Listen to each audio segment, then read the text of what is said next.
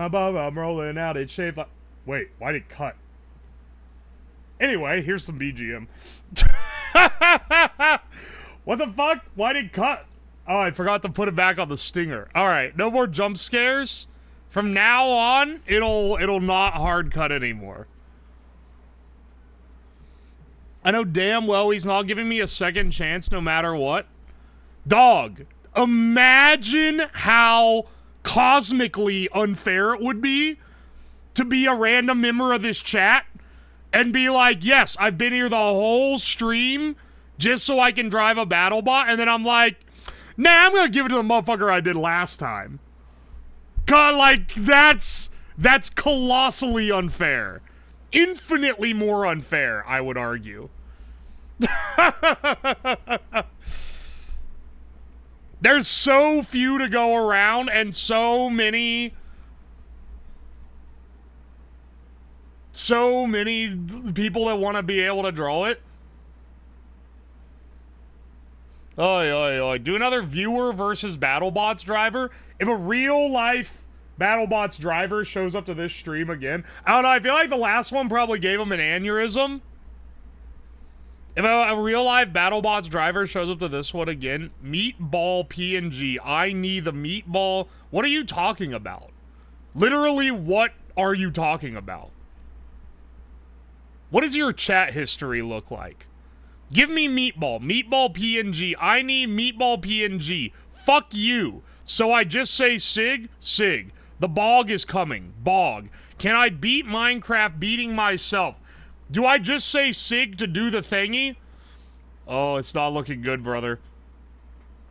I love SpongeBob Flash games. Get cold meatballs too. Dude, this is yesterday. This is the 17th. This is... No. This is yesterday's stream.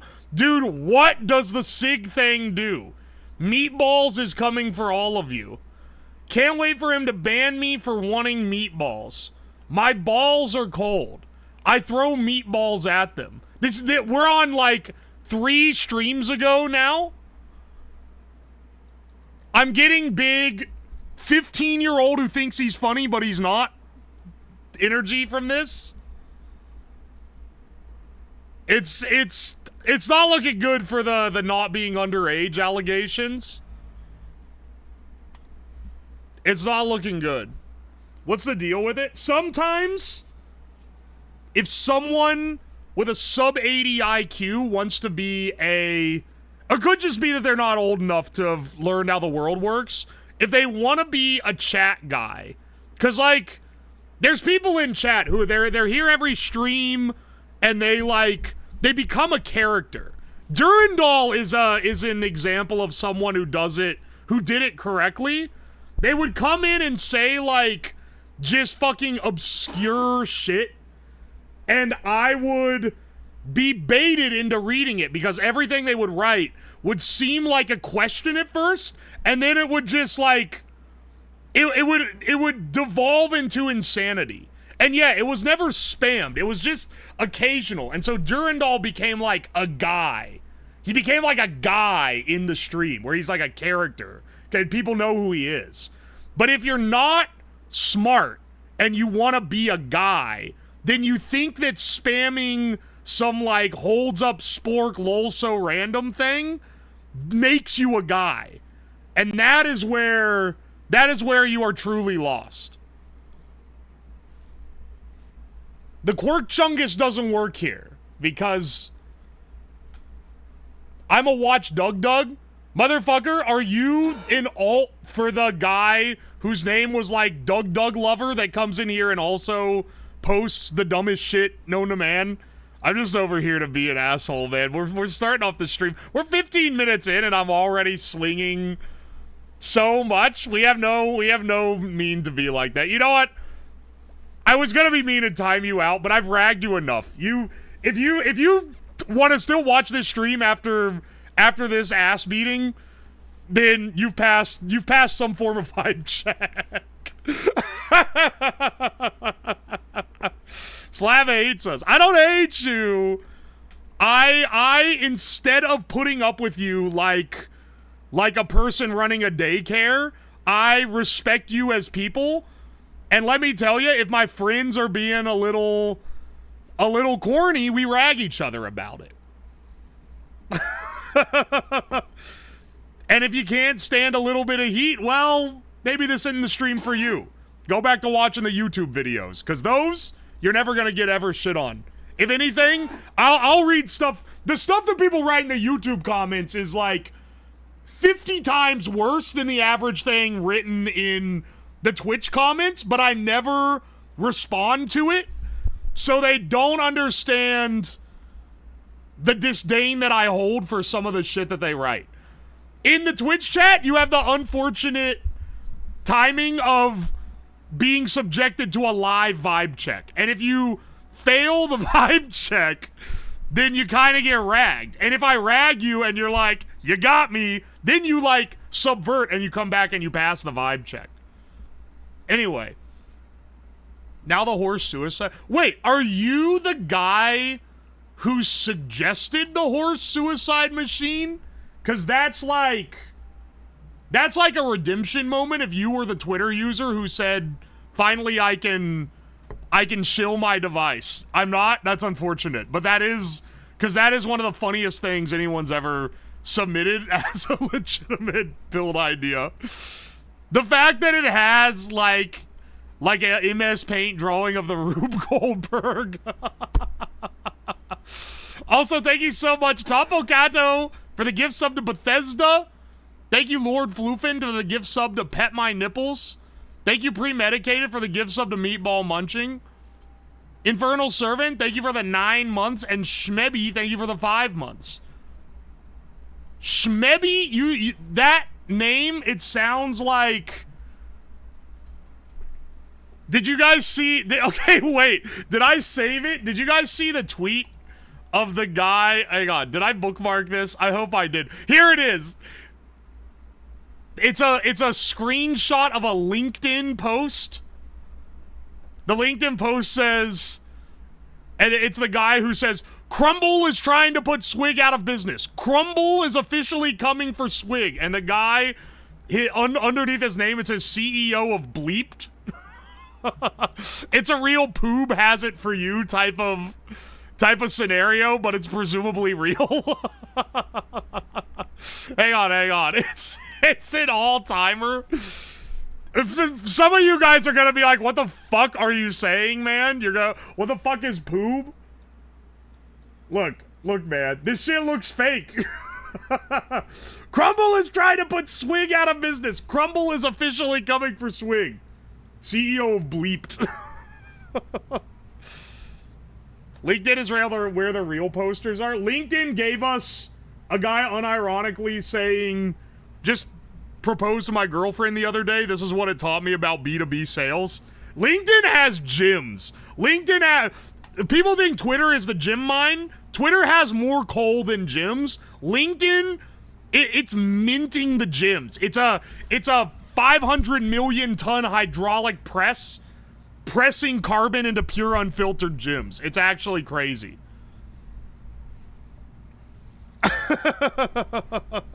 Swig has it for you. Also, Bogander guy, thank you so much for the 100 bits. I'm not reading that message though.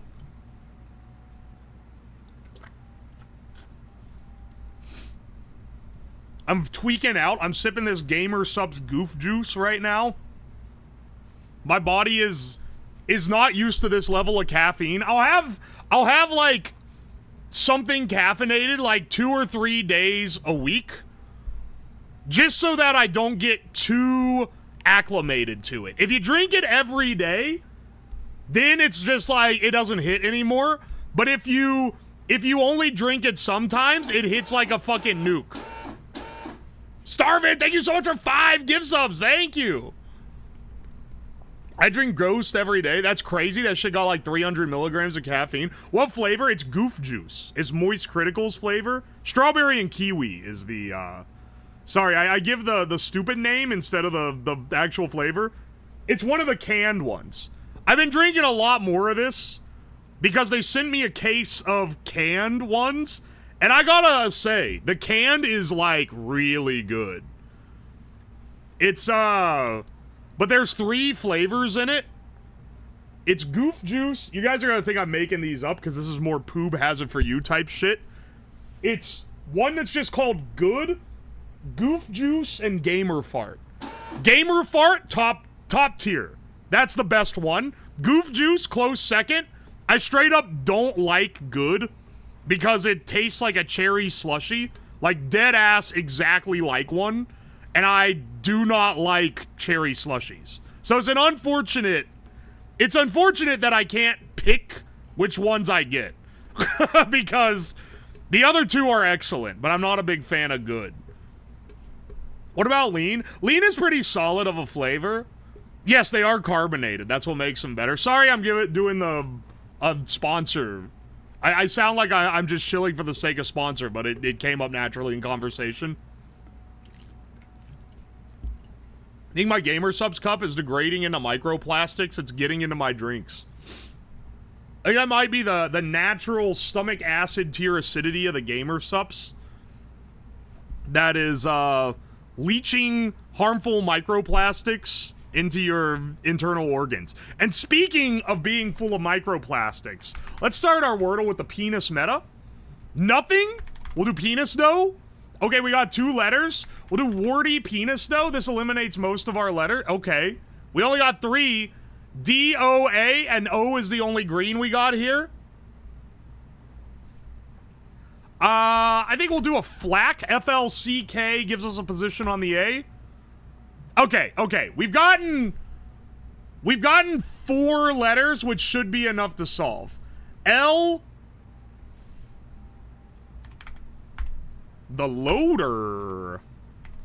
Loads, which also coincides with the penis meta.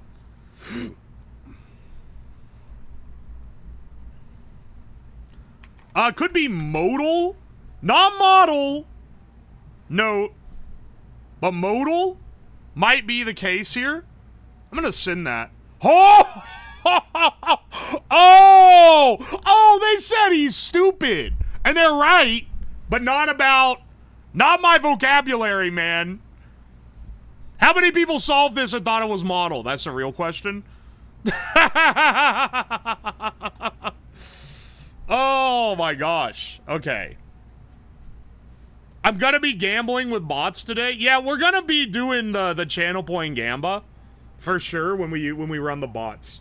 We've got a lot of working bots already, and unlike the last time where I had a thing the next day that I couldn't fuck them up for, I'm completely fine with letting you guys completely trash all the bots this time. So we can just fucking run them till they explode. Can we do teacher, toucher, terrorist after these? Zeno, in the Discord, and I give you permission to at me. Not like you need permission. People fucking at me all the time for random bullshit. But at me with the site that has that on it. I've seen Wubby play it on stream, but it was like a PowerPoint. It wasn't like a game that you go on the website to play. Can we kill the horn? Also, best worst bard, thank you so much for the 10 months, by the way. Sorry I missed it a few minutes ago. The horn is like... It's no longer a horn, it sounds like a printer. But eventually, you'll also kill the compressor. Was too lazy to make food, so I'm eating bell peppers. Have you ever watched Iron Chef? Like in the 2000s? It's got a Japanese dude, he walks up, grabs a bell pepper, and then he takes a big chomp out of it. Whenever someone says they're eating bell peppers, I just imagine them hitting that kind of beat. We're not electrocuting an elephant with vape batteries. I'm not on that Thomas Edison grind set. I'm more on that Thomas Midgley Jr. grind set. It's a little bit of a different flavor. Let's do the mini crossword. We're going for a sub 2 minute, no looking at chat. Sub 3 minute, we're okay. Sub 1 minute, we're gods. Workout facilities, that'd be gyms. Pipe dream, just the opposite. Okay, we'll think of that. In good spirits, up to the task. Headache inducing situation. Boston Globe. Talks like this. Yells. Mallard ducks with green heads. That'd be the males. Drone zone. The sky. Rock out. Jam. That might be the greatest time I have ever gotten on the mini. That's insane. Sub 30 seconds? A sub 30? A sub 30 second is crazy. Actual insanity. I'm hyped up. I'm fucking tweaking off that goof juice. Got me getting to sub 30 seconds on the mini crossword.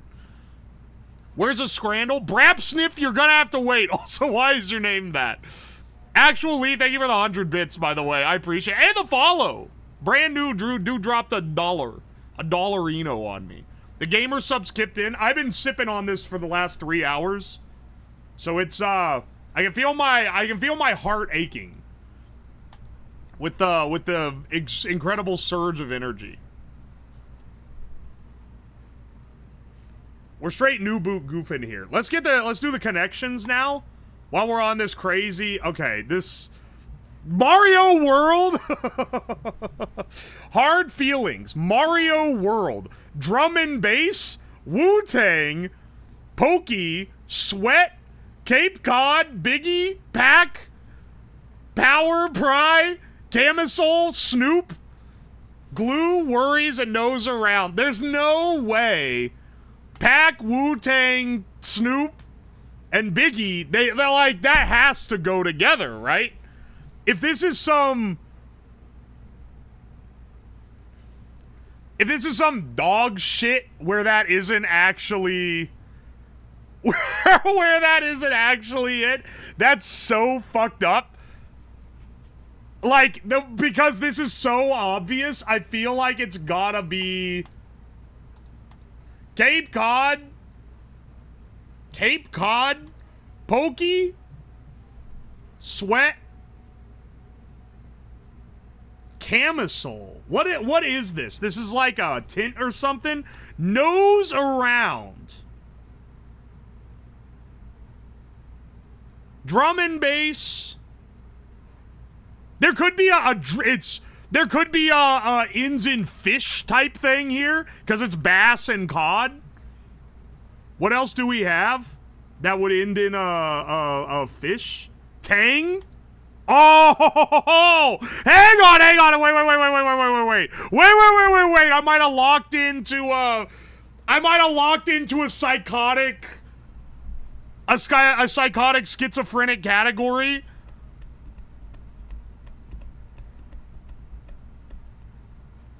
Tang? Poke? Maybe? Or Poke? I was already... No. I don't... Cause Poke... I'm thinking like a Poke Bowl, but that's not a fish, I don't think. Sweat? Power? Hour? Oh no, it's Camisole. It's a soul. Soul is a type of fish, right? I think? I'm not looking at chat, so I can't see your answer. If you guys are like... I'm probably getting booed right now, if I'm being real. Alright. And then another category starts with words that describe my penis. Biggie starts with big. Hard Feelings starts with hard. Alright, no. Power starts with pow. I don't think we got that one going. Snoop, Pry. Dude, the rappers thing was... It was a misdirect. Snoop, Pry, Nose Around, Poke. That's what that has to be the other category. I'm assuming this is a purple category because it's crazy. But I might be wrong. I want to see if there's a harder one. Snoop, Pry, Nose Around, Poke. That leaves us with Hard Feelings, Mario World, Sweat, Biggie, Pack, Power, Glue, Worries. Okay, so when you do a misdirect, typically how they do it, not all the time, but typically how they do it is it's one word in each category. So Wu-Tang, that's one, that's in this category. Poke, or sorry, not Poke. Snoop, Poke, Nose Around, Pry. It's got Snoop in it. That means the next category can't have both Pac and Biggie in it. That's generally how they do it. Now, the real question is, what is the other category? Hard Feelings, Mario World. I feel like I lucked into this category by seeing the Bass and Cod correlation. Because Tang is a bit of a stretch, and I wouldn't have... I mean, I was a little floundering on Camisole here. Worries, Sweat. Oh, no Biggie, no Worries, no Sweat, no Hard Feelings. That's what the other one is. And then that leaves us with Mario World, Pac, Glue, and Power. Mario, Super Power, Super Glue, Super Mario World, Super Pac. Okay. That's easy. Well, fuck, man. What's the purple? I feel like there's two different ones. There's two different things that could be purple here, I feel like. I'm gonna sin this one because I feel like this is the most esoteric. Alright, ending with fish. Because that's like part of a phrase or a word. That one's the craziest. I feel like Super Pac, Super Power, Super Glue, Super Mario World maybe is the second one. No Biggie, no Worries. This one just seems... This one seems like it's maybe the blue. Alright. This is fucking evil for a blue, by the way. This type of format typically reserved only for purples. As to... I think it's no Hard Feelings, no Worries, no Biggie, no Sweat. I think that's... And then... This is the easiest one. Alright. I think we actually got a perfect... We got a fucking perfect run here. Did we? 4 out of 5 difficulty, only 28% got it? Yeah, you know. 90, yeah, we did. Perfect run. 99 out of 99 skill. Crazy. Crazy chance on this, and we got ending with fish, which was the unlikely pull. It's so rare that I get the clean reverse. Not even because of the hard ones, because I basically solve it and then put my answers in. It's because of the two easiest ones I always get mixed up. Goated once again. You're gassing me up. Would have gotten away with it too if it weren't for you meddling kids and your Snoop Dogg. Oh, Chewy Smokey. Thank you for the 11 months, by the way. Hell yeah, didn't miss the stadium food. Don't worry, that one's a little bit later. The caffeine maxing is maybe making my brain go insane. I'm not gonna lie. All right, this looks crazy. Goat meat, onions, garlic, thyme, tomatoes, potatoes, carrots, flour, oil, water, hot pepper, salt, black pepper, cloves, celery, brown sugar, green onions, bell pepper, and vinegar.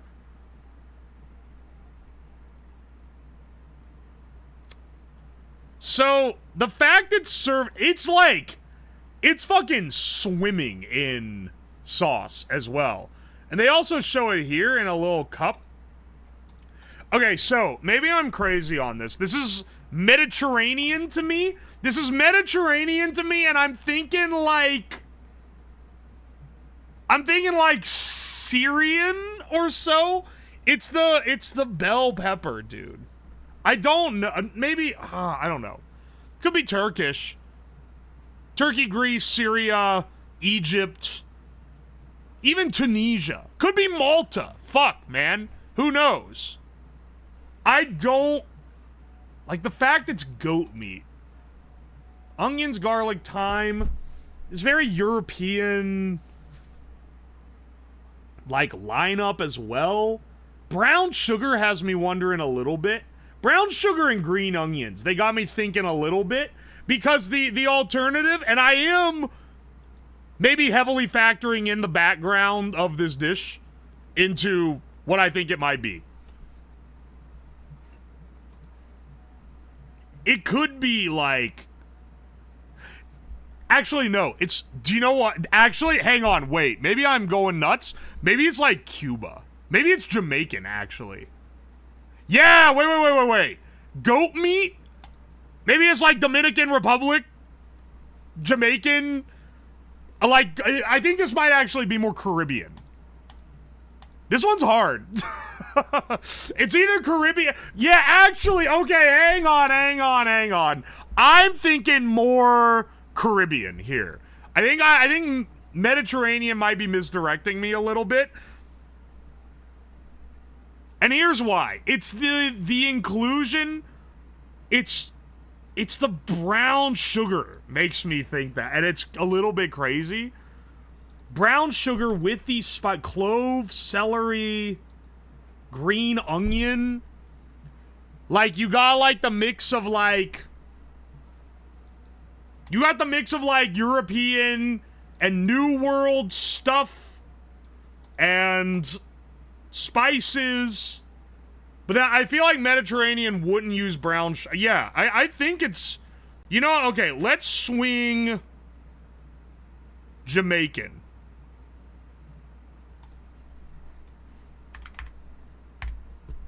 It's warm? Alright.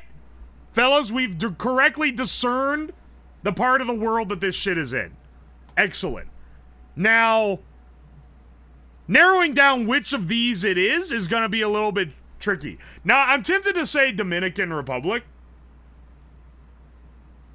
I feel like Dominican... Or it could be, or Dominica, actually. Yeah, let's swing Dominica. Let's swing Dominica on this. Very hot. I'm sorry, it's called fucking goat water. Goat water, brother. Northwest of Dominica. Now, this is a tricky one because it's gonna be some fuck-ass... Dog, there's so many little islands around here. Antigua, Barbuda, like, which the fuck is it, man? Goat water? Dominica is here. Antigua is here.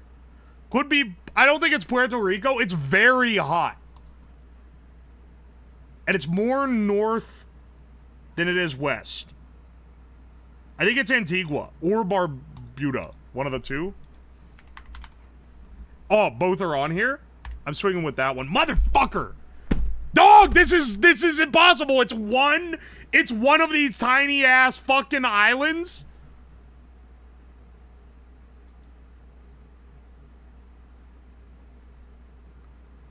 Oh my good lord.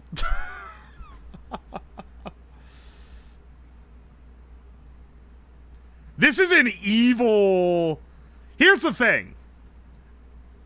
The performance I care about is the performance relative to other people who play the game.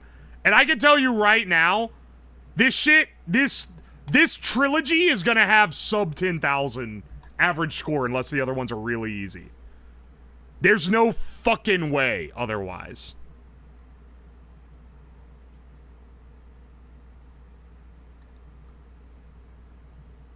St. Lucia. Here's your, like, Antigua, Barbuda, St. Kitts and Nevis, Barbados. We tried Dominica. It's northwest of Dominica. Pretty much dead ass. But it's southwest of Antigua and Barbuda. I think it has to be...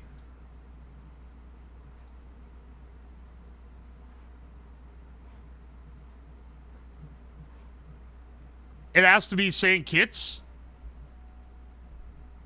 Unless there's another one in here. Neighboring countries, St. Vincent and the Grenadines, Barbados, Grenada, Dominica.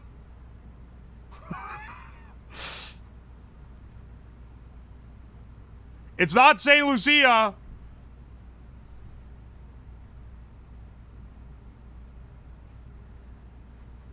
Is this part of Antigua or is this part of... Okay, hang on. I'm overthinking this. Northwest, but that one's like southwest, which makes me think it's St. Kitts? That's not even on there, man. They literally don't got that. They ain't got that in the damn directory? Hang on a second. I'm pulling up. Well, I want to make sure this doesn't dox me first. I'm pulling up a map of the Caribbean. What countries are fucking there, man? I gotta know. The goat water's got me fucked up.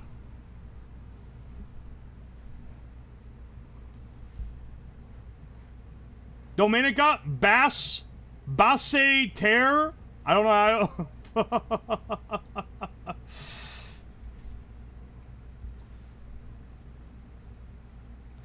All right, it's south of here and northwest. Okay, wait. Is it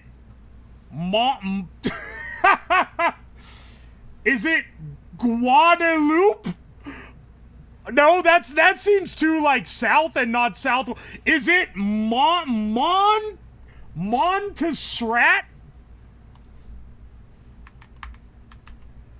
Wait, that's on there? Is it Monsterrat? Oh my gosh, it's Monsterrat! Oh, fuck off! And that's it? That's the only country that has this? That's the only country with fucking goat water? Fuck you, man. Fuck you. Tiny ass island that it literally wasn't even on the map that I was looking at. I had to pull up a more detailed map to find out it exists. That's fucking evil, man. I've never had to do that.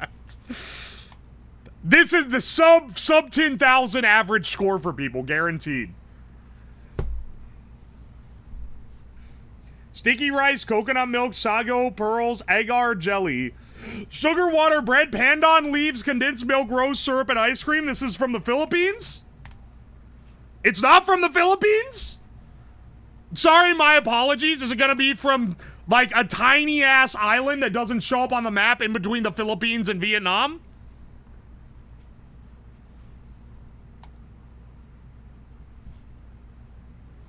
It has pandan leaves, condensed milk.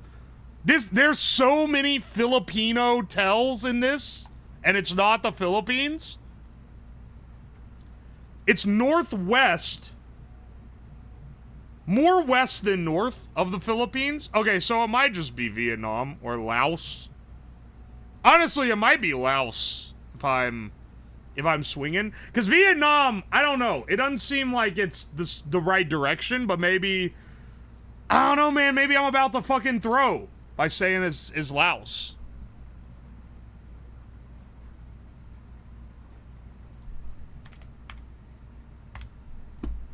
It borders Laos, but it's not Vietnam.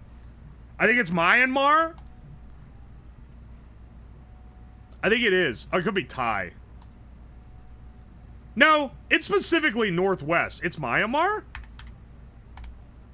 It is. Sui Yin Ai. Alright. This is a rough one today, boys. Rice, baby clams, pork crackling, roasted peanuts, fried shallot, shrimp paste, fish sauce, chili, mint leaves, coriander, banana blossom, taro stems, shredded banana leaves, bean sprouts, herbs, and sesame seeds. This is another Southeast Asian, like, basically, for sure.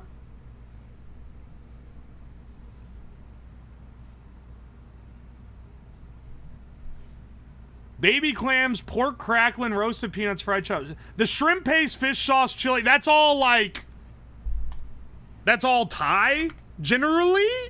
But it might end up being like Singapore or some shit, man. I feel like today's, they're out to get me. Let's see where Thailand gets us. It's hot, but it's not quite. All right, so I think it's Nam then. Vietnam. Kham Hein. All right. 12,000 is pretty bad, but not so bad compared to the average score being less than 8,500. That's the lowest average score I've ever seen. And I guarantee you everyone who was losing it on fucking goat water. Fuck goat water. Myanmar, that's a tricky one. That's like a normal tier tricky one. Vietnam, I could have guessed that. It did feel like it was more Thai, but I don't know. You know, I'm realizing now I don't really need to look at the map.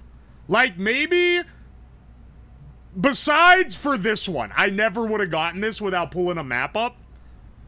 But, like, I kind of know what borders what now. I've played the game enough. That I knew Myanmar was the border of Laos when, like, a year ago, I didn't even know where any of these countries were relative to anything. I feel like I've learned a lot of geography from playing the food guesser. Let's do the Scrandle.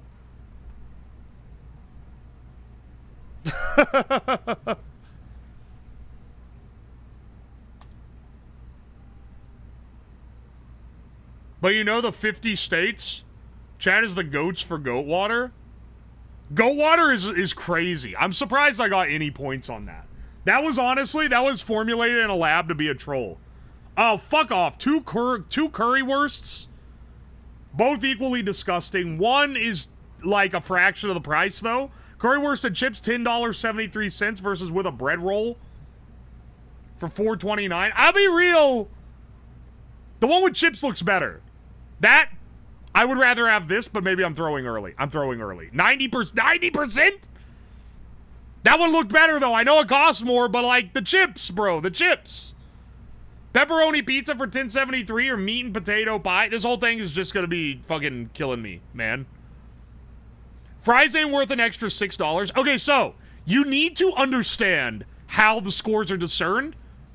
The scores are discerned via a poll, and the poll is not comparing one to the other, which is why when they do troll ones where it's two of the exact same dish from the same stadium, but they're different prices, sometimes the higher price one is ranked higher.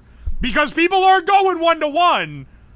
They're not going 1-to-1. They're ranking it by how likely they would be to eat it, independent of anything else, which is why you get fucked up things. So not always is it a matter of value.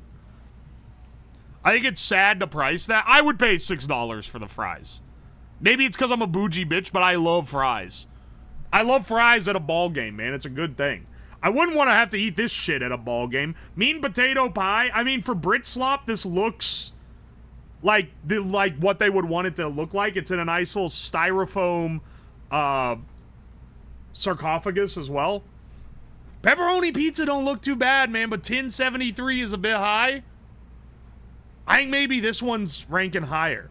I was wrong. I should have gone with what my actual pick would be. But I thought in that case that was pretty good for Brit slop. All right. If I miss this one, you need to string me up. Like, a boiled hot dog on a hamburger bun? Disgusting. The Netherlands doesn't know how to eat, though. They spec'd entirely into talking funny, and they didn't put any stat points into knowing how to cook food. They're in the oval of disgust on the world map of countries that don't know how to make good food. However, this other one is just roast potatoes. That said, the Brits fucking love this shit. Let's hit them with this. 92%? I'd feel scammed if I picked that. If I picked a burger over that and that one.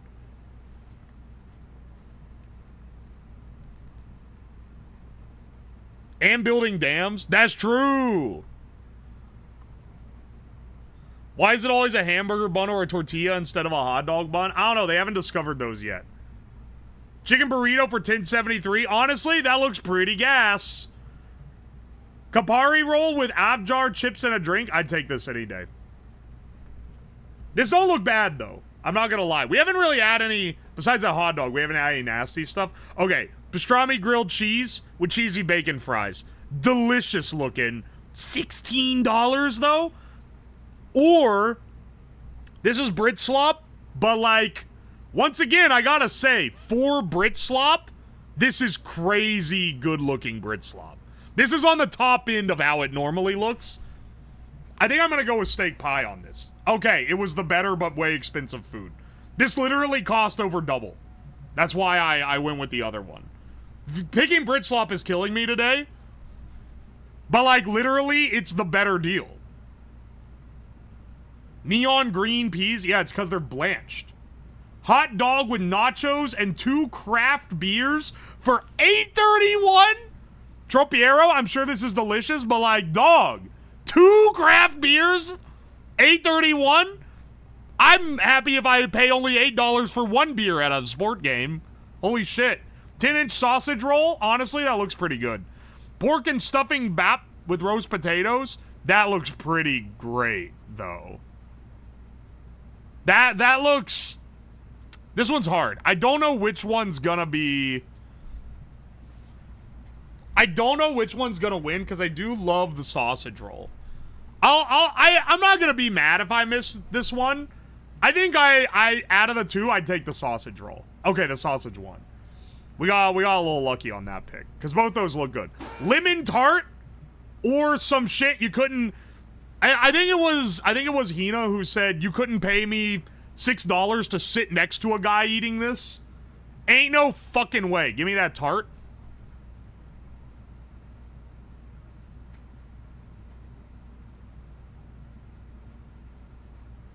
I don't like the way his thumb is spreading that. He got that shit right up there in the scales. Fish Brochten, my beloved. Kiwi and sausage pizza. This is bait. This is bait. No one's eating this shit. Japan? What are you doing, man? Boneless chicken bites? This looks killer. Give me that. All right. See, this is what when I said that normally it looks like a swamp, this is what I was talking about. That said, this actually looks pretty good. But I'm not getting bamboozled again. I picked Brit slop twice today, and it bit me in the ass because it was good-looking Brit slop. This one is too swamp. I bet it tastes good, honestly, but I wouldn't be eating this. Especially when I'm choosing between that and this fucking delicious burger. This shit is $14 too. $14.75. This one's $10. I'm taking the burg. The burg is an easy pick any day. All right, we were looking pretty bad to start, but we finished out strong. 7 out of 10. I'll take what I can get. Let's do the bandle. Let's do the bandle. We try to guess the song as it reveals individual instruments to it. 1.4 billion YouTube views when it was released when YouTube barely existed. That's crazy. 2007 is a little bit before me being able to lock the fuck in and recognize it, but it is easy par 1, so maybe it's something popular enough for me to get. Drums and bass, piano, harp, strings and backing vocals. Wait, I know this.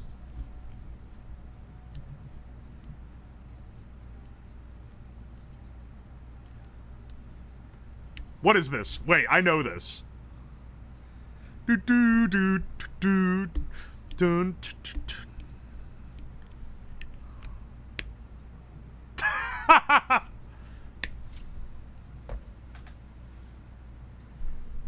It sounds like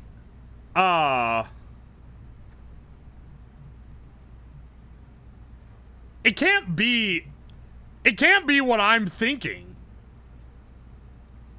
Because it sounds like na na na na da na na na na na. It sounds like Stand By Me.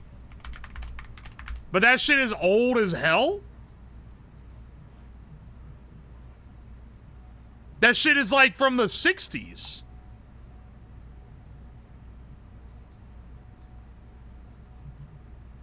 It's not Stand By. Hang on, wait.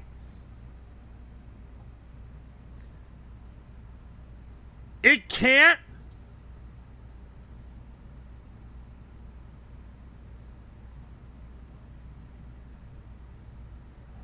Also, it has a harp in it?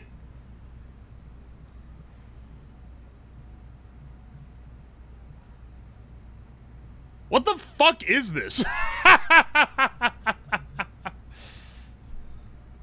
What the fuck is this? It's not It cannot possibly be Stand By Me.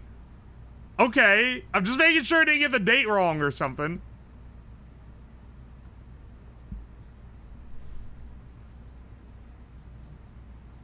Wait!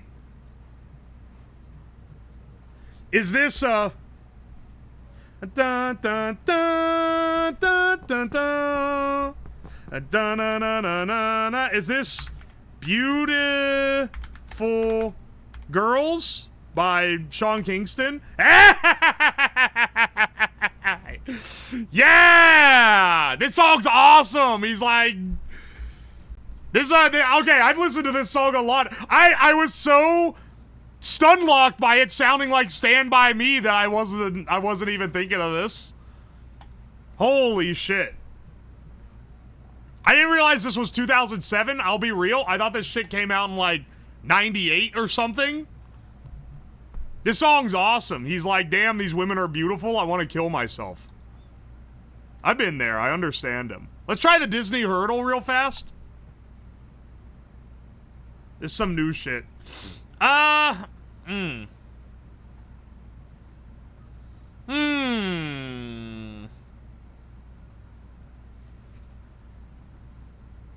Alright, which Disney song is this one gonna be? Is this gonna be some... this is some Disney Channel shit, man. I don't know.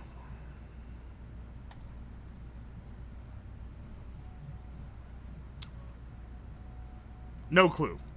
Give me a little more.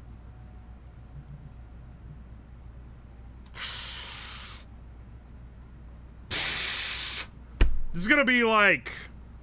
Alright, what's come out? It's not from Coco. Because the music in that is supposedly good. I think maybe it's from like Tangled. Maybe it's from like a Tangled short. I don't think it is. But this is one that no, I don't think so. What are other songs that have come out? This shit's from The Good Dinosaur. Alright, there's a song from that on there. Fuck you, buddy. No one watched that shit. It's not from Encanto. It doesn't sound Mexican. Is this some more Brother Bear shit?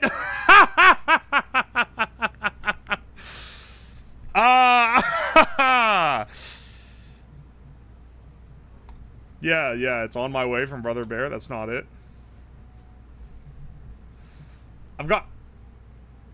Oh, fucking hell. What is this from? This is gonna be like... What's another... Wait. What's like another newer...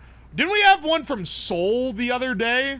Oh man, that one was getting me. No one saw that movie either, but I don't think it's because it's bad.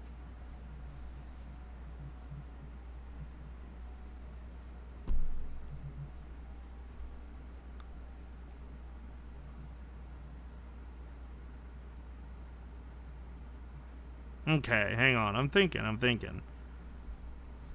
don't think this is from Moana. This could maybe be a Frozen 2 jammer.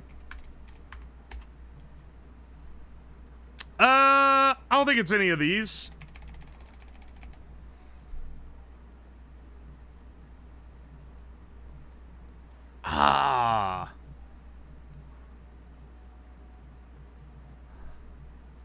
This sounds like background music.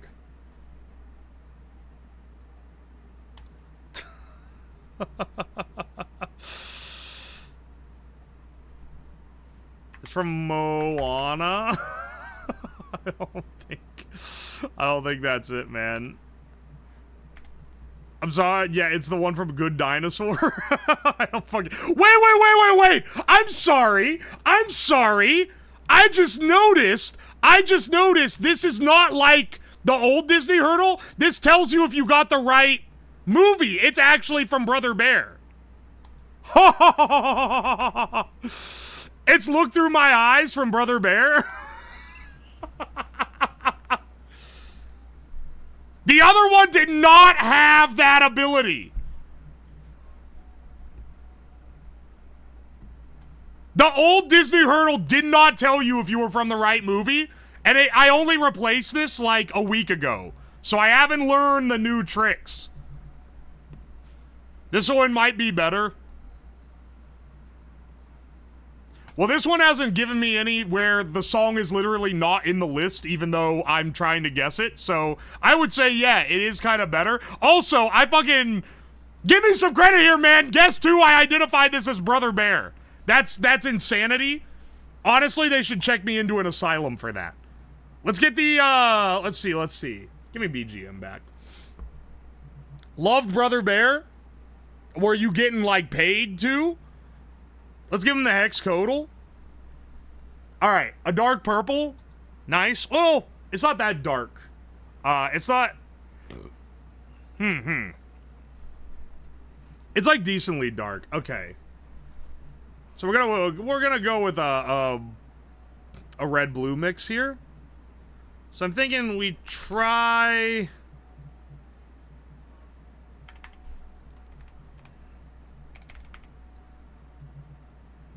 No, this is okay, hang on. This one's probably more pronounced. All right, a little too light of a purple. I think we need to add more. Yeah, we need more blue. So if 8 is the significant digit of that one, let's drop our... I don't think it's going to be that much lower. Let's do 4B 108 C. All right, we've nailed it a little bit closer here. This one's still being. This is a little bit crazy. All right, can't be CD. So it's got to either be EF on the second digit here. Drop this one down to 3. Drop this one up to E. 108, and raise this one up to D. Fuck. Okay, it's 3F 108. E. And it has to be that. The hidden color was Grim Purple. Excellent. We got our hexcodal. Poor colorblind bros in shambles. That's so sad. Imagine being colorblind. You couldn't play the hexcodal. And I know we're running a little overtime, but I want to do the taldal. Because it gives me the ability to evaluate people based on stereotypes, and it's kind of funny. Tim Apple / Nancy Reagan, Josh Brolin, Don Cheadle, Kate Blanchett, and Anderson Cooper. Kate Blanchett, I think, is the shortest. Nancy Reagan, probably one up. The Reagans are all inbreeding, so they probably got, like, some taller genetics, despite having, like, a third arm coming out of their back that they have to surgically remove by age 5. / I'm not sure.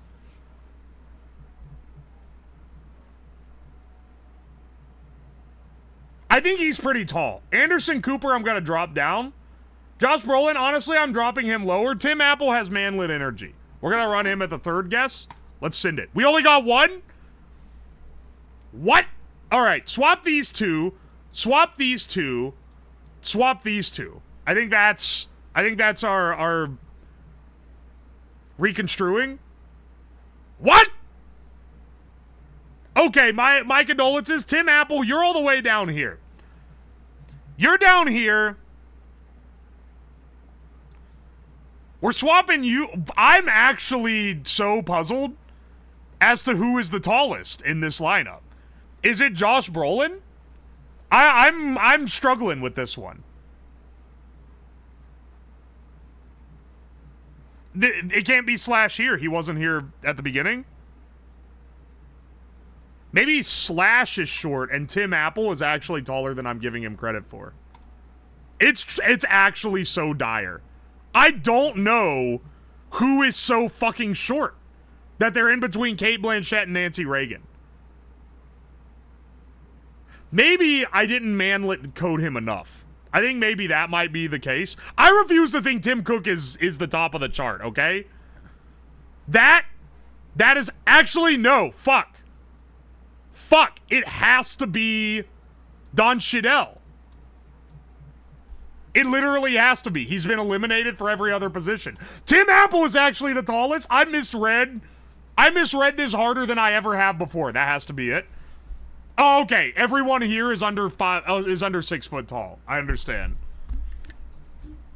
I did not realize this dude was 5'7" though. I thought he was taller, and I think it's because he's got a long head. It's been okay, but all these other people that I thought were short are short. It's just that it's all fucked up. Y'all are laughing at how I'm saying his name. How do I sell it? Don Shitdell? Do you not say it Shadell? Shadeel? Cheadle? Cheadle? Cheadle? Okay. Cheadle. Understandable. Cheatley? That's not right. Look, man, I don't keep up with actors that are predominantly in Marvel properties. My condolences. All right, I think we're good for embarrassing myself on trivia. Honestly, we had some good trivia today. Even the food guesser, where we got kind of rinsed, we didn't get as rinsed as everyone else playing the food guesser, and that is the most important thing of all. Remember, it's not about being good; it's about being better than everyone else. All right, hang on a second.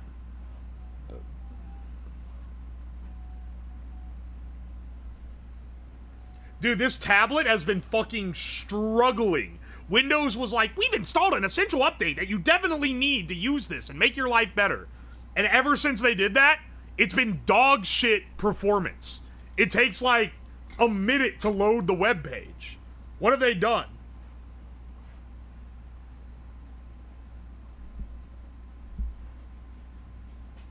Pronounce it like he's a daily. Cheadle?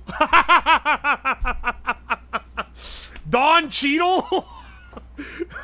saying pronounce it like he's a daily is a really funny way to phrase that. I'm not gonna lie. Some of you guys are funny. His name's Cheadle? That's actually how it's said. I was trying to give him a little more panache. I was trying to put some respect on his name. I didn't realize that the way you're supposed to pronounce it is like a deep fried snack product. He sounds too similar to Cheeto.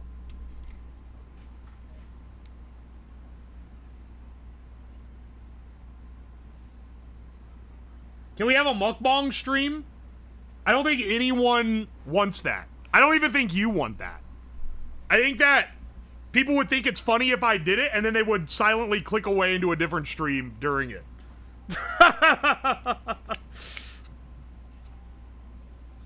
Don't cheatle. Don't cheatle at your dailies. Is your chewing that horrible? No, it's just like, why the fuck would you want to watch it? I don't understand mukbangs, okay? Here, I printed... Okay, by the way, the reason why I have this clean frame... one is that we cracked the frame on one of our existing bots. You can see I have a box of all of them here. So after last week, I've made a lot of improvements to how we design these things, because we had shit like this. This is a spinner that just got chipped apart to the point where it's breaking in every way conceivable. I've got some extra stuff here, as you can see. But one of the main things let me get all my stuff out, and then I'll go over the changes that I have made or am in the process of making, and the ones that I want to make. Because we'll have a few different stuff here. Here, I've got a lot of bots. This is one that competed. It doesn't have a functioning, it doesn't have a functioning motor anymore because it literally ripped the motor off, but other than that, we're looking okay. Here's the thing. I swapped all of these over to DC motors because I couldn't get these brushless motors working right with my setup. And honestly, at this point, now that we have all of this working and, like, we're not running into the problems we were having with communication and whatever, I feel like, because before it was just like, I don't want to deal with trying to get this thing running right with my bespoke system. I just want to get all the other bugs fixed that are more pressing and then throw something on there. And the DC motors, they work fine for that. Can I ship the blue one with the red one? This one's pink, I believe. It's pink and purple. I do have red filament, though. I could print a red one. We're gonna probably mostly be working with what is on the printer right now, which I'm printing more armor, which is also with the higher infill and more wall passes. So this is denser than like this frame is. These weigh similar, despite this one having all the motors in it. So this is printed a lot thicker, and it's a lot heavier. The biggest change is the motor. So these were chipping. This is like, it's like default settings. Two layer wall width and like 15% infill. This guy, 80% infill and like 4 wall layers. These are what I put on for the fight that Fillion and Manny did. Was that, damn, that was only last week, wasn't it? You can see here. Spins real smooth. Yeah, this is a great change. It lets them absolutely beat the living shit out of each other, which is why we have this frame, which is all beat up and chipped. Cheetlebots? Only last week since you made the top of LSF. Hey, man, you love to see it. You love to see it. That got the attention of some other people as well. So there's going to be more Battlebot events in the near future with other guests. So that's part of why I want to kind of make Battlebot fighting with chat more of a recurring thing. Maybe not every week, because it's not one of the biggest hits of the stream for sure. But I do think it's fun, and I do think there's more we can do with it. And I want to be able to kind of refine what we're working on for those bigger events. And a good way to idiot-proof something is to have a gaggle of idiots go at it and try to do their worst. And what better gaggle of idiots than Twitch chat to attack this thing? We get different kinds of bots. Okay, so that's another part of this. There's a few different things. There's several bot projects in the works right now. So I've made a bunch of these. These are all, it's Force Knight is the project name. It's based on an open source design. Oh, that one doesn't say it. This one does, though, because it's one of the later versions of the print. It's a model similar to the televised BattleBot Bite Force, which is one of the big ones. And it's basically just using that model. Man, these free spins so much better than the lightweight ones. Look at the difference. Anyway, that's what this design is using. Last week, when we ran these, people that actually ran BattleBots on TV found the stream, and they showed up, and they were given advice and showing off their bots that they'd run and stuff. And it was pretty cool. And one of them was like, yo, did you know we have a whole repo of different BattleBots in the plastic ant weight category.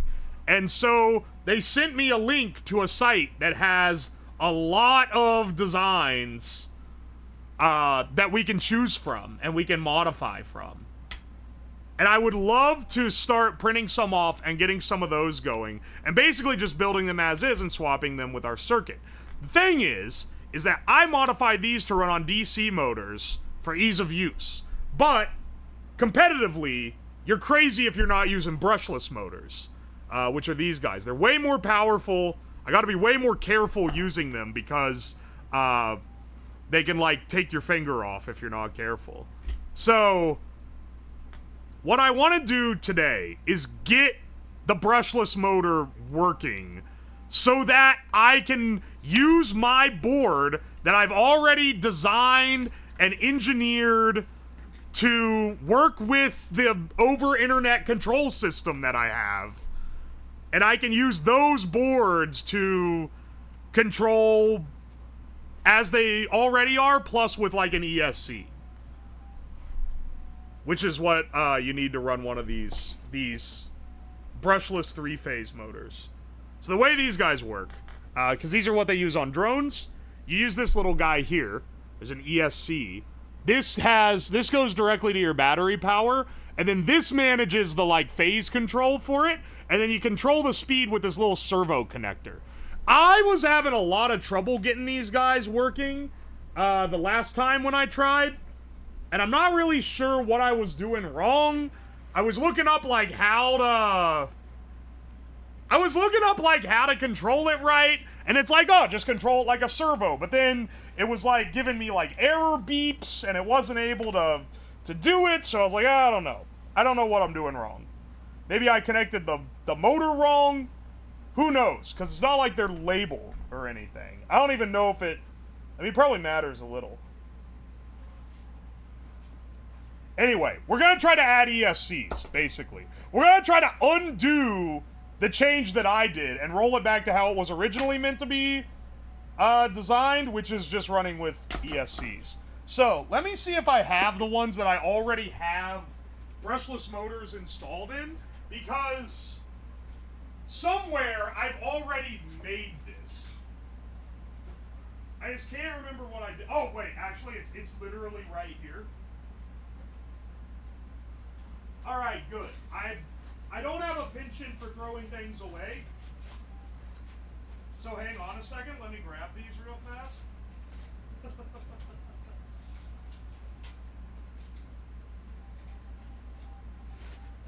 Alright. Here's one with it already installed. Also, here's an extra scoop. And 2 extra things. I'm out of orange filament, so I can't make more orange stuff to match this.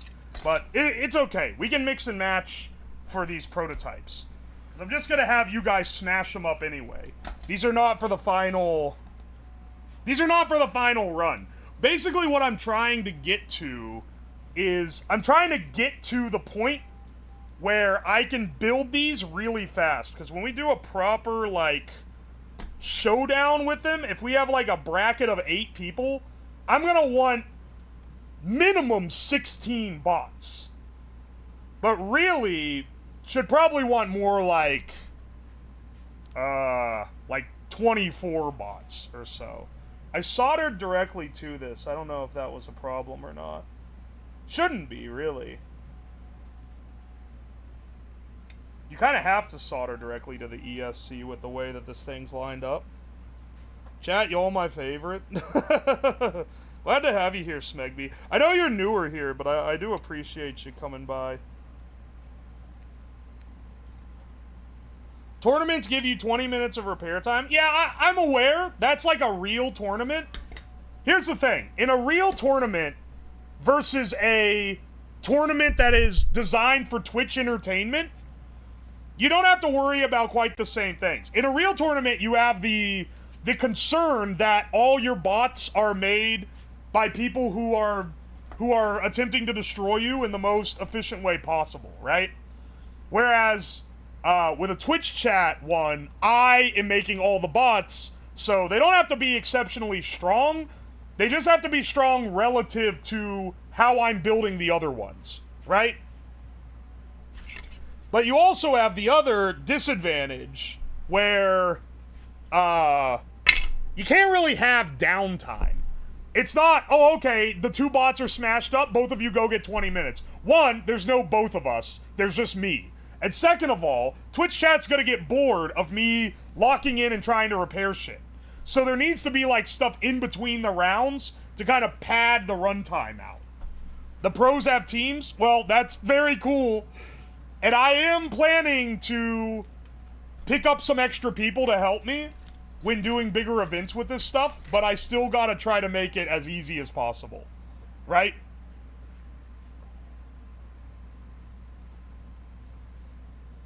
Oi, oi. We need subway surfers in the bottom left. No, for like an event where you have a bunch of other people coming in to drive it, we can't be fucking around fixing the robots. I want to just be able to swap out with an extra robot. So what I've focused on is instead of building one durable robot that I'm going to repair in between runs, I'm just going to make, I'm going to make multiple cheap disposable robots that can get trashed and we just swap it out with another one. Alright. Hang on a second. I'm gonna get this guy in a vice. These guys go crazy fast when they actually spin up, and it's pretty dangerous. So, let's get this guy here. I'm gonna need... Well, I mean, I guess we don't need it in there next, but that's how I'll test bench it. We'll, let's get a header installed on one of these guys. So this is our existing... This is our existing board. Honestly, I can just make it spin the motor up when you flick it on. Like, when it gets the first input, it spins up the motor. I could do that. I could also have a specific, like, lockout for it. It'll have a physical lockout, which is... I'm gonna have a second battery that needs to be installed to actually run it. Oi, oi.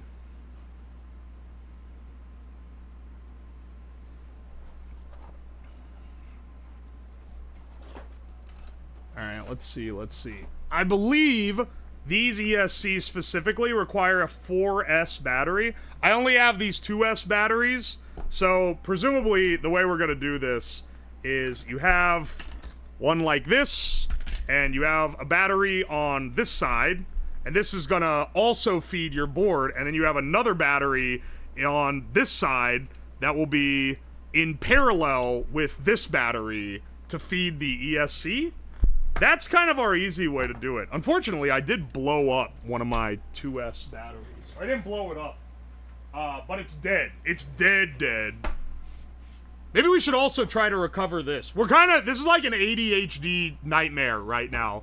Because it's basically, what are we doing today? Well, I've got like 20 things that need worked on. Let's just, let's goof around with chat and make them.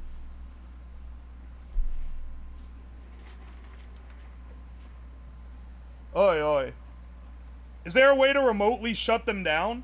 Yeah. I mean, I can make that pretty easily. I can control the web page and everything.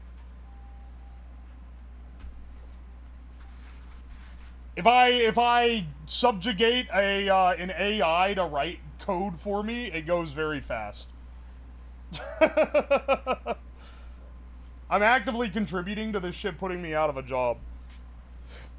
Trying to do 20 things at once is the ADHD special. Yeah, I know, it does kind of hurt for the streams to not have better focus, though, when I start going off like this. Okay.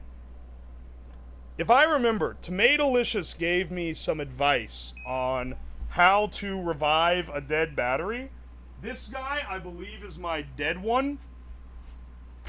I can find out pretty easy, because if I plug in the balance charger...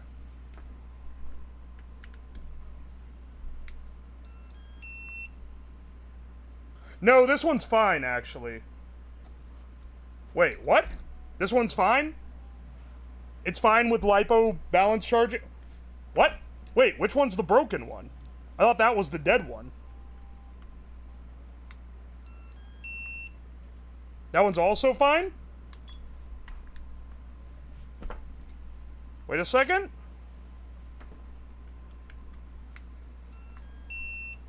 That one's also fine? Wait, where'd I put the dead one? Wait, what? Hang on a second, where'd I put the dead battery?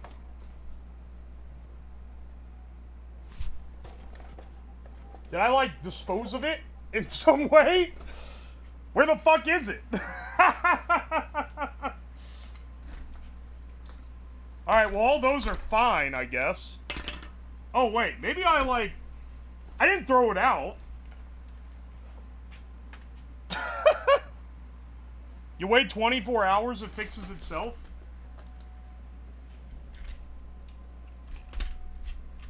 Dude, where did I put the other one? Because I had 4, right? And the 4th one is the dead one. But now, I'm like, where the hell did I put it? Ooh. Get him out of here. This is like a... This desk is like an I Spy puzzle. Also, I swear we're not just going to be talking about the robots this whole time. I'm just trying to, like, get us acquainted here. Where the hell did I put that, dude? I, like... Did I actually throw it away? I thought this was the bad one the whole time. Was the one sitting over on the desk. I thought that one was the one that went bad. Apparently not. Also, not only does switching to the brushless motors make it so we're more synonymous with the other designs and will make it easier to swap the circuit, it also removes the horrible, like, balancing thing I have to do to shove the shaft of this motor on here, which is kind of driving me crazy recently. Hang on a second. Also, did I tell you guys? So remember last time we had 2 boards that were effectively dead and didn't work? Yeah, turns out neither one of those boards were actually dead. I was an idiot. One of them, the Arduino on the back, was just sitting on the pins, and I had forgotten to solder it in. So it was randomly, like, shorting and, like, not connecting, and that was why I was having the problem. And then the other one, the XB module, was just configured wrong. I don't know why. It was in the same case with all the other ones.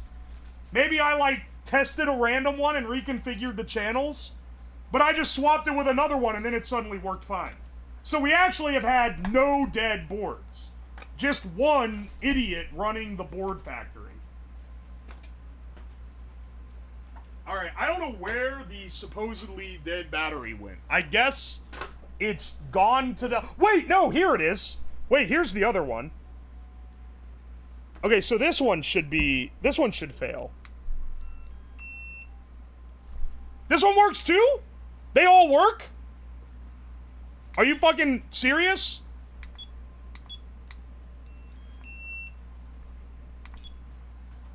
$8.31? That one doesn't need charge. That one's fine. Wait, which one of these is the one that got used? Wait, we just have... One just randomly decided to start working again?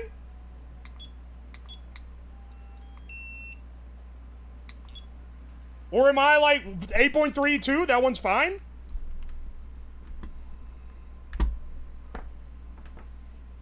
Dude, I swear one of these shits read 2.5 volts last week.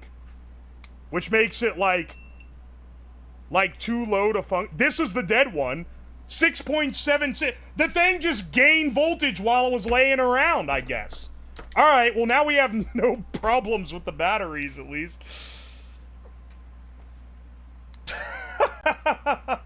24 hours fixes everything? Yeah, wait, you were the guy that said letting it sit for 24 hours will work out all the problems. You fucker. You're right. What the fuck? Free energy? That's not really... Okay. Yeah, actually it is free energy. I've discovered free energy.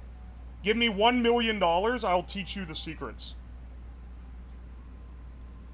Alright.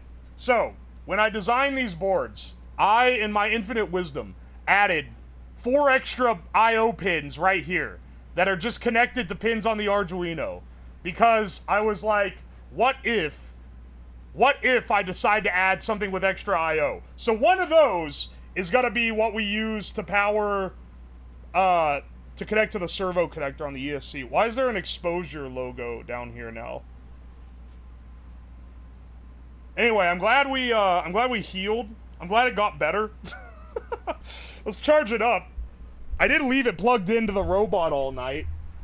I was pretty disappointed when I saw that it was like 2 volts across a lipo cell. We'll see if this one explodes or not. Get these guys away. It's connected to the balance charger, so it should be fine. Maybe I don't know. Maybe.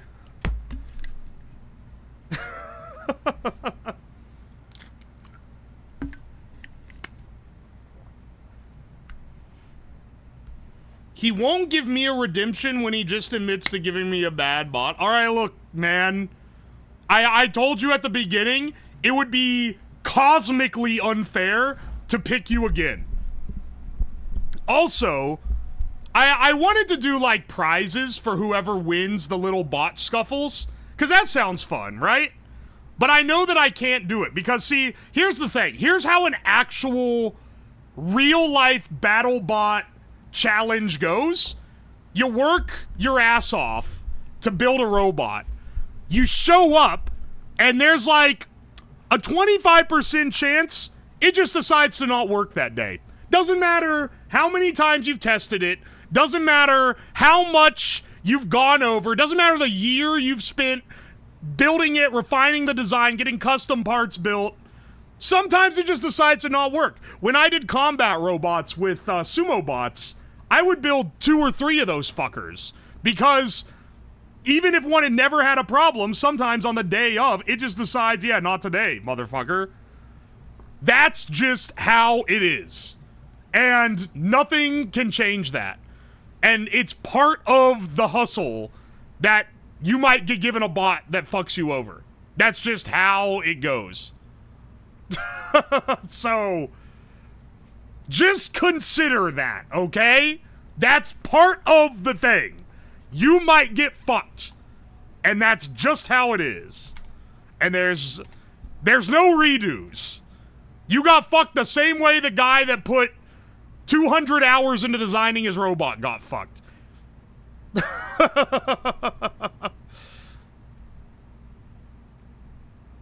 Let me give money for a chance? You want to buy a second chance? I did Vex Robotics. When I was in college, I did a volunteer deal where I helped the high school near the college make their Vex robots. And let me tell you, I have no stake in what the high schoolers are doing with their bots, but one of them that like worked their ass off and had what is arguably one of the best bot designs went to competition, and the bot just didn't work. And I felt so bad for them, man. I felt that one. Oh, man. It sucks. I've had the same problem happen to me, too. I need to make chat happy, say the price. Tell you what, ask me again when we're actually about to do a run. Right now, I kind of want to test if I can get this, brushless motor running. D9. D9. All right, there we are. Let's run D9 to the servo. Okay, wait, hang on, actually. I guess I need to check to see which of these. Okay. Arduino Nano pinout. It has to be something capable of doing PWM, and the Arduinos don't all have that on every pin. Pinout PDF. 9 is capable of doing PWM. I believe that's what that means when they put a tilde next to it.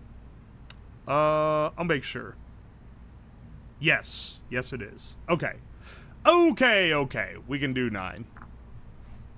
$420.69 is the price for the memes. That's an incredibly high price. I'll tell you what, for $100, you can have first go. But I can't promise you that it's gonna actually work. I can't promise you that the bot I give you will be flawless. But I will sell you first fight. For an incredibly high price. Or you could be entered into the raffle like everyone else. Just happy to be awake to catch a stream. Oh, welcome in, Ari Oodles. Welcome to your first stream. Also, hang on. Vampiric Chipmunk, thank you for the 6 months. 6 months of Prime. Right, I give you $100 on Tuesday. Magnacore, you did give me $100 on Tuesday. Now, I can't just be like, okay, everyone who's giving me money, that's the ones who gets to go, because then it's like, dude, I'm a college student, I can't afford this. Tough shit. It's pay to win.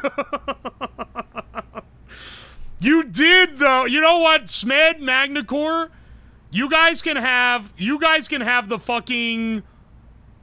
We'll do a whale fight to start. The people who have donated money can do the first fight. And then after that, I'll raffle. Okay? The first one will do the money match.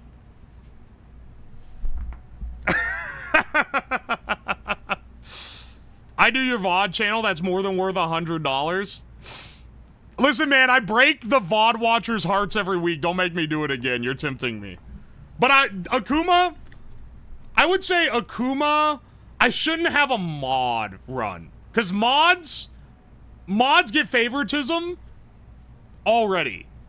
And it's kind of unfair. Don't sag me. You can be in the general... I mean, I'm not going to give you favoritism. You go in the general fucking raffle. See, now I'm showing a little bit of favoritism. All you guys are like, what about that time I did this for you? And I'm like, yeah, you're right. But then it's going to end up being that only the people that have done something get to do the fight. See, we can't go down this path. All right. What about that time I chatted in chat? Oh, see, there's a compelling argument. Why did it play the disconnect sound when I plugged in a cable? There we go. What about that time I watched one stream of yours? I was there. So it's gonna be like I'm the one that told you how to fix this thing during that stream where the thing wasn't working right, and I'll be like, shit, he's right.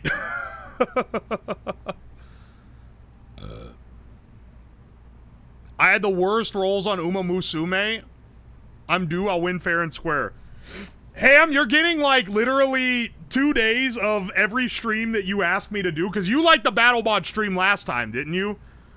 And then you wanted me to play Uma Musume. Tomorrow, I'm going to be playing Uma Musume, and then I'm going to be doing karaoke. That alone counts as enough. Counts as enough favors, because those are things you already just inherently like when I do. I've done gift subs, I get priority. You have. You are the bit giver. I'm pretty sure... Okay, you're not on the bit list, but like, I'm surprised you're not, because you give bits all the time. I can't be showing favoritism just to people that give money, though. We gotta split it into different cups, and as we start doing this more, maybe we'll start locking the fuck in on, like, which specific ones it is. So first one, we'll do the money cup. Oh, you guys paid a lot of money? Okay, it's gonna just be raffled between you guys. Then, we'll do a general, like, anyone who wants to enter type of deal. Yeah, we'll open with a whale cup. You guys can gamble on it, too. Will the 2 bracket winners fight? Maybe. I'd kind of rather have more individual fights than have, like, a bracketed one between random, like, chatters, you know? Do a Battlebots builder cup? Like, you build the robot? That'd be insane.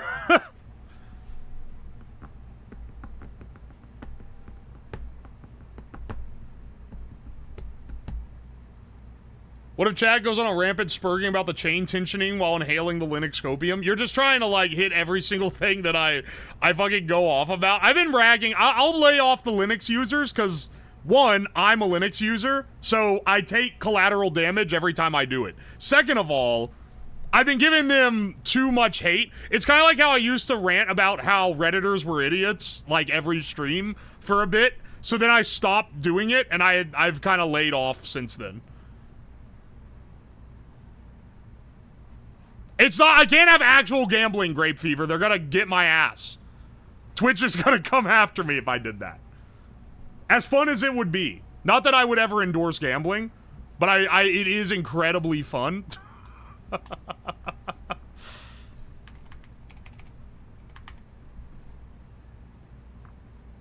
Arduino Nano.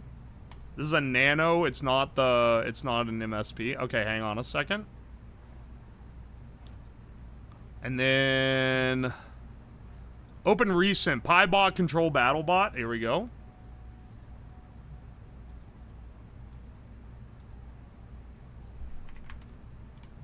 Nano 5 volt or COM5. This is 8888. Do something like salty bets if you're familiar. How does that... What is salty bets? Is that real betting? Because I don't want to do that if that's the case. But if it's fake betting, I'm always down for it. First time at a BattleBot stream, how do the bot controls work? Oh, welcome in, Hyacey. So, if you get chosen, I will send you a link to the site, and then you go on the webpage and enter the code that I give you, and then you use WASD. So, unfortunately, you need to be on a PC to be able to do it.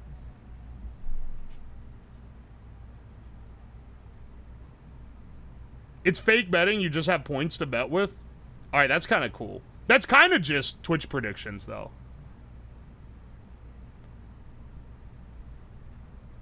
WASD? Yeah, it's tank controls. But it's tank controls because tank controls are easy.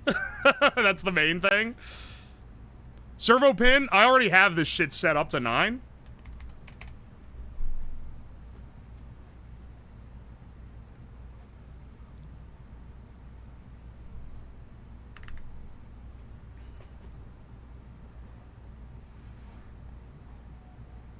Am I deaf or did you say taint?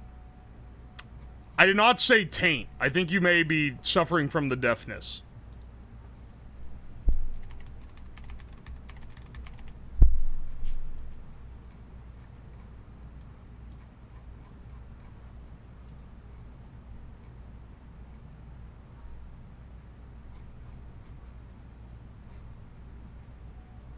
People that played Resident Evil on the PS1 have an unfair advantage. You're not right. You're not wrong.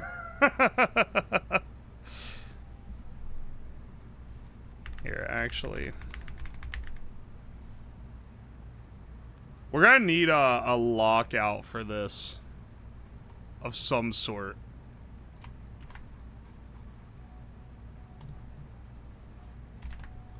Also, I'm thinking maybe we should make these slower, if that makes sense. Hang on, wait, can I even make them slower? Do I have these on PWM lines? I just realized I didn't think about that when I actually laid out what the pins are connected to. RGUE. Let me check that again. Hang on a second. Pin out. Yeah, okay, technically I can. I can, but only one end is PWM. But that's all you really need, I guess.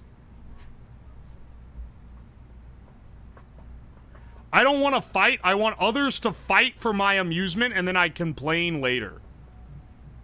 The real fun is bitching about the Gamba. Yeah, I can tell that that's the generally held opinion. Among this chat, at least.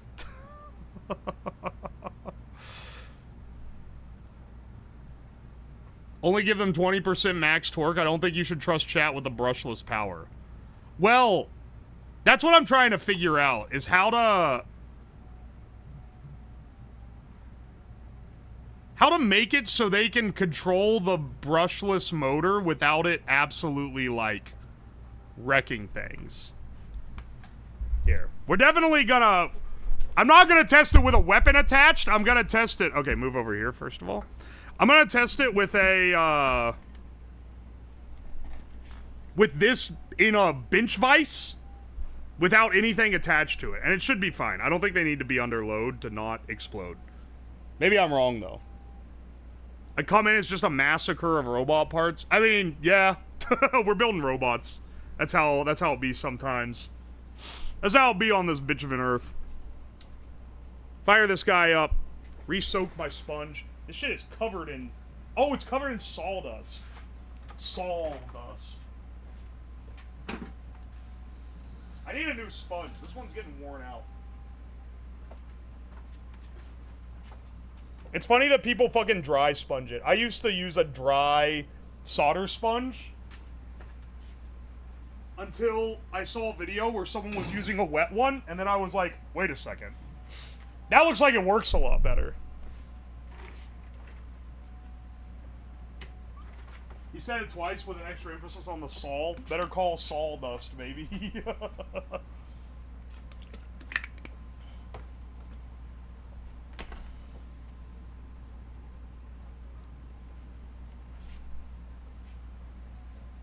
You guys are bastards. Why y'all always on my ass?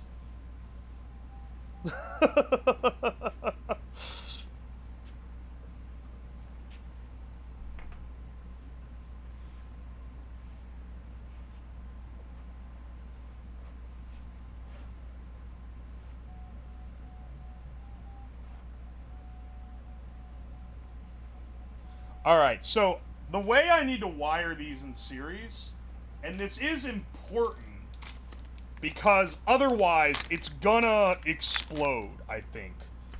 The way I need to wire these in series, okay, I have this one Dean's connector going here, and then I need a second one, the negative connected to the positive, so that this negative is the true ground. Because if we have mismatched ground, we're gonna have some weird fucking problems, right?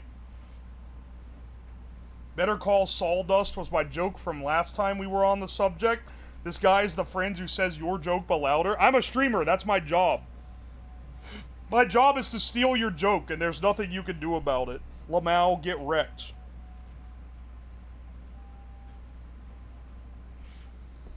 Living vicariously through the Battlebot surgery table, had to sell my RCs. That's so sad.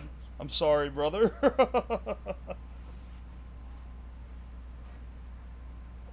Say one original joke? No, I don't think I will.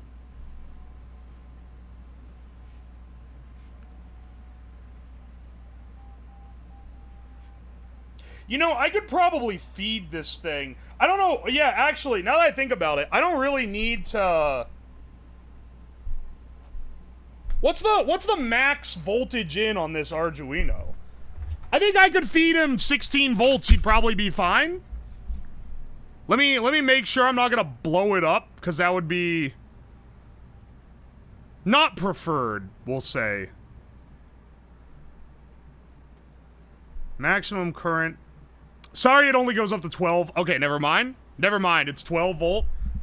5 volt or 3.3 volt, one of the two. You don't have to say anything if you don't know what I'm talking about. It's voltage in that I'm referring to.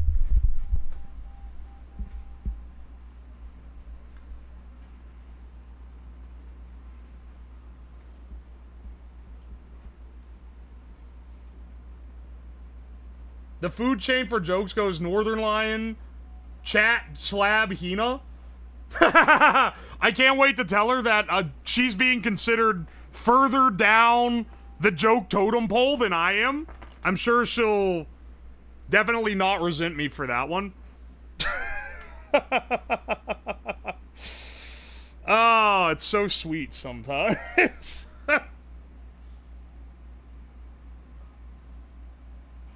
Oi, oi. Where do you buy all the random cheap electronics bits? Which ones? Because it comes from different spots, but if you're wanting to know how to build a BattleBot, there's actually some pretty good resources out there. None of which I have written. They're written by people smarter than me. But there's some good stuff. There's some good stuff on the internet, for sure.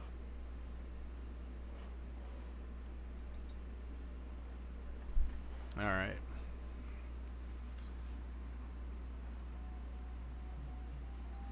Amazon for cheap. Repeat Robotics for... Okay, I've never used Repeat Robotics. I can give you some... Okay, so for robotics stuff, if you're going for more specifically, like, combat robots, I've used FingerTech a lot. Pololu has a lot of good robotics stuff. If you want cheap shit, go on Amazon. You're gonna find stuff that's ludicrously inexpensive there. Parallax if you want, like, easy-to-use sensor stuff. But honestly, they're kind of getting outpaced by Chinese manufacturing, unfortunately. But they are, like, made in America.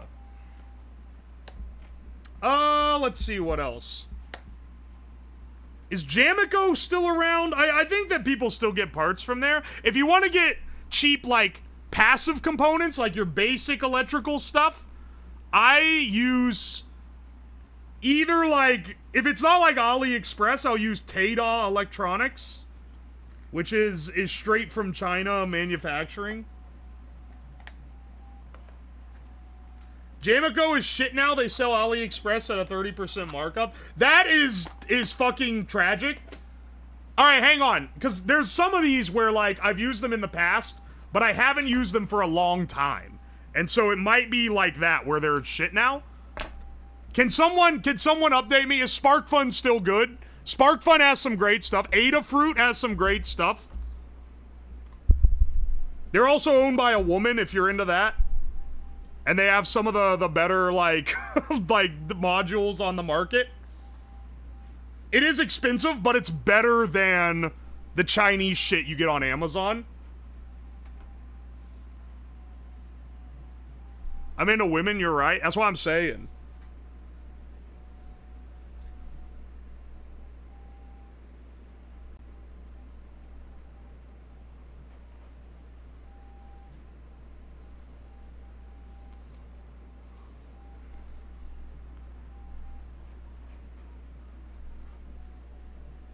I will say, here's the thing. If you're starting out and you don't have money, use Amazon to get, or like AliExpress to get cheap modules. But they are mostly just ripping off SparkFun and Adafruit.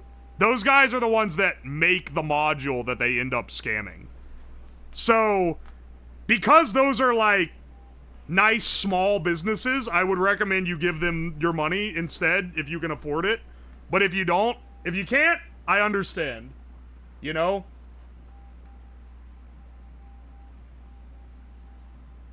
When you're talking about building flying machines, was Grant Tonsa? Yeah, he was. Alright, if you leverage that man's death to hit me with an, actually, he didn't build the thing that, I'm gonna beat you with a hammer. If you try to turn that into a gotcha, you're fucking done, brother.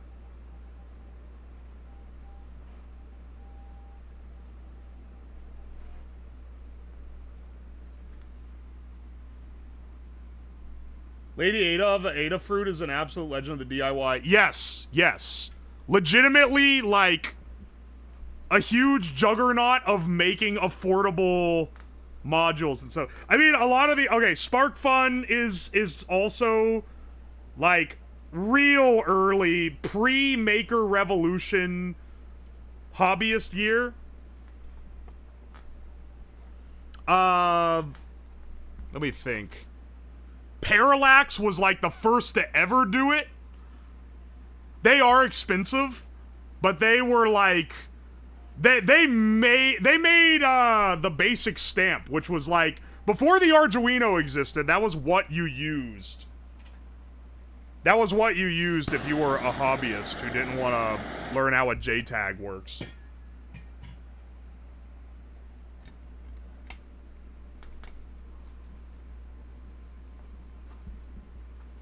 Let's see. Osh Park, which is who I got these PCBs from. Also a great place if you want to get a PCB run. Now, Fusion PCB, which I've used a lot more, is one that's in Shenzhen, China. It's like crazy cheap for them, but these guys are domestic, so they are in the USA. They cost more money because of that, but you can get PCBs from design to on your workbench in like 5 to 7 days, which is pretty damn good.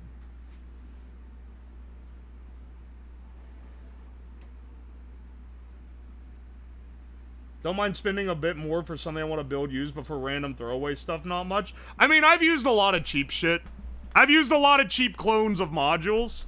I'm not disparaging anyone who has to or wants to use them. I just want to give credit to the OGs that made it possible, you know? I don't know. I've been in this hobby for a really long time. I've been in this hobby from before there were cheap options. And also when I had no disposable income. And so I really appreciate that those paved the way for what we have now, you know? It's one of those deals.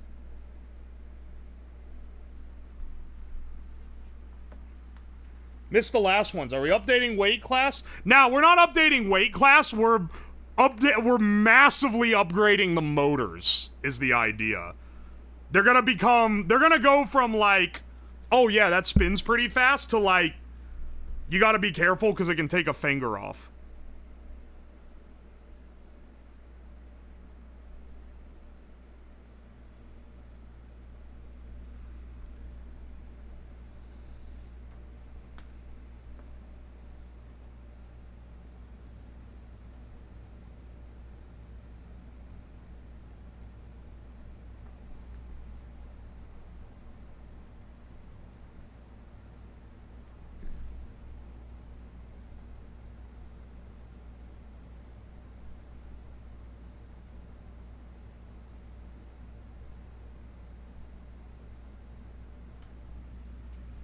Alright. This is two 7.4 volt 2S LiPos in series, and I have charged them, so they should be matched. One is gonna be... One is just connected here to the board, and then the other one... So this is ground, and then it goes power to the ground of the next one, and then power out, and then this ground routes here, and that should be the circuit, so that this has 4S power in, and this has 2S power to the board. Did chat name the bots? No, they did not. I don't recommend they do, because they keep getting destroyed. If y'all come up with a clever name, though, I'll definitely use it. I'm just not putting a big focus on it, because I feel like you're gonna get a little attached, and then it's gonna be destroyed, and then you're gonna be like, please, please save him. And I'll be like, nah, I'm sorry, we gotta put this one down. I don't wanna cause any tears, okay?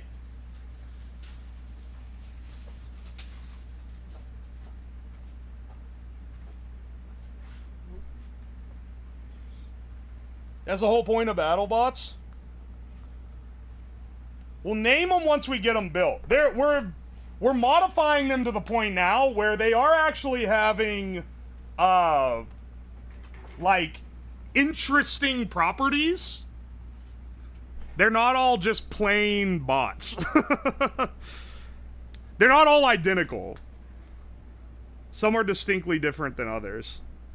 Alright, so, future, when I do this harness, I need to make sure that I seal it after I have the tap lines on it, because this one I'm having to cut the heat shrink off to attach the tap lines. One can be the Brapper. Nah, I don't think we need one called the Brapper, bro. I go... I don't want to shoot you down, but, like, I don't know, man. I don't think we need that one.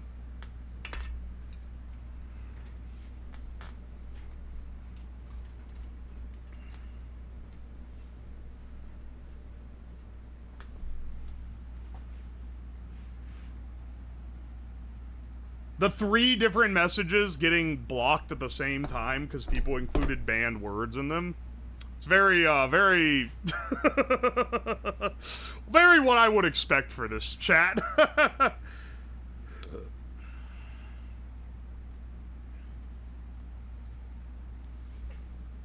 about Bob? We already had a Bob. Do the bots gyro? Gyro? The work surface has seen some stuff? Yeah, it's been through a lot, for sure. It's been through a bit.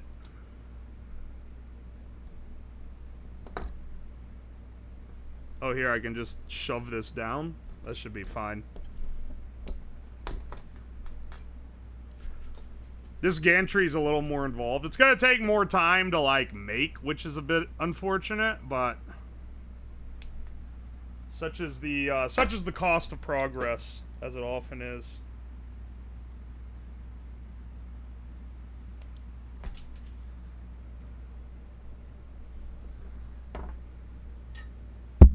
Yeah.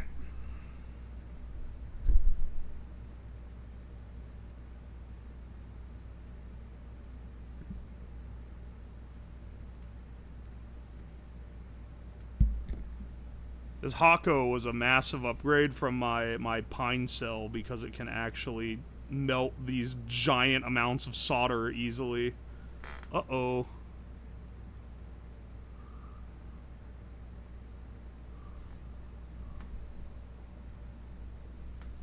Hang on.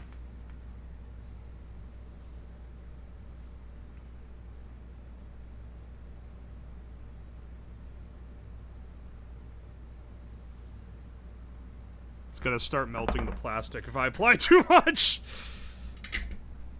Alright. Although someone said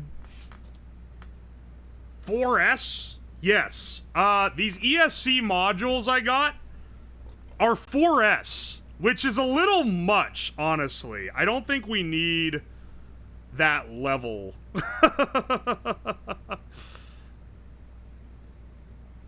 I don't think we need that much. I don't think we need all that, you know? I could try different ESC modules in the future. Generally, though, if I'm going to be building from the directory of existing designs, I'm going to be basically trying to use the parts list that they give me. Parts list that they have. And then just swapping the control board with my own board.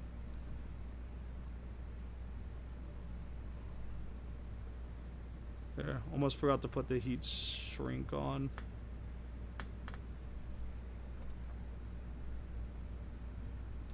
And put your heat shrink on. You can actually just do this. Instead of having to get the torch out on it. Oh, wait, I have a lighter. I don't need to hit this shit with a torch. I can just do this. Ow. That's a lot easier.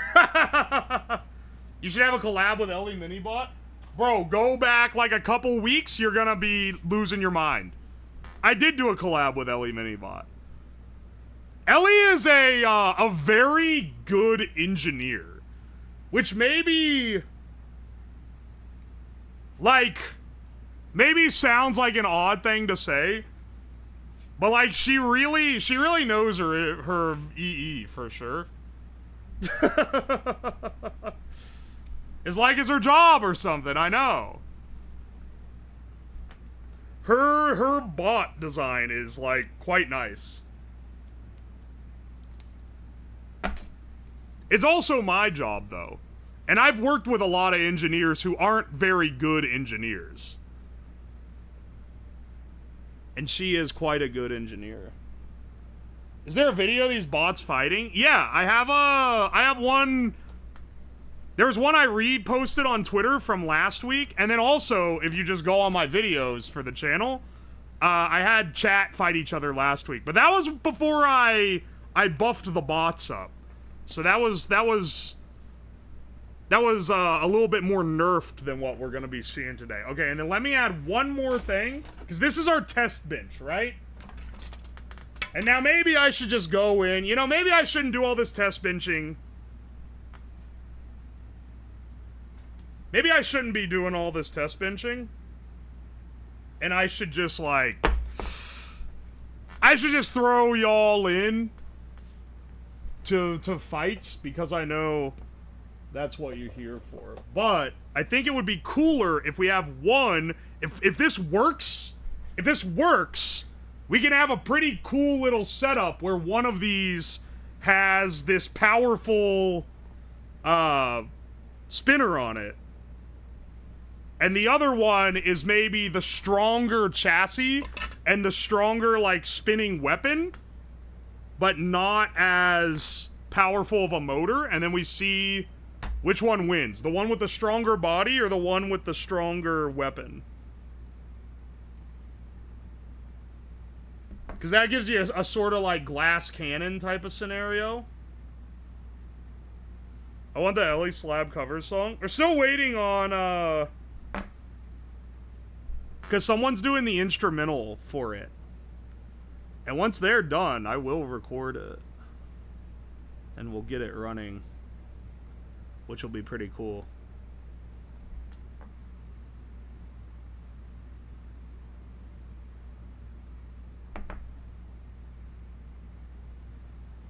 Bet on the heavy motor one? Well, that I just lost my wire that I was wrapping. Okay, so these thin little wires, these are wire wrap wires. And back before you had your standard printed circuit boards for hobby use, you would wrap these around the terminals of everything using a wire wrap tool. I want a wire wrap tool. You can't hardly find them anymore, man. It's not that, it's like not, it shouldn't be something that's that expensive or anything. It's just a little tool with a piece around the end that hooks onto the wire and lets you strap it around something. Alright. That took a while to recharge, because it was basically completely empty. But dude, we got another working battery now. Crazy that it somehow got... it somehow regained its ability to hold a charge.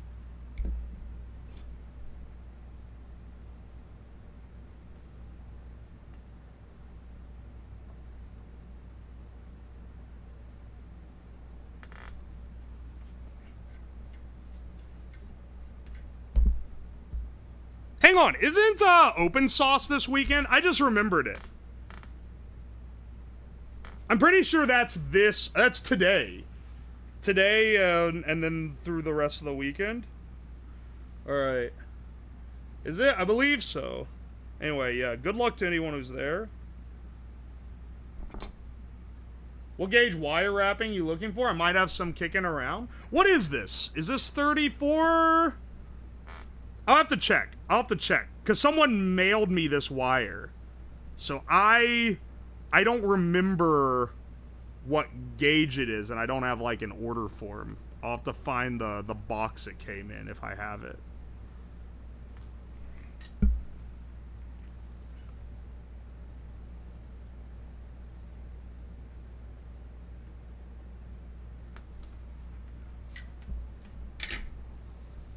Alright. So see, now we have this little guy. This is what's going to allow me to connect to a servo controller, and then I'm going to just solder one end of this onto the ground here, and then the other end onto the input, and have it poke out of the side here, which should be fine. I feel a lot better about these boards now that I know that I don't actually have any board failures.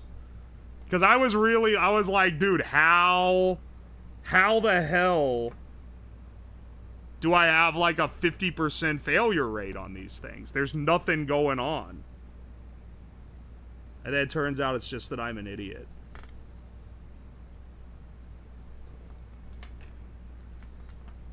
As is often the case. Luckily, I wasn't, because I was an idiot when I actually made them.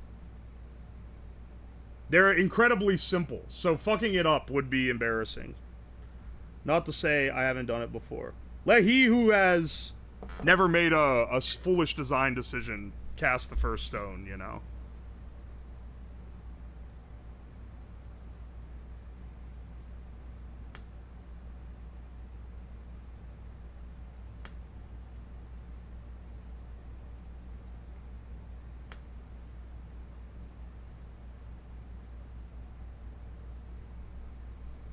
Alright, there's one, and then this guy can go here, and I've already programmed it, so...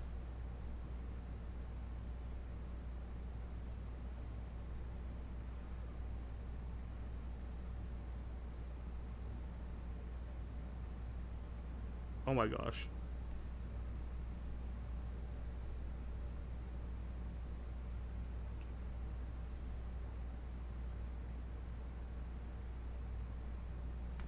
There we go. Okay, okay. Now we should be able to test this. We should be able to test this out. Okay, maybe I should start it without the other one just to make sure. Okay, it didn't explode. No explosions. You can see the light. Excellent. And then if I start this one. All right. That's pretty good.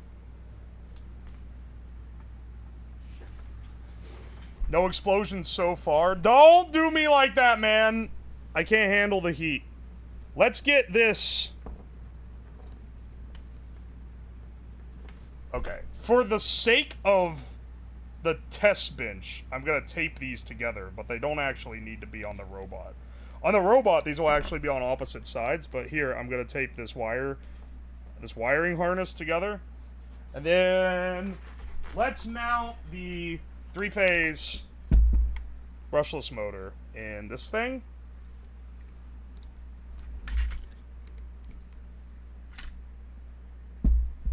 So that way it can spin without hurting me. All these robots. This is a very visually busy screen. I'm not gonna lie. And then this goes here. Let's unplug this for now.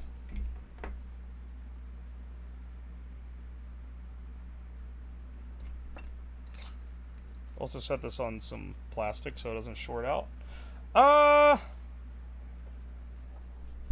Plug in the server. Get this confirmed, like, working.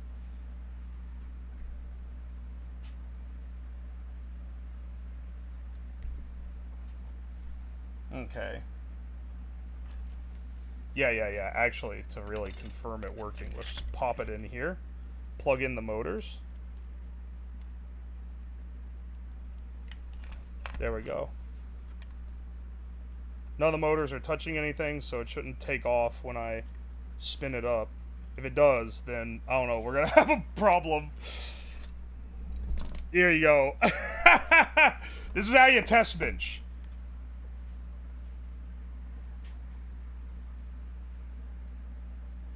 It's very brightly colored. Good for you. Yeah, it's good for keeping the chatter's brains occupied. It's probably also going to confuse some of them. Here. And then, I'll put these glasses on just in case it immediately spins up, but it shouldn't immediately spin up, but we'll see. Wouldn't be the worst thing ever.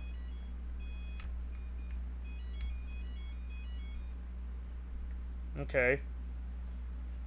And then when I press forward, it should spin the motor up. Let me open the web interface real fast. Log in. Okay. Oh, you need my two-factor auth. Yes. I love the modern internet. I love needing to whip out my phone to use every single thing in my life.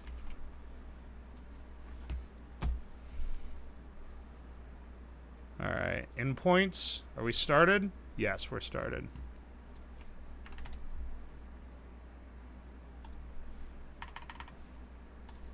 And then it's not controlling, it's not turning the brushless on. It's not turning the brushless on at all, which has me a little concerned. Because theoretically, this should fire the brushless up. But, it's not.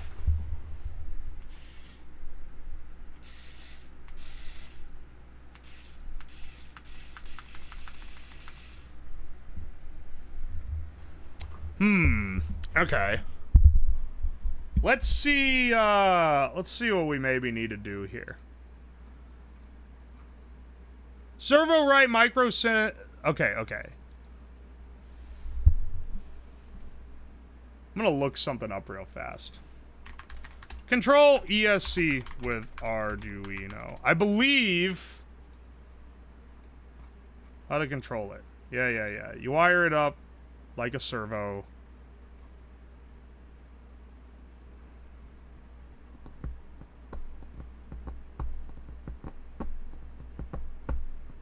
They're even using pin 9 in this example, which is the same one I'm using.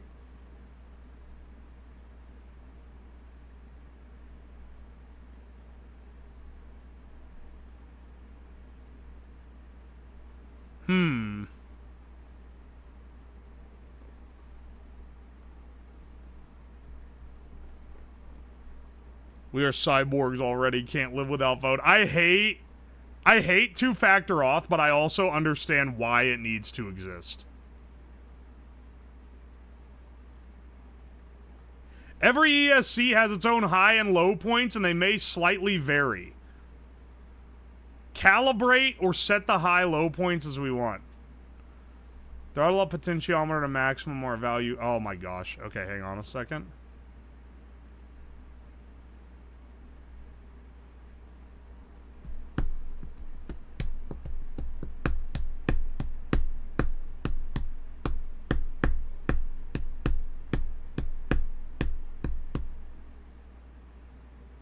All right. This is interesting because, min pulse width, max pulse width, and microsecond. Okay, wait, I didn't set that up. Let me make sure it's running the right parameters.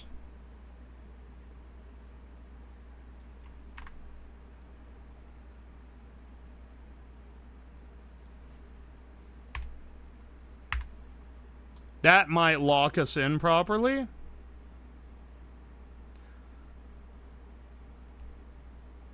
Let's see, let's see. I heard it from afar and came running back. Yeah. It's not gonna take too long to get stuff working here, just because we already have functioning bots. I just want to, like... I want to push us further, you know?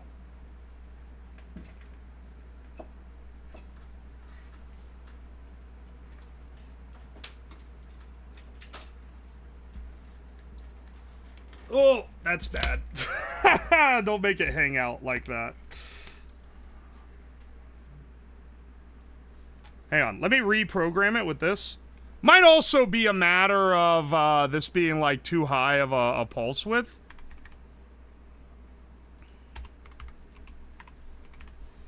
I remember I've gotten it working briefly before, but I had power management issues. Now that I have this bigger battery, I think maybe I won't have the power issues I was having before. But we'll see. We'll see. It should trigger when you press the up button. And this has been downloaded. Alright, upload.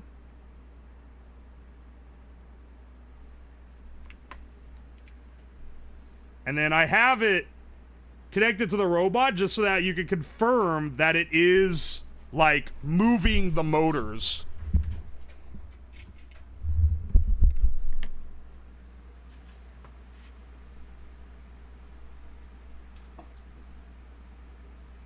Alright. This is actually a better way to lay this in here.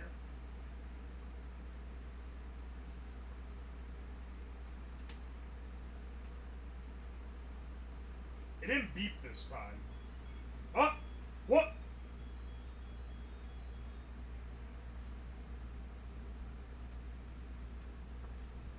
You don't want to spin them much when they're sitting there, because it could fuck it up. Hang on a second. Let me see if I can go with it. Now? 888?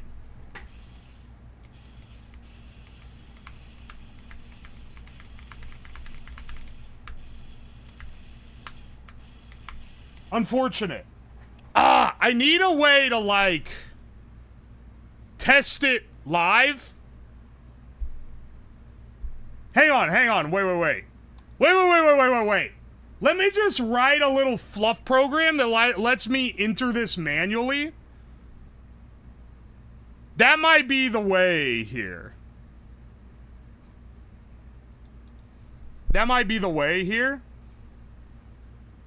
Controlling an ESC. Here we go.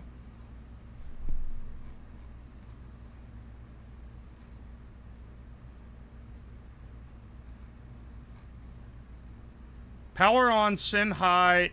Oh my gosh. One building, yada yada, yada yada, yada yada, yada yada, yada yada. Has electric brushes. Takes a DC input voltage, converts it to a rotating electrical current. Sure.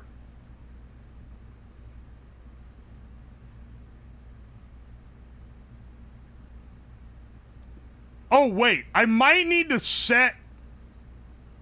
Wait. I might need to set the throttle range here.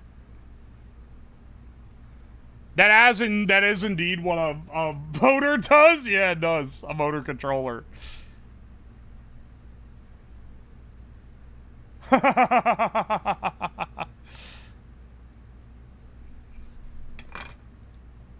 gonna have to, like, oh, am I gonna have to dig up the manual for my fucking ESC, dude?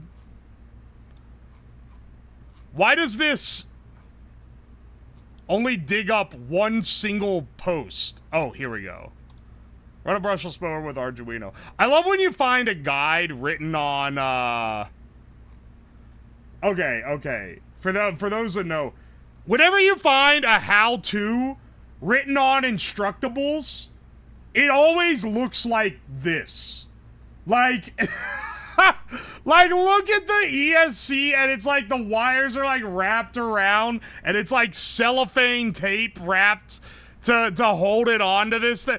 Every single time you find a solution... What the fuck is this, man?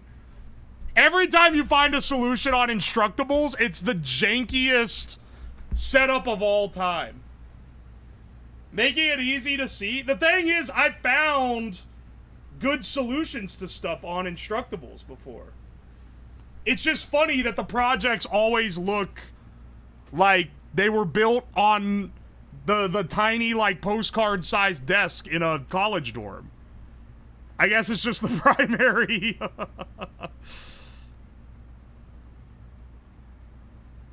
Oi. Okay, software coding. They just wrote the code in line on...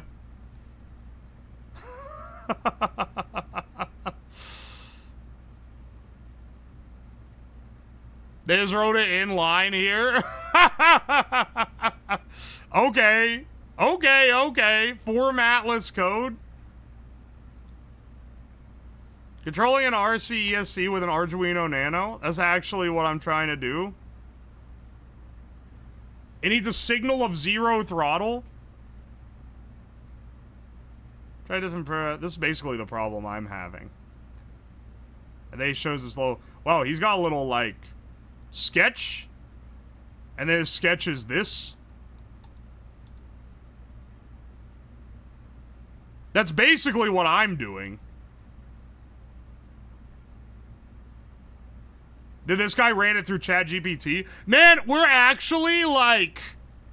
I think we might be cooked as far as, like, Stack Overflow and shit goes. Bro was like, hey, can you help me with this? Do you have any help? And the guy just plugged it into ChatGPT.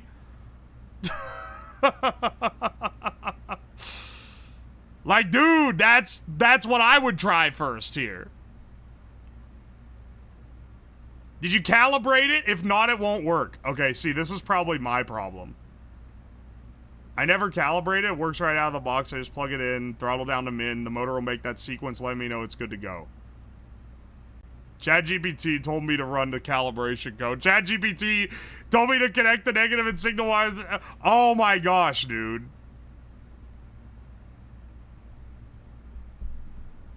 I'm fine with using ChatGPT for stuff occasionally, but you can't be like, if I ask, it's like when I ask chat, I'm like, hey guys, have you guys ever had a problem with this? Or I'll ask in my Discord. Nothing makes me want to throttle a motherfucker more than when I'm like, hey, I have this unique problem. Do any of you guys have experience with it? Can you give me any tips? And then some jackass responds with something they clearly typed my problem into Google and, like, is giving me the first result that they found, and it's like, motherfucker, do you think I didn't do that? I can Google my problem. I'm asking to you. You don't have to say anything if you don't know what I'm talking about. You could just sit there.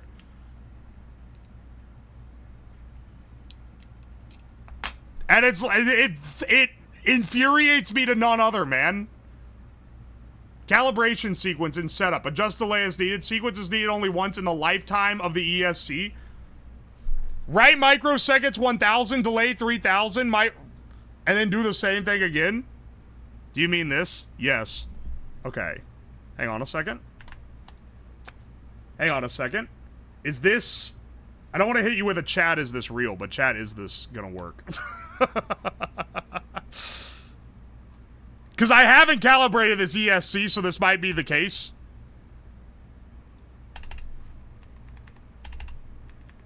Here, I'm gonna program it to pause for 5 seconds after boot up. Grok, is this chat? Is this real? Grok, is this chat? Did you guys see they made sexy Grok? Why did they do that? People are gonna be zerking it to Grok now.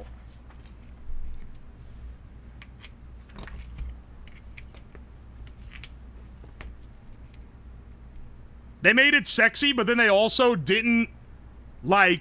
I don't think they allowed you to remove the inhibitors from it, so... You can only be, like, softcore ERP with it. I'm pretty sure.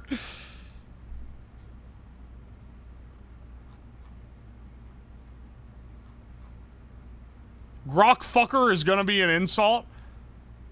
People are already like, haha, women, your time is up. And it's like, dog, you already get made fun of if you, like... You get made fun of for things that are way less embarrassing, let's just say that, okay? You get made fun of for things way less embarrassing than ERPing with an AI. You are gonna get lit the fuck up if you admit to this and try to act like it's a normal thing. It's never gonna be normalized for the real gooners, is all I'm saying.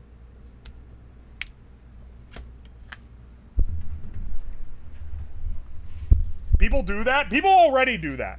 People have done that from the minute that AI got, like, advanced enough to have, like, AI Dungeon. And that was, like, before kind of the modern wave, I would say.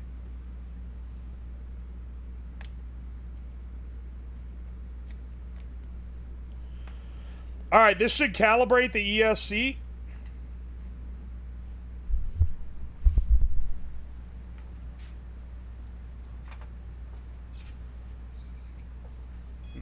There we go. Oh. Oh, wait. It made a different beep this time. Does that mean it calibrated it?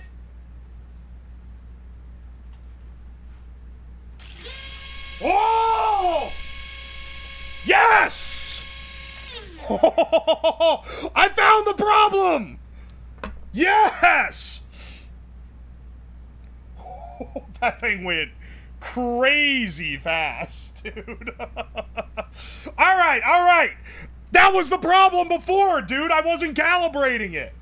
That's all I needed? Is it able to work without the calibration loop now? If I take it back and, like... If I take it back, program it without the calibration loop, is it able to do the same? Those wheels need better grip. I think I'm gonna make it so that when you go forward, it spins the weapon up, and when you go backward, it turns it off. And I know you're gonna be like, why though? And it's because I don't have, and I can modify this here in a bit, but it's because I don't have a button on the web page to let you control it independently. I think that's fine though. I'm gonna scale it down though. That's it. Also, that's at 50% power, just FYI. Just in case you're wondering, like, for scale, what it's at. I'm gonna knock it down a little bit more. We'll say for balance reasons, sure.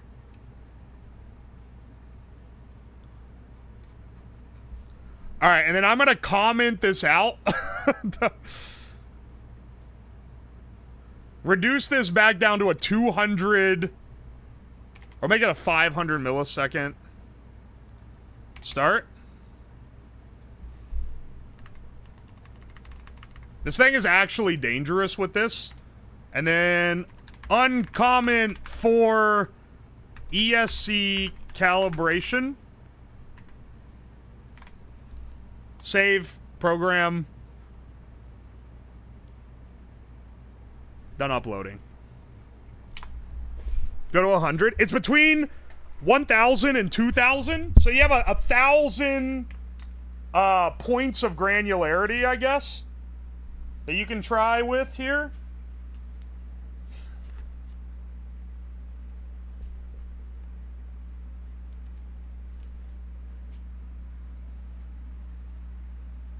It didn't beep at all.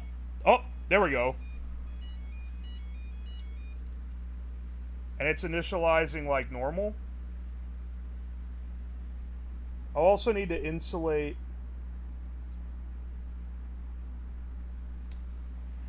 All right, and then go on the web page. Now, up should... Uh-oh. It's giving error codes. It's giving an error code, never mind. Is it gonna have to calibrate every time then?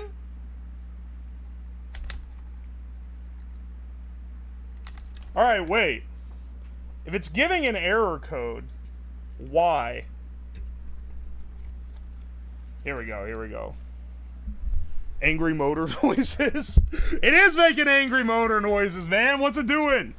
What's it doing to me? Shouldn't need to calibrate every time. I know, that's what it said, but...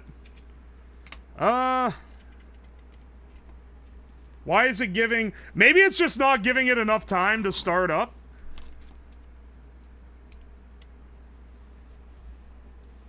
I don't know, it clearly was not happy.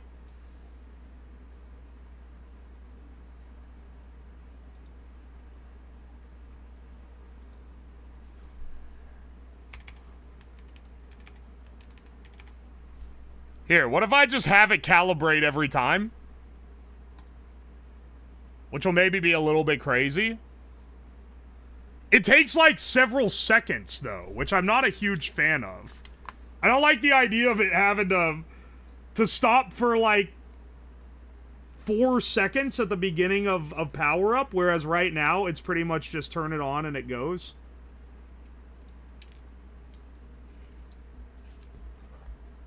I just dropped my jumper and I can't find it. There we go.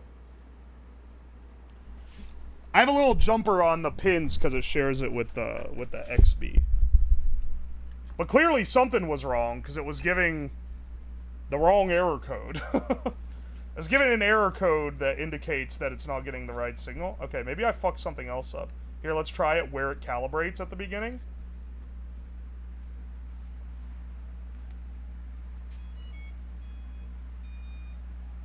See? Alright, there. It's calibrated. There, it's calibrated. Let's go on the website. Control.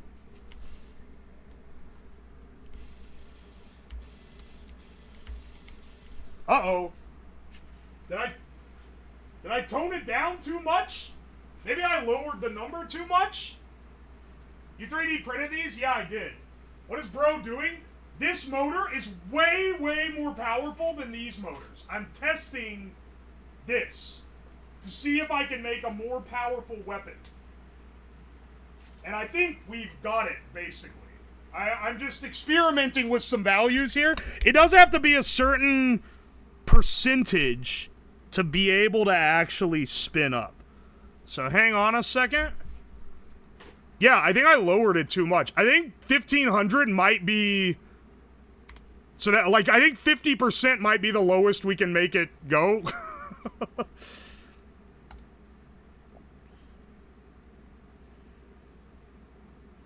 You can trust me with the full power? Surely. Surely I could trust I'm not even giving y'all the ability to turn on the full power. I don't need that kind of bot damage, okay? It takes too long to 3D print this shit. I just need, it doesn't need to fucking destroy it. It just needs to be like a fair match, right?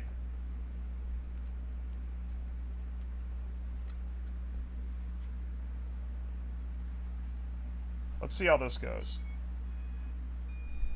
Alright. That was the beat pattern that it had when it was successful. Open up the web page for control.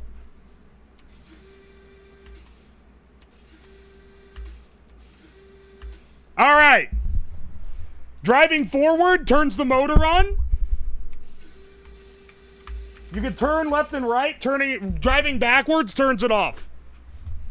So just pressing down will shut it off. That's no new controls needed. Nothing new complicated. You're probably only gonna need that shit riding when you go forward anyway. I don't know how much it's gonna kick the robot around to spin it up and spin it back down, but you know, that's part of the fun. I guess we'll see. Let's get a weapon mounted on it now. Let's mount this thing up and see what happens. Also, I gotta see how well this shit crams into the case. Because there's now more circuit. More circuit and more battery. Which is a little bit concerning. Now, obviously this battery. Okay. But then this one is going to be a bit of a conundrum. Have a Turtlebot hard counter for it. So, it's got to be someone with an old motor versus someone with a new motor. I'm thinking one of you guys is going to have this guy, the pink, and then one of you guys is going to have the green. And that'll be not this guy either. This one's brighter green, but it's still green, so you'll be able to tell what's going on. And then I also have this green scoop that is completely unused. The person who pays gets the old motor. Oi, oi. It takes 2 batteries to run this, is the only thing I don't like. I'm pretty sure these ESCs require 4S, though. If it only requires 2S, I'm gonna knock it 3 to 5 lipo. Okay, wait, maybe it only requires 3S. 1 second, I gotta take a giga piss.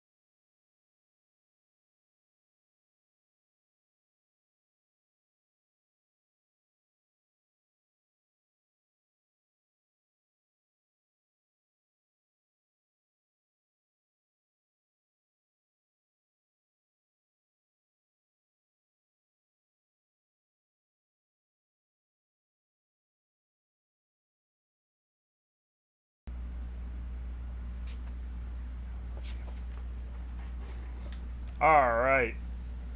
Alright. Let's see. There's a few things. Okay. One, I want to get rid of this little peg. This is to hold a switch, but our battery is slightly too big. So we need that to be broken off so that the battery can fit here. There we go. Next, let's mount this guy up. So, I 3D printed these guys to fit in the slot, but these weapons are actually made for fitting one of these motors, so it works a lot better. Just trying to line it up right.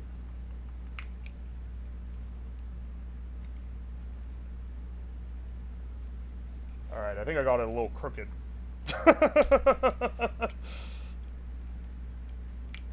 The unfortunate thing now, and maybe something we need to work out when we build the other ones, is that now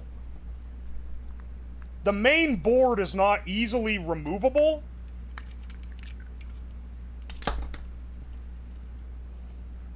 And that is gonna end up being an issue. If we want to do like, oh, there's something wrong with the board, or we want to switch to a different body, and we want to be able to do a board swap. Holy shit. I can tell you this, I don't have to worry about breaking the shaft off like I did on the other one. But I still think it's not quite straight.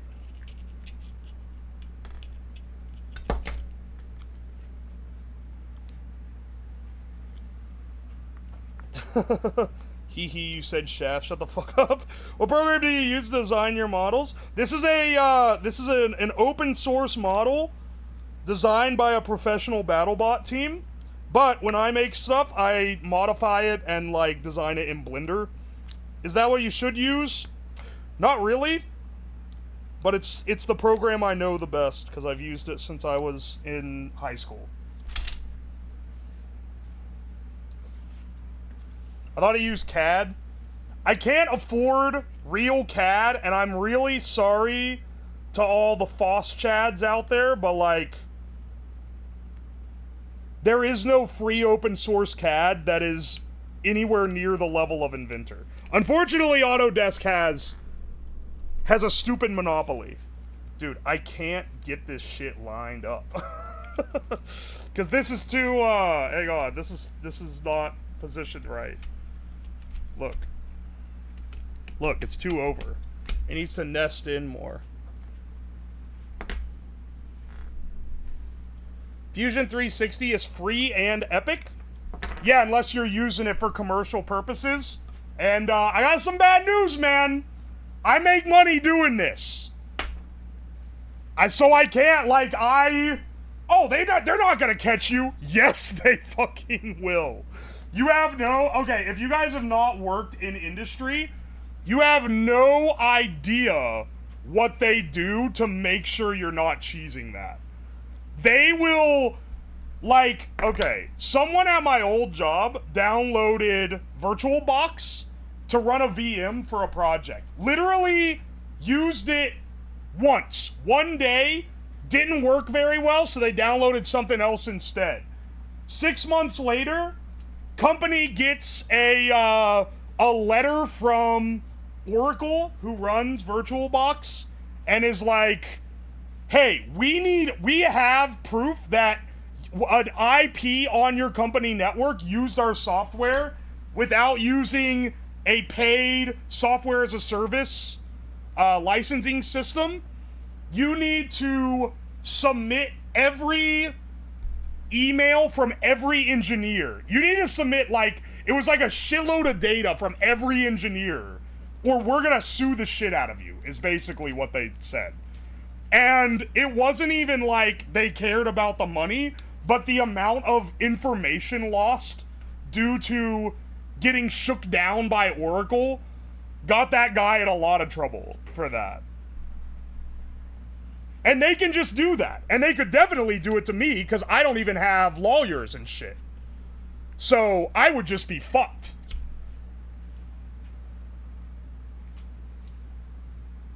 Oracle is crazy. You know a company even more evil, even more crazy, besides Adobe?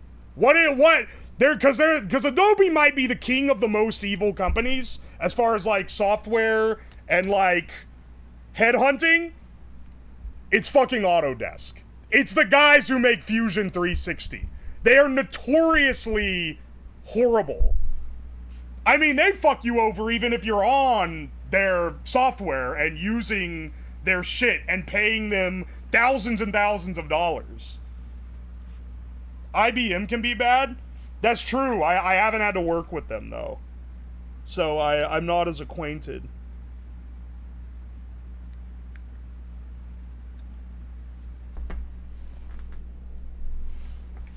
Adobe fonts don't work without an internet connection. What the fuck? The font doesn't work? Alright, you know what? Dude, I literally can't get this thick boy on here. We're gonna have to use... You know what? We're gonna give the most powerful motor the weak ass weapon that it's gonna shred instantly. This should not be this hard.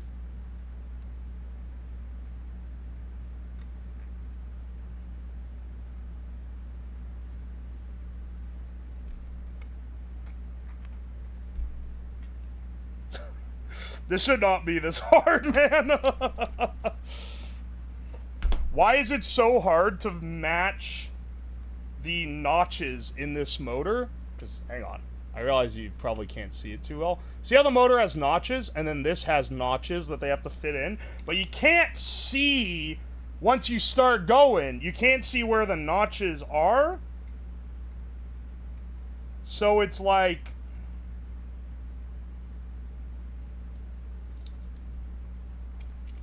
you just keep doing that until it works. Until you get one to actually mesh. Get a marker. Hang on. You're not a bad idea, honestly. I do like that I can just pull them out and they don't die.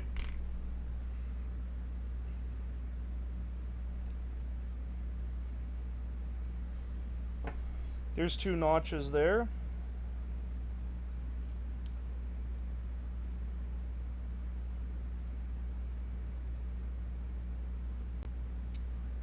And then mark 2 on the motor. They should roll in, honestly. Unless this is like a newer spinner design that uses motors that have slightly different notch patterns. I can't imagine why. Okay, they're lined up, man. That's fucking lined up.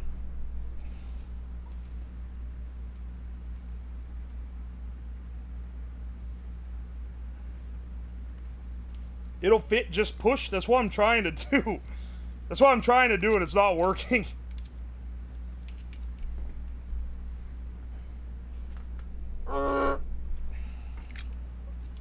Is this gonna be like... hang on.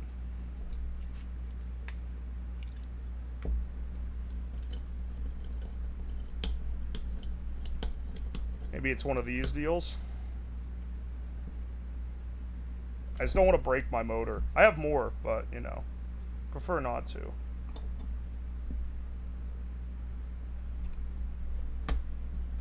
Oh, wait, maybe that is working? Hang on, did I dim? No damage. Okay, hang on, hang on. Unk is gonna yell at the project again. Okay, first of all, Unk? I ain't that old. I guess I'm old compared to the average Twitch user, though, so, I don't know, maybe that's an earned title. Also, maybe I'm just a little tilted, because you're right. Unk is gonna yell at the project again, I fucking swear, man.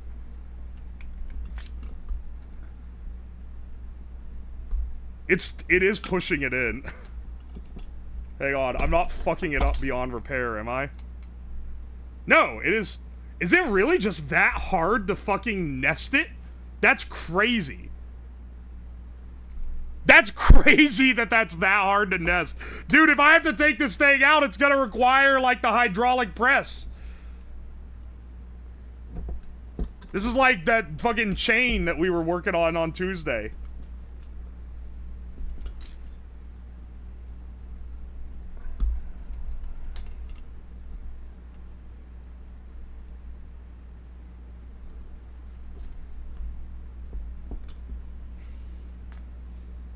Tight tolerances? Vuo was unked and I'm a grandpa? I was serious. We have enterprise CAD licenses on stack here. I could prob nab one. I don't want to get you in trouble for giving away an enterprise CAD license, but I do love Autodesk Inventor, I believe it is. It's either Inventor or Fusion. I can't remember what I used last. That's what I used for generating that good shit cam path for my CNC. Because let me tell you, none of the freebies have cam abilities, basically at all. Does this work? There's so much other shit that has to be crammed in the robot now. Hey, that's good enough. That's good enough. We're not gonna ask for more. I think I'm running out of bearings. We'll need to get more at some point. Yeah, I'm down to only 3 or 4 left. These little guys. What the fuck?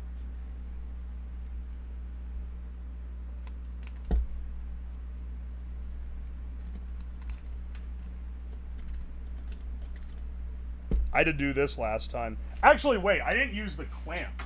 I used channel locks.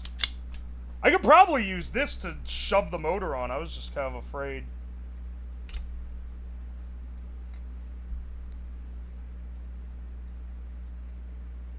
There's way less to clamp now that I don't have the motor sticking out of the end with the wires hanging off. Also eliminates a big weak spot.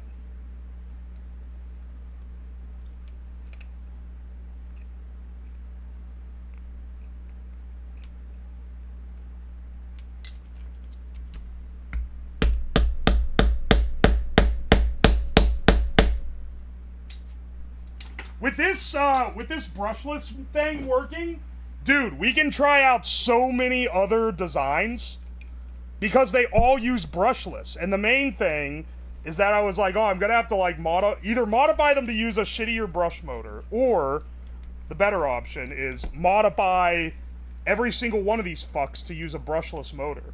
And now the solution is before my eyes. It's presented itself to me. It's revealed itself to me in a dream. Which is that I just need to use a brush motor. Or a brushless motor, rather. See, I'm getting it twisted already. Okay, this is a fucking mess to get all the wires in here, though. In the future, we're doing this shit first. In the future, I solder everything in after... I solder in the power cables after getting everything else installed. Instead of soldering it and then having to cram it into here.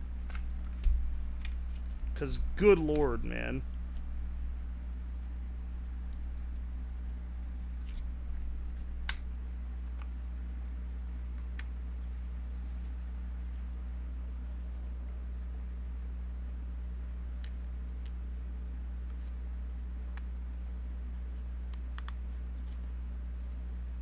Okay. Okay. Let's get, let me get my screws out.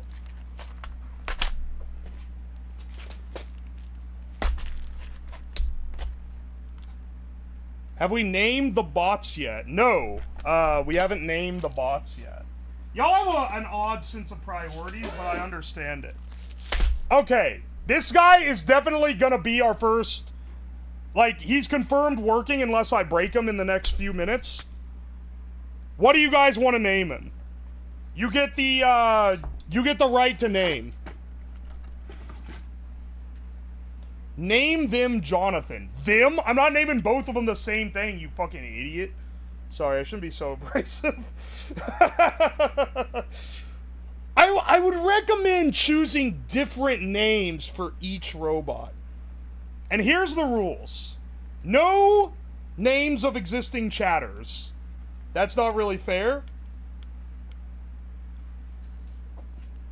Try to come up with something interesting. Joke 1, Jerkulator, Plastic Unit 0, Peepo, Kevin, Jim, and James. So mean. It's the Joker. Oh, wait, it is Joker colored. You're so right. Okay, wait, no, this one's the Joker. With 3 R's, specifically. If this fly doesn't leave me alone, I'm about to become the I was gonna say the pesticide, but that's the chemical. What do you call him? Not the Verminator, that's the character from Over the Hedge. What the fuck is the name of the guy that comes to your house to get rid of bugs? The pest control? There's a word for it. There's a word, isn't there a word for pest control? The Exterminator! That's what I was trying to... My brain was trying to think that one up. Yeah. What a cool-ass sounding job title, dude. Bug Killer really doesn't have a good ring to it, but the Exterminator Sounds more badass than it actually is.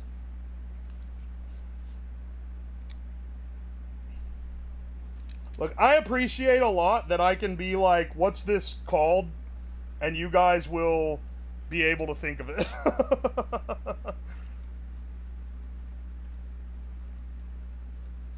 So real for mixing it up with a Verminator, though. I thought of the Verminator before I thought of Exterminator.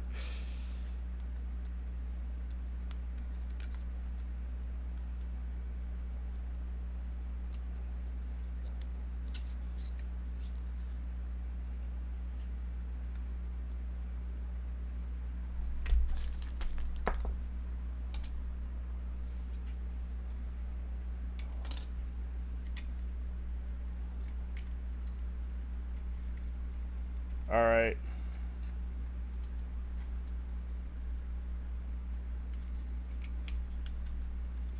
This guy goes here.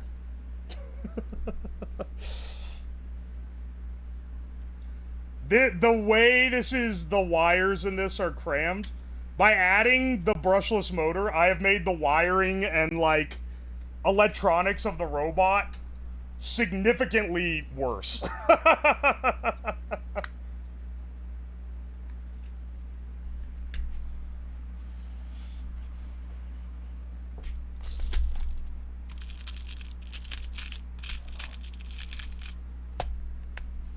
Terminator's X. Alright, this one's the Joker. I think that this is gonna be his competitor. Well, hang on a second. This will be his competitor, because his motor still works. This will be his competitor. It'll be this guy versus this guy. They're both partially green, which is a little confusing. But this one's definitely... I mean, you're not gonna get confused. This one's, like, vibrantly pink. Kirby might be a good one. The red one? Dog, I think you need to get your rods and cones checked. None of these robots are red.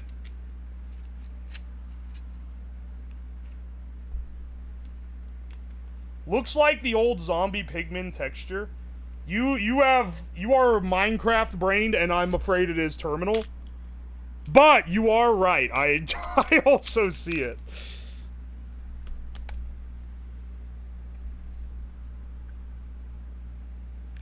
The spinner on the one with the brushless motor is so much more stable than the other one. It's actually crazy. Gotta get my rod checked, Pants Grab.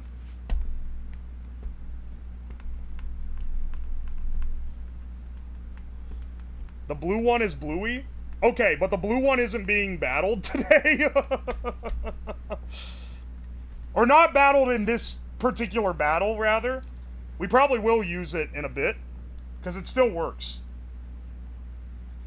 I think the only one that needs hard repaired is this guy down here. This one I'm a little iffy on. Wait, no, this one has the old circuit. It's gonna be shit. This one, a little repair, and we could run him.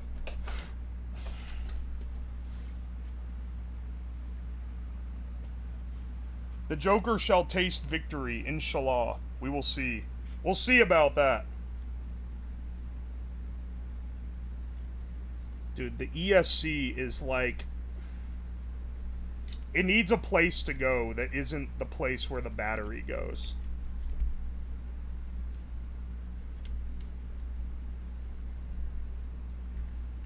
Because this guy's gonna go here.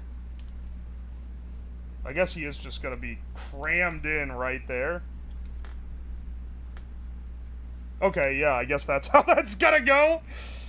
This guy's using the little, he's not using the big antenna, and I hope that that is fine. He also isn't using the little shield. The circuit doesn't really fit there very well.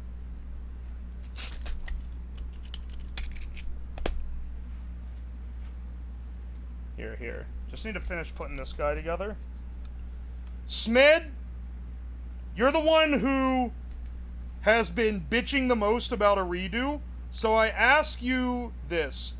Do you want... Thanks for the Battlebots fix. Uwoslab, thank you for the 500 bits. I appreciate you. So which one of the... Do you want the Joker? Do you want the one with the new and improved motor? Or do you want the older one?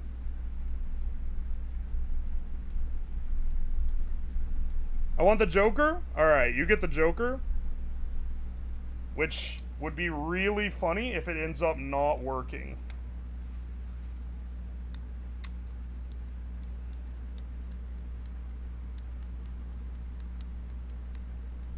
Would you be disqualified at Battlebots if you had the bot do thermite reaction attacks? Yes. Yes, there's a lot of rules in formal Battlebots that I'm not even using all the rules here. I'm mostly just using the ones that, like, you kind of need to abide by to make the world go round. But there's a lot of rules, like, you can't leave... Because some people be like, I don't see why a BattleBot can't simply leave an oil slick. And it's like, that's because that's very much against the rules. You can't do anything that leaves residue in the arena. You can't do anything that damages the arena specifically. Like fire. Oh, but there's flamethrowers on. Nope, those are decorative only. They are not allowed to try to damage another bot with a flamethrower. It is only for style points, and you are not allowed to use it otherwise.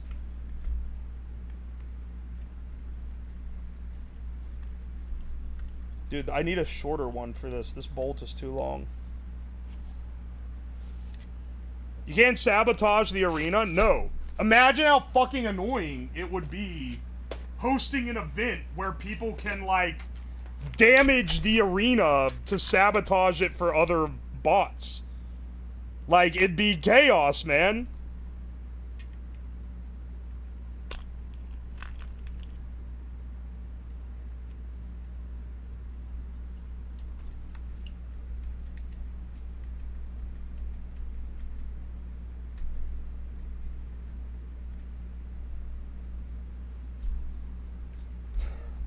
This thing's gonna spin up to ridiculous speeds. I really need, the ability to put the lockout on it, which is basically something that mechanically prevents it from spinning.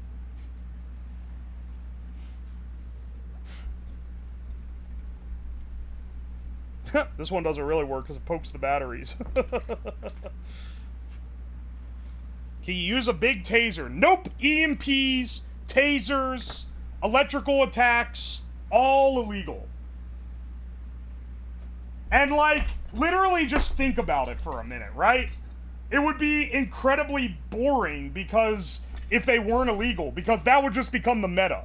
The meta would just be try to fry the other one using an electrical attack. Right?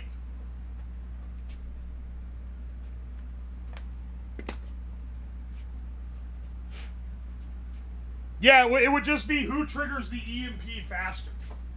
Because it's all wirelessly communicated. The one that you guys have watched, the BattleBots that you guys have watched, are controlled... Here, I printed some extra armor. We're not going to use it on this guy. But I'll have it on standby in case we need it. All the BattleBots that you guys have watched on TV or whatever are using... like, controllers to be controlled. They don't have sensors. They're not autonomous. And there's good reason for that. If you have an EMP, it's very easy to block wireless communication. Like, that becomes basically trivial. Where it's no problem at all to do it.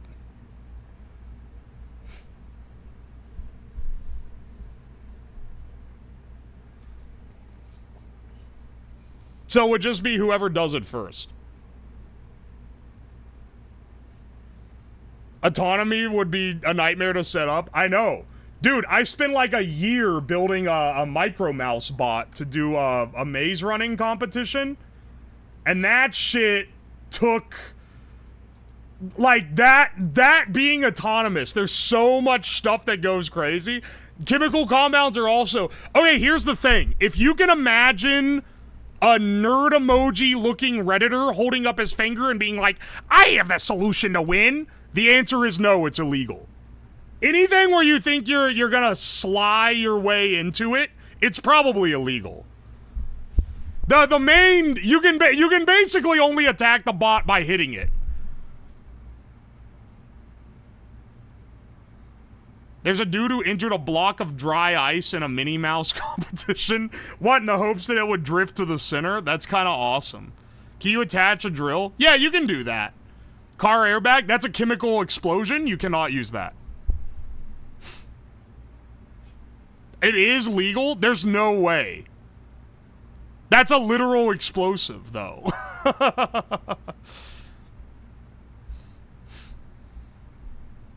Can these form a a mega racer? I don't know what you mean by that. I guess. Hang on a second. What I get on here to do? Oh, I know. To print another, hang on. I want to print another bracket for the motor, but for a brushless motor. Because now we're using those. Alright, slice. It'll be done in like 40 minutes, so we'll be able to fight these, and then this will be getting done around the end of doing some stuff with this. I also have another thing that can hold a brushless motor, so this will be pretty, yeah, it's just good measure, right? Alright. Let me get that, let me attach our batteries here.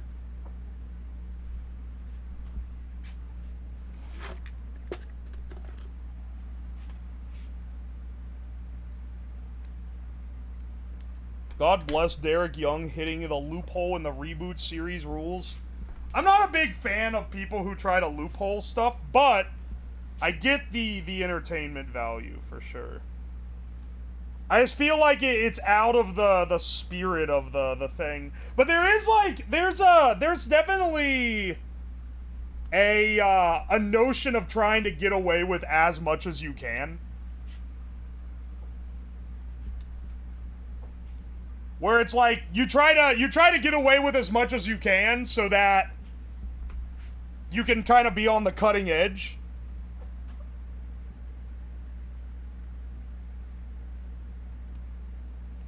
Have we tried the reverse instant cold machine to get a steady grilled cheese? Are you talking about a toaster oven, brother? A reverse steady cold machine? That's a toaster oven, I believe.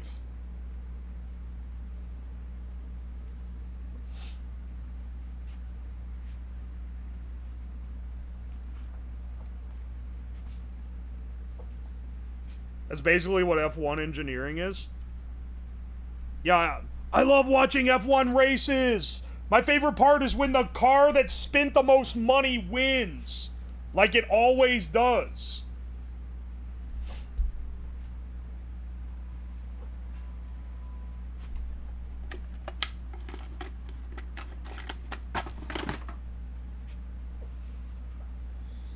The anti-refrigerator one in technical terms? Isn't an anti-refrigerator just a toaster oven? Like an inverse microwave. That makes sense to me because it's like, okay, it's a, it's something that makes something cold really fast. It's not just a freezer. But like, I fail to see how an anti-refrigerator wouldn't just be a really low oven.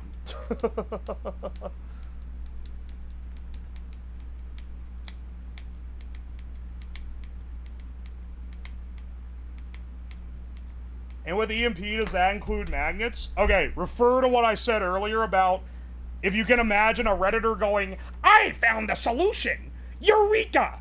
It's banned. It's probably banned, dog. You can't use anything that causes electrical disturbance. You cannot use, no matter what way you try to phrase it or make it, you cannot do anything that the sole intent of is to disrupt how the circuit works. You can only try to smash the circuit board. What about blowtorches? That goes with the fire thing. Everyone thinks they got the solution I have figured out the secret loophole the refs never would have considered. Nah, man, you haven't. You have no idea how much they try to waterproof this shit. Dude, it's crazy. It's crazy the links they go through to make sure that it is not easy to get around the rules. The rule book is written crazy. It's written because it knows a bunch of pedantic engineers are gonna try to break it. Right?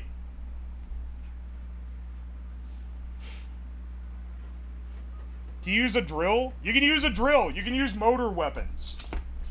I can tell you this, though. You're probably gonna lose if you use a drill.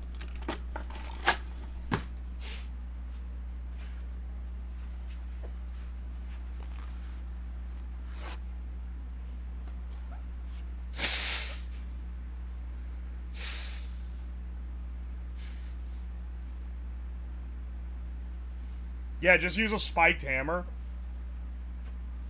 But a drill can generate fire with friction? If the judges determine that you added a drill so that you could attempt to create fire, then you will be banned. A fire starting on the bot because you, like, pierce the battery is fine, though. That's just part of the game. Fucking insane? Why do you're trying to do shit to break the rules, man? I don't know what you expect. These stupid judges, they made all these rules specifically so that the stadium doesn't get absolutely fucked up and we don't have boring metas. Oh, fuck! I can't use this lame reach around to get around it. You can try to target the battery, that one's legal. But you cannot in before, because I already know you're gonna ask, oh, can I build a bot that has a drill that pierces its own battery to turn into an explosive? No, you can't do that either.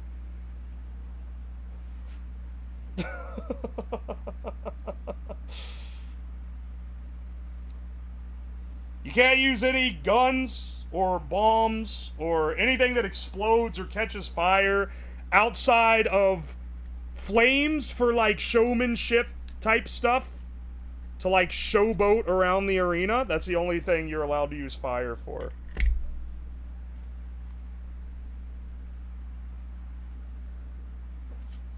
Smash, stab, flip, and grab only? Yes.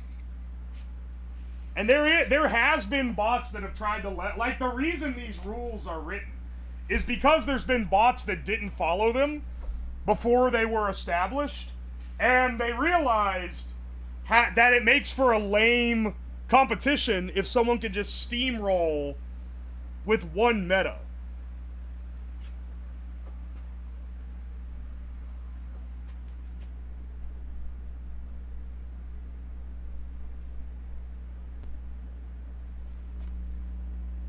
What if it's nuclear powered but has a 1 in 5 chance of having a meltdown?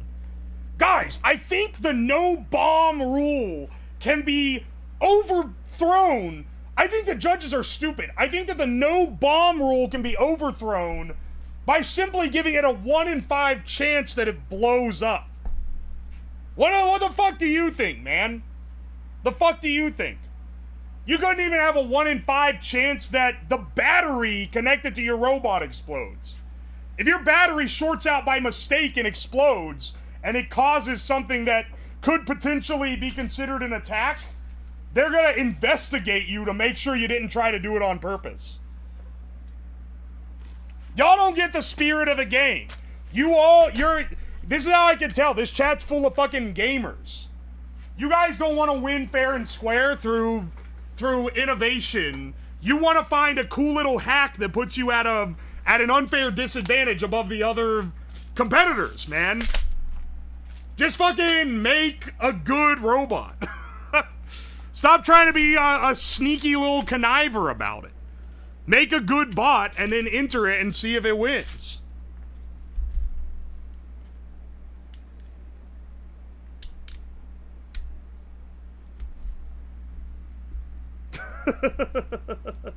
His rage is building. Because it's so annoying when I'm like, explosions are against the rules, and then someone's like, okay, but what if there's only a 1 in 3 chance it explodes? Oh, okay, well, I guess you could bypass the rule then. You know, in the sport of boxing, they don't explicitly say no handguns are allowed, so I think I should be allowed to shoot the guy when they ring the bell. Like, that's how y'all are wanting to break down Battlebots. You're missing the point.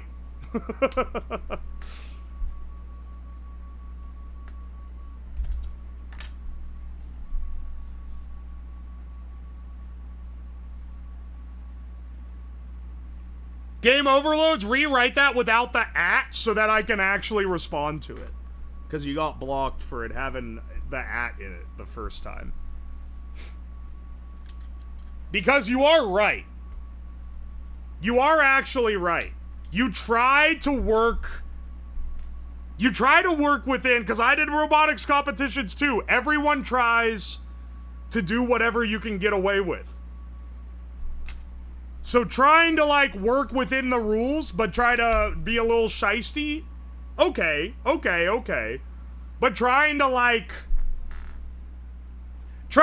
clearly sidestep the letter of the law. What if the robot sprayed super glue? That would be something that leaves residue, so no. It would be illegal. Here's the thing, is all these rules and whatever, these rules are only for real Battlebots competitions. They are not for the shit we're doing today. So we can have Battlebots that do any of this shit. And it'll be completely fine.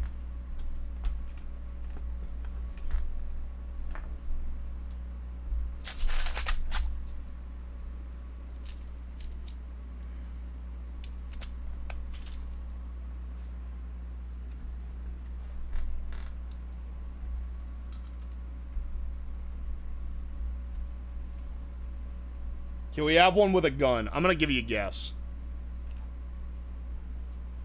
What if my ball was a tungsten cube? You can make your shit out of tungsten. Keep in mind, there's a weight limit.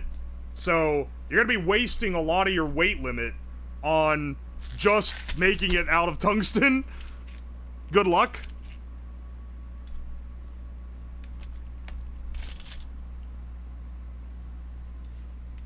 Here's the thing. After we do a little run, let's go through and see what the other designs are, and I'll download some and get them prepped for printing. And then, the next time we do this, we can have ones that have other weapons and shit, which would be pretty cool, you know?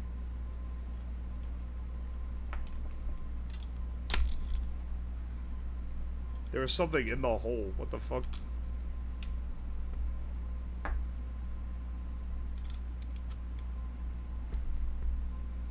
Just attaching the front scoop to this guy. Honestly, I should just have him go bear. I think he's a little overpowered. Want to see a Battlebot with a Vanta Black paint job? Vanta Black is not as black as people think it is. Also, it's very fragile. It's like a...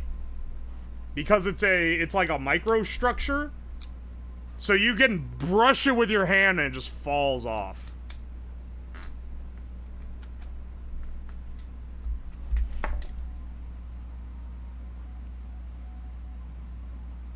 Give the Battlebot a flashbang. I think that counts as a, now you can put LEDs all over the bot. And I think that would actually qualify. I think that might be fine. I don't know. That one I'm not as sure about, because I can't remember. I know in sumo bots, you can't put lights all over it, because that would be considered trying to censor jam.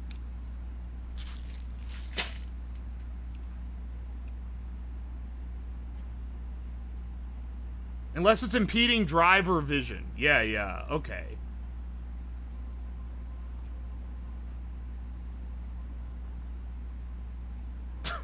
induce a seizure in the opponent robot's operator, there is, like, specific rules about you not being allowed to fuck with the other operator, which is kind of funny. It's kind of funny, because I don't know if anything specifically has happened to warrant it, but, like, I have an inkling that something has gone down where they're like, yeah, we're gonna need to implement this one, man.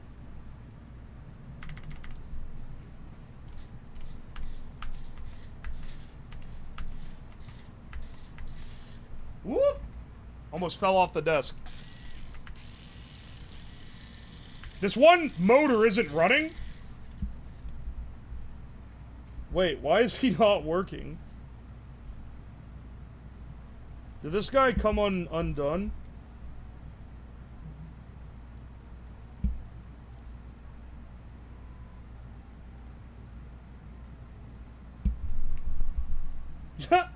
Or is he broken?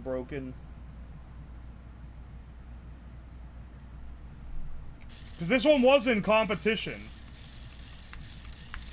Look. See this guy? This one does. I'm trying to, like, stretch between the PC and here. This one doesn't work.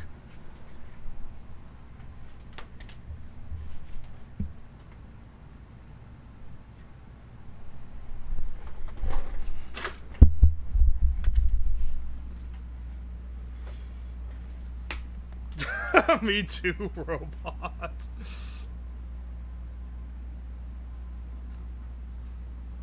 We had 5 sensors on one robot. All of the when we did sumo bots, we had 3. Because 2 would check if one was broken. And that was basically all we could fit within the weight limit. This motor is not working, and I'm not sure why it's not working. Here. This guy should be ready to go. He's looking pretty good. Let me see if I can figure out what's wrong with this guy. I'm gonna have to take this thing off. And then we should be good for a battle. I know there's a bit of prep here. For what it's worth, most of our time was spent upgrading.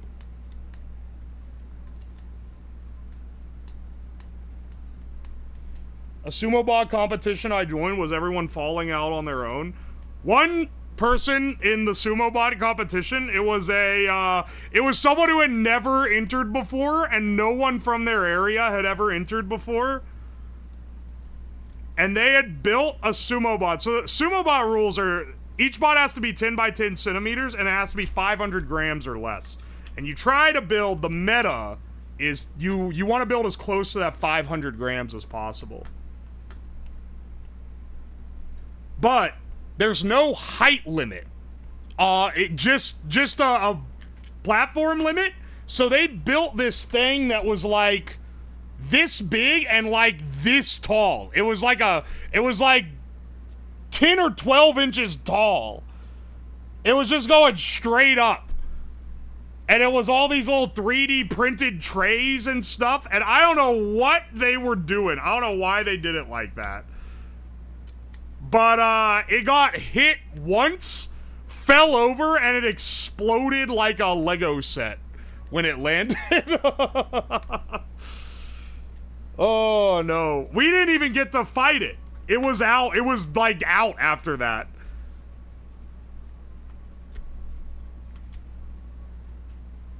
Before it even got to us. Oh, I see. This motor is broken off of its... Hey, there we go. There we go. It's broken off of its wire. Hang on a second. This is why it's gimped a little.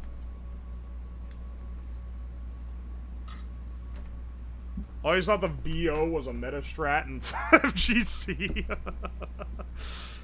Should be.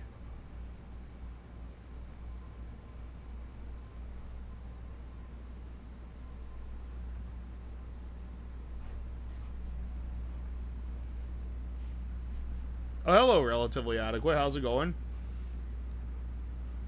What is your opinion on separate color into 3 modules using a full RGB optical module? What was your robot doing?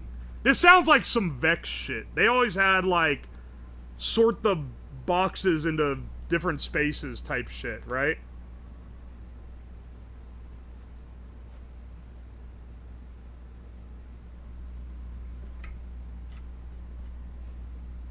This has to be Vex, right?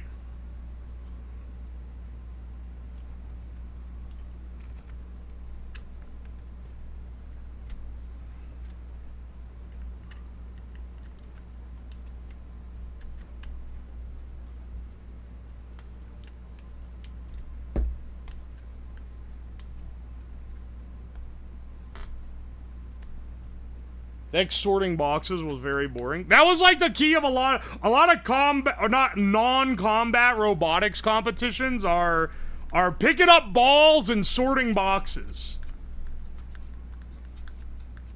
Most robotics competitions are like a long series of Mario Party minigames. Or one Mario Party minigame stretched into an entire event. First is only for kids and teens. I was thinking of Vex, maybe. Because there's Vex College. I remember there was a real cocky kid in university that snobbed our entire robotics team because apparently he was like a freshman when we were all like juniors and seniors. And he was like, yeah, I could help you guys if I felt like it. But really, I just feel like I'd be more... I feel like I'd be more useful starting my own robotics team to win us some titles in Vex, because I basically did that all through high school.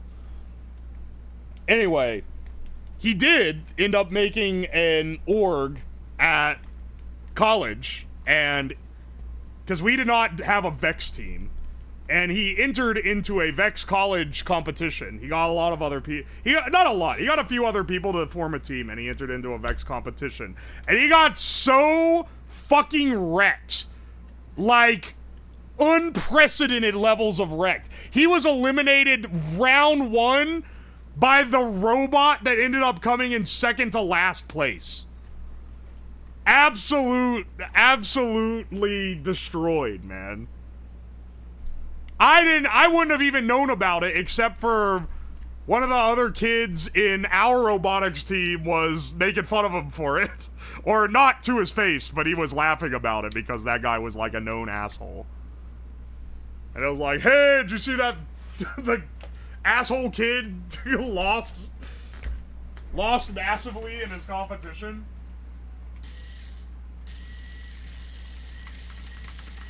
Alright, that works now. Was he a shit-ass driver? I think, that winning the regionals in a state that is not well known for its great schooling systems is very, very different than competing in college-level Vex competitions. Because he went from high school in a place that didn't have very, like, robust robotics programs in their high schools to an engineering college where he was competing against other engineering colleges. Yeah, big fish, small pond. He was not a very good engineer, I can tell you that. And also, because engineers are a bunch of passive bastards,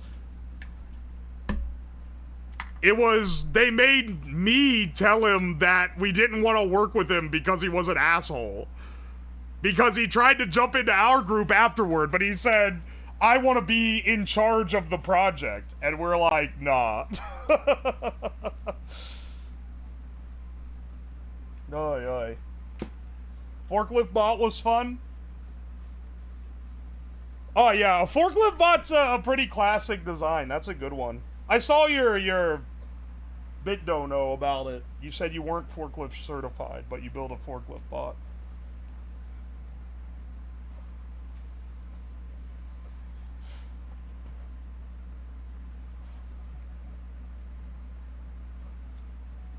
Alright. We should be good for a competition. Are you guys ready? Are you guys ready? Okay. Smed, I'm gonna send you...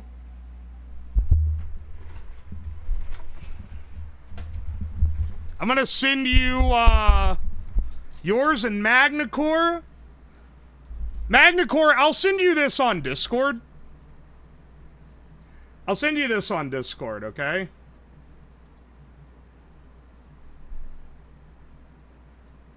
Let's see. Here we go. Go to this site and use this code as your controller ID. And this code as your view ID.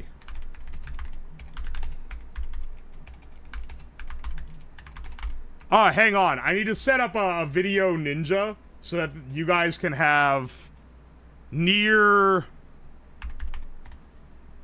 not, you know, lower latency than we can get normally. OBS virtual camera. There we go. Okay. Audio sources, no audio.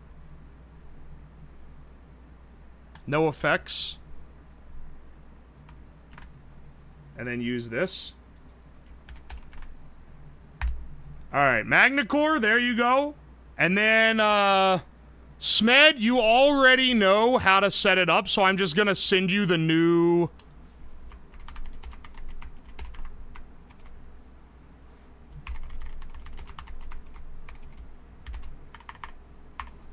And then you know that yours, to disable the weapon, and please, when I go to get it, I know sometimes you guys are like, this is gonna be really funny if we try to take his finger off with the weapon, but fucking disable it before I go up to pick it up, okay?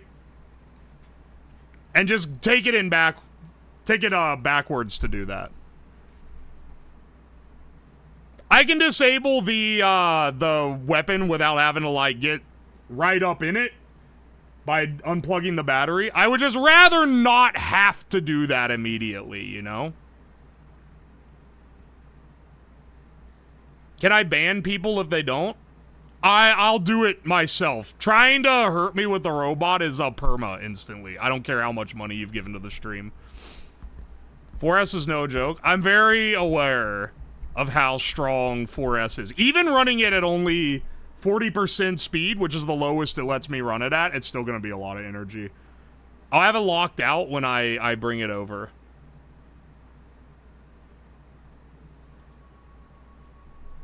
Kill switch? Yeah, I can kill switch it. Just remote kill switch it. Okay, so you're asking for another hour of development. You know that, right? You know that, right? Another hour. I have to add that level of a kill switch. You're okay with that? You're okay with waiting? I don't have a remote. No. I can disable it manually, but I can't force them to not re-enable it.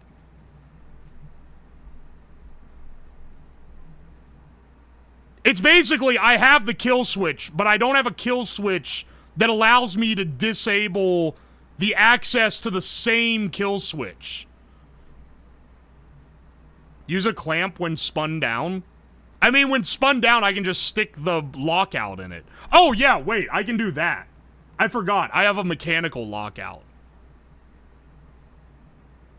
I'll just mechanically lock it out. That'll keep it from being able to be re-enabled. Also, I can disable it without having to touch the spinner.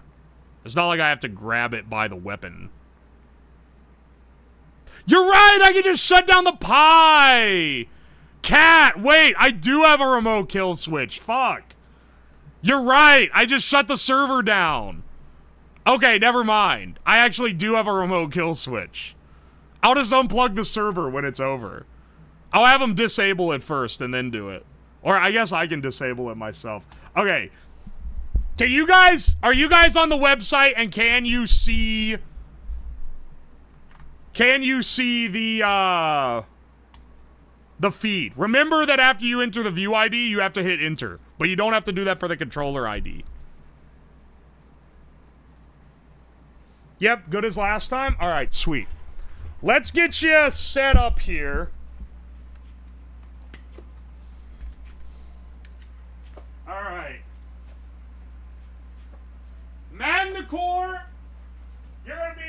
corner with Kirby.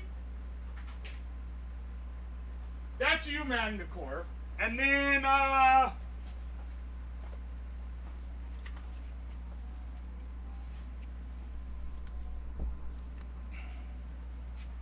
and then Smed, you're gonna be over here.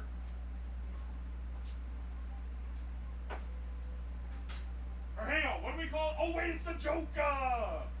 Joker, you're gonna be here. Kirby, you're gonna be here.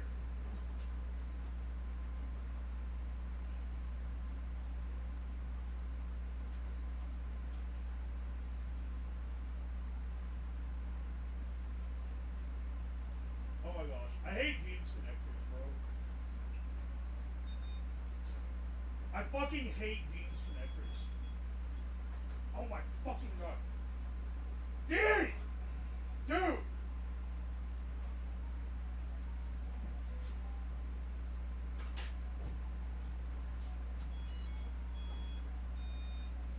Alright!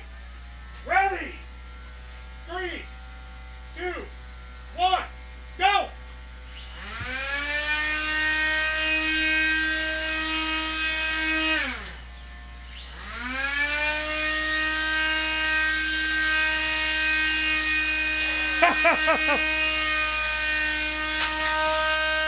Whoa!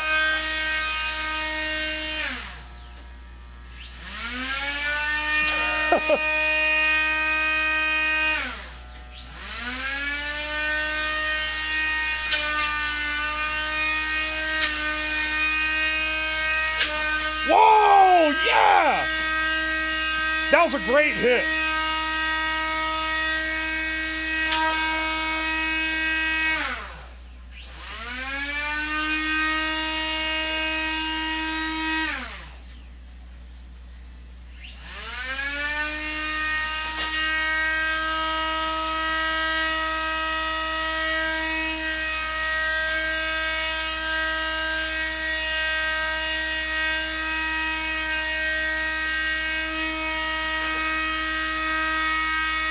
All right, hang on.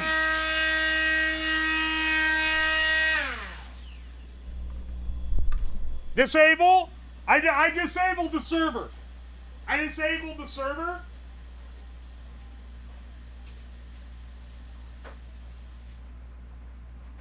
Server's disabled, so the weapons are locked out effectively, and then there we go. Alright, hang on. First of all, forgot to do a Gamba. Whoopsie. Let's do it again. Second of all,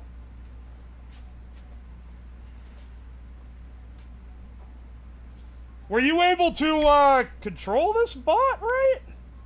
I'm gonna plug it in without the weapon on it. Hang on, maybe I needed the oh wait, hang on.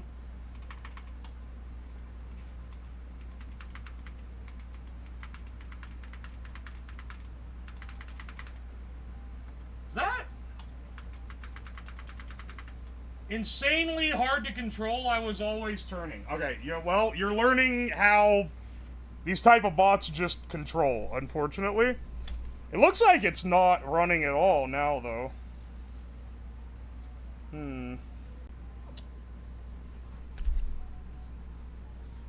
Oh, wait. It's probably because it's not able to initialize. Alright, hang on. Don't touch it. Oh, wait! No, it's not that I couldn't initialize. I unplugged the fucking server.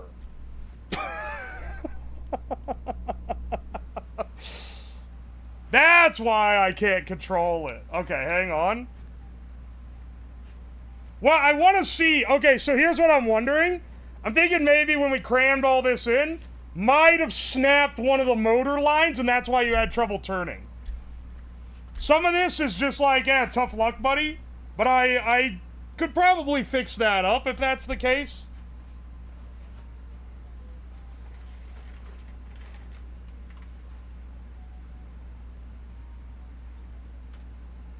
Alright.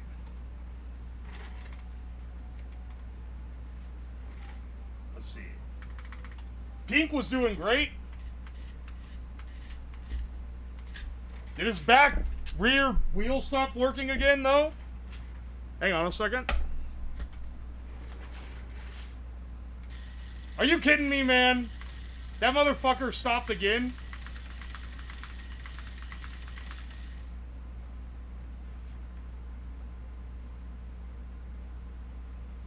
It's interesting to fight with the slight delay. I mean, you're gonna have a slight delay, just that's how it be. But, the important thing is that it's similar to each of you, so that one of you doesn't have... Wow, this one's so much heavier. So that one of you doesn't have a significantly more delay than the other. That's the important bit. Also, you can see damage sustained. Pink is missing a piece of his front scoop, and green has dents in his.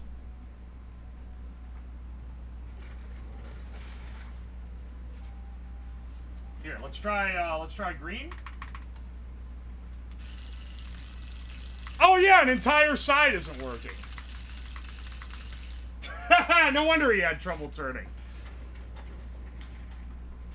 Now, part of that might be that you sustained a big enough hit that it cracked your armor.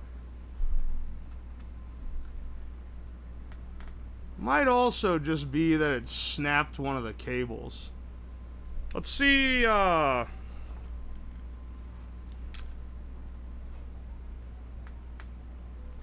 see what issues we might have here.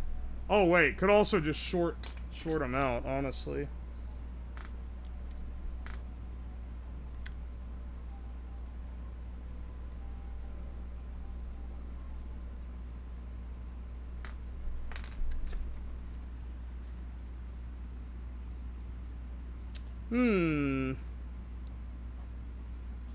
I don't want to have to take the shields off both of these. Also, hang on. I just realized you lost your bolt. Are they printed ABS or PLA? It's printed PLA. Insert paragraph about PLA isn't as good as ABS. Shut the fuck up. We're gonna probably have to take this horn off to actually check.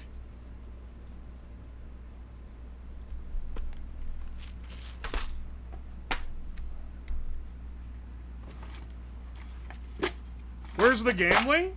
Alright, welcome back. Have you been deaf for the last, like, literally immediately after the fight when I said, whoops, forgot to open the gamba? I'm literally gonna run it back. Alright, congrats on regaining your hearing. Maybe try listening next time. Let's get the motors...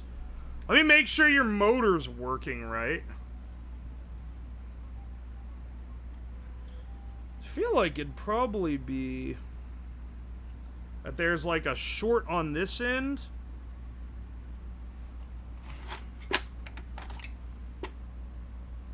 Like shorting between the motors. I feel like it's more likely it's a short between the motor leads more than it is...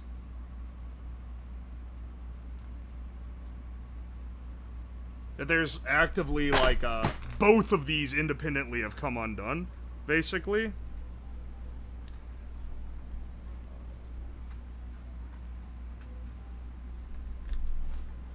Also, when we do the gamba, it is going by what happens rules. I don't care if the robot fucks up. That's nature, man. That's how nature really be like that sometimes. Sometimes the robot just fucks up.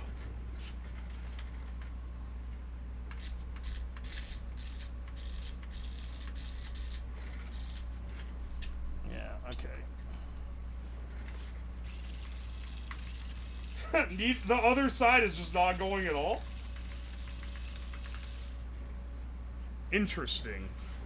Let's take this off and see, because maybe it's just...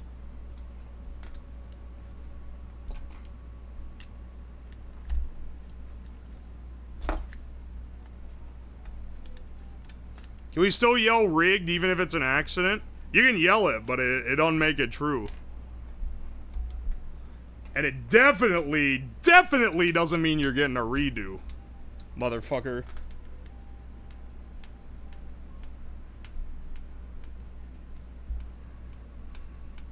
Let's see what's wrong with the Joker here.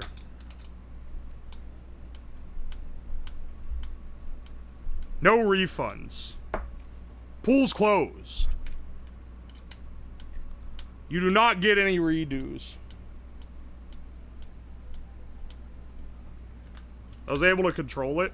Yeah, last time you had the one that was like completely fucked up. All these new bots seem to not have any control issues.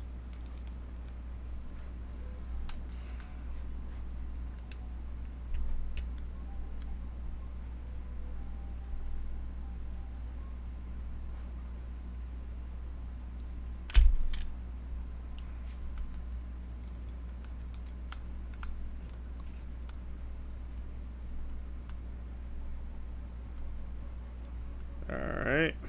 This is a long ass bolt. It takes so long to unscrew this side. I'm glad that it's this side that's not working instead of the other one. If it was the other one, we'd have some problems because it's a big mess of wires. This one seems pretty, like, basic. That wire's still in place. Yeah, hang on a second. Why is this... Why is this not connecting?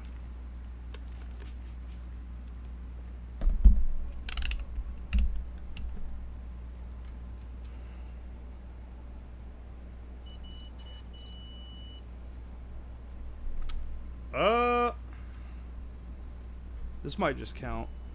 Yeah, it does. Basically, I'm just trying to see...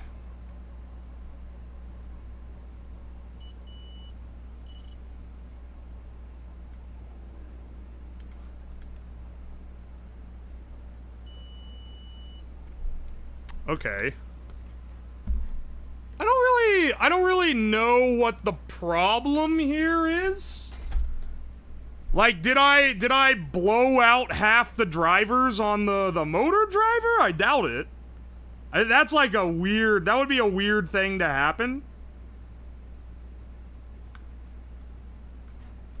I guess I have a way to test, which is take the motor plug, flip it over, and if it drives the other side instead, then it's a problem with the motor driver, which would be very unfortunate because this is the only board that has the ESC controller on it.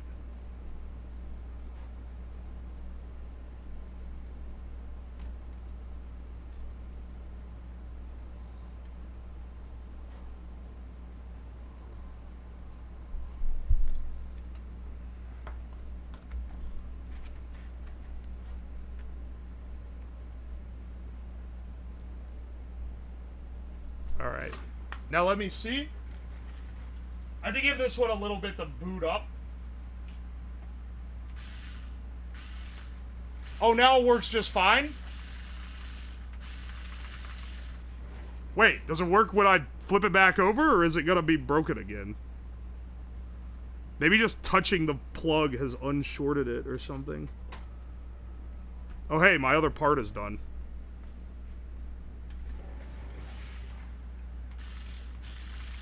It just magically works now? Alright. I guess, I guess it just works, okay, sure. Tape it all back up, I'll give it one more test once it's together.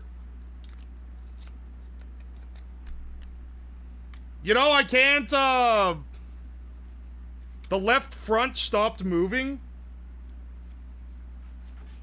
The left front stopped moving? Oh! This one specifically.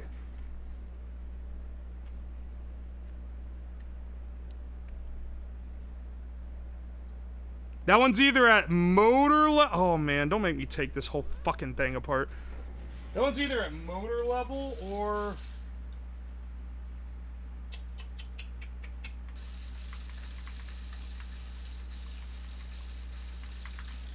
Did you already fight? Yeah, but we're gonna do it again. Here soon. Here, as soon as I fix this bot up.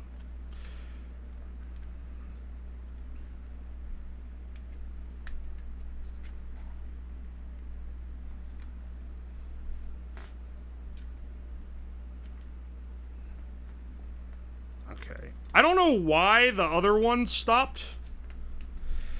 I really don't want to have to take the thing off because it's such a mess. And the battery is also fused to it. But I can, if we have to debug it, I guess. Let me see. Who's controlling? 2 randomly chosen chatters. I will choose 2 more chatters for the next one. If there is a next one. We are kind of banging the shit out of these. These bots are getting pretty beat up. Even just that last round was pretty bad for it. I should have made sure and test ran this. I mean, at the very least, we can run one of these older bots against them. Like, this guy should be able to still run.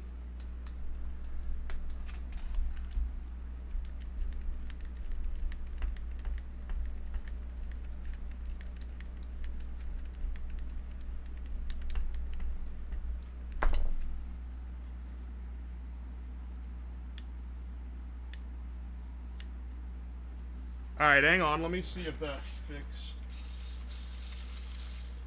Oh, man. That one just worked, so I feel like the short is not at the end. Oh, it's here. The short is at the base, so I can... Ah! How did that get wrapped?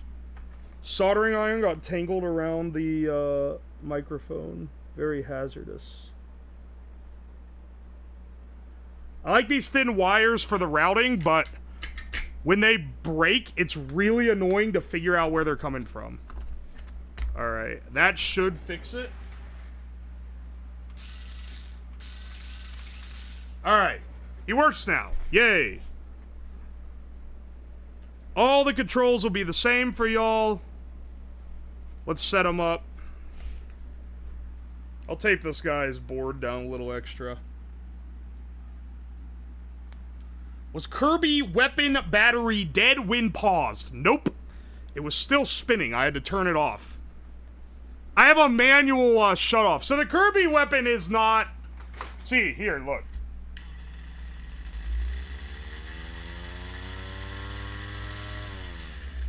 As I said, you have a stronger...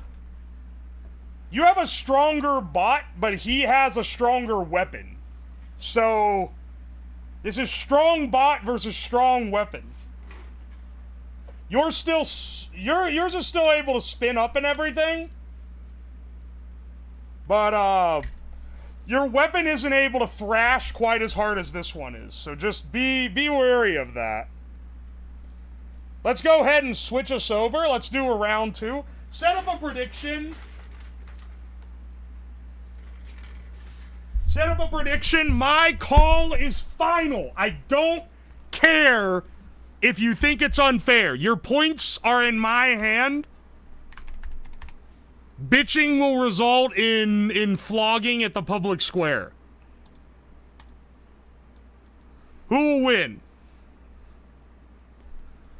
The Joker. Alright, there you go. Gamba, gamba, gamba, gamba. Central planning, channel points, economy. Shindigs, welcome in. Can't wait to watch the public flogging. Yeah, we're probably gonna need it after this. Alright. Let's get Kirby over here. The thing is, the robots can actually run with one wheel gimped. It's just that I prefer to not start with one wheel gimped. Now, we've already seen Kirby did pretty well in the last run, but the Joker has been newly reformed. I do think the Joker has sustained a little more damage. Kirby seems to just have a chip out of his thing, but the Joker is actively, like... He's actively missing some pieces and, like, has a chunk out of the frame. Oh, hang on. Let me actually put his weapon bolt in. I forgot to do that.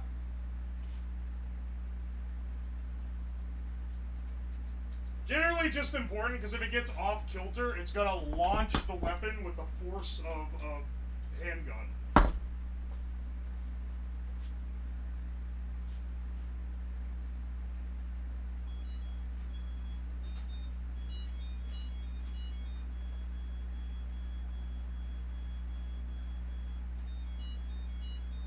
It's singing a song, and I don't know what.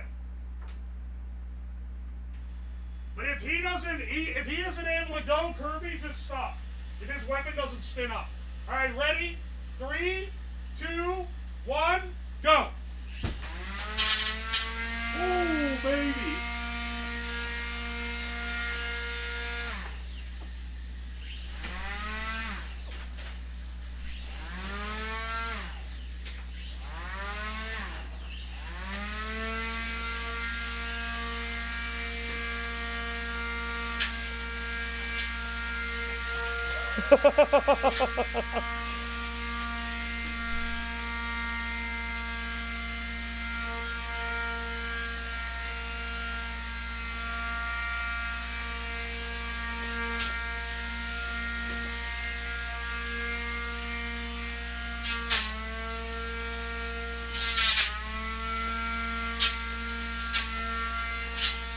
Whoa!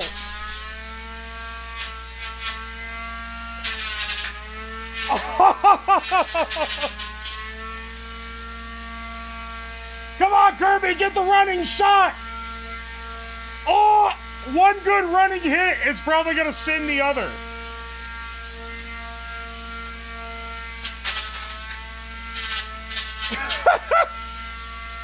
Kirby's getting splintered.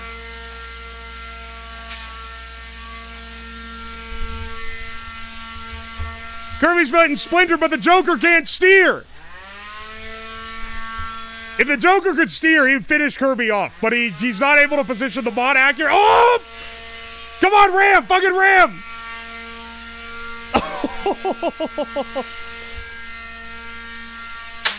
Yeah! There's a good hit. Holy shit.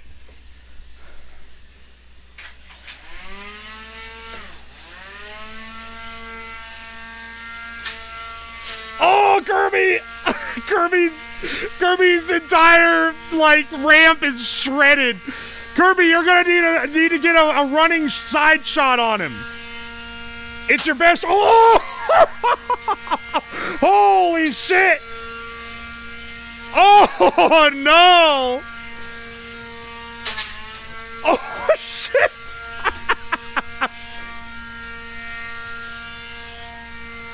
Joker, fucking commit! Come on, Joker, commit to a rush! Oh, Joker's superior weapon is absolutely wrecking. Holy shit, man. Kirby's the better driver, but Joker has I think, a mechanical edge here. He's going so slow. It might actually be because the weapon is taking so much power that his motors don't have the energy.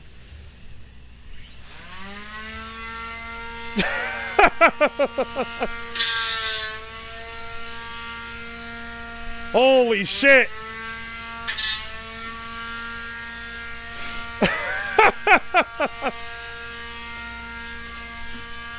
Kirby's better at driving, but unfortunately Joker has Mandate of Heaven.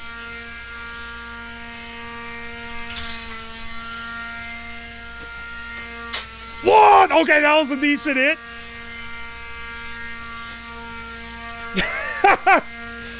Kirby, you gotta hit him from the back. No homo. Get him.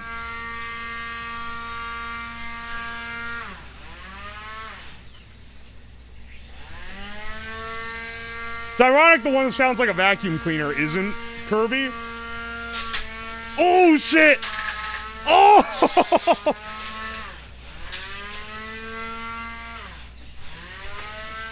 Holy shit, dude.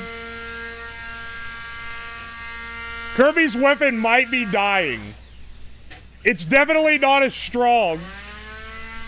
Alright, I'm gonna give a countdown of 10, and we'll take winner from there. 10, 9, 8, 7, 6, 5, 4, 3, 2, 1.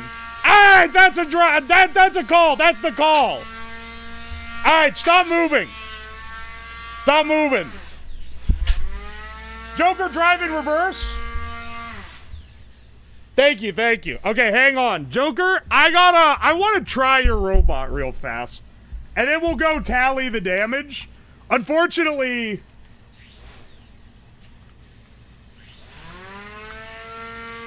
Oh, you turn really slow.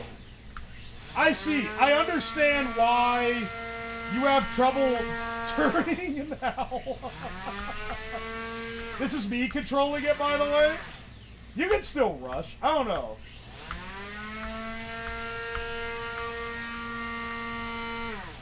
I want to ram Kirby just to, like, prove, but I shouldn't cause more damage. Alright, alright.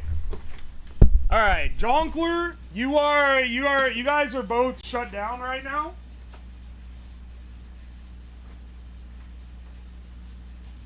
Kirby's weapon is completely trashed.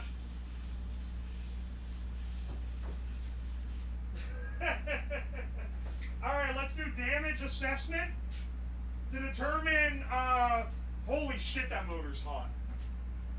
Both the motors on here are really hot. The 3-phase one on, the brushless one, rather. I keep calling it 3-phase. This is the same thing, but, you know. It's called brushless. Alright, move this back over here. Okay. So, get you guys out of here just for the sake of confusion. These are our two. Alright. Joker has some chips to the front. Chips to the front, only scuffing on the weapon. The weapon seems like in pretty good shape overall. Honestly, like, besides the front thing being a little beat up, we're looking pretty good. Kirby, on the other hand, it's looking pretty dire. You know, it's crazy that even with the more powerful motor, you didn't manage to land the crazy knockout shot that Fillion got, where she smacked the back end of the motor off. That's kind of wild. But, weapon is completely trashed. the tray is gone. It didn't even break the tray off. It just, like, shredded it. If you could see the little chips all around the, all around our little arena over there. Armor is in good shape, though. I would definitely say, I definitely would say Joker won this one, though. Just by damage alone, like, very obviously...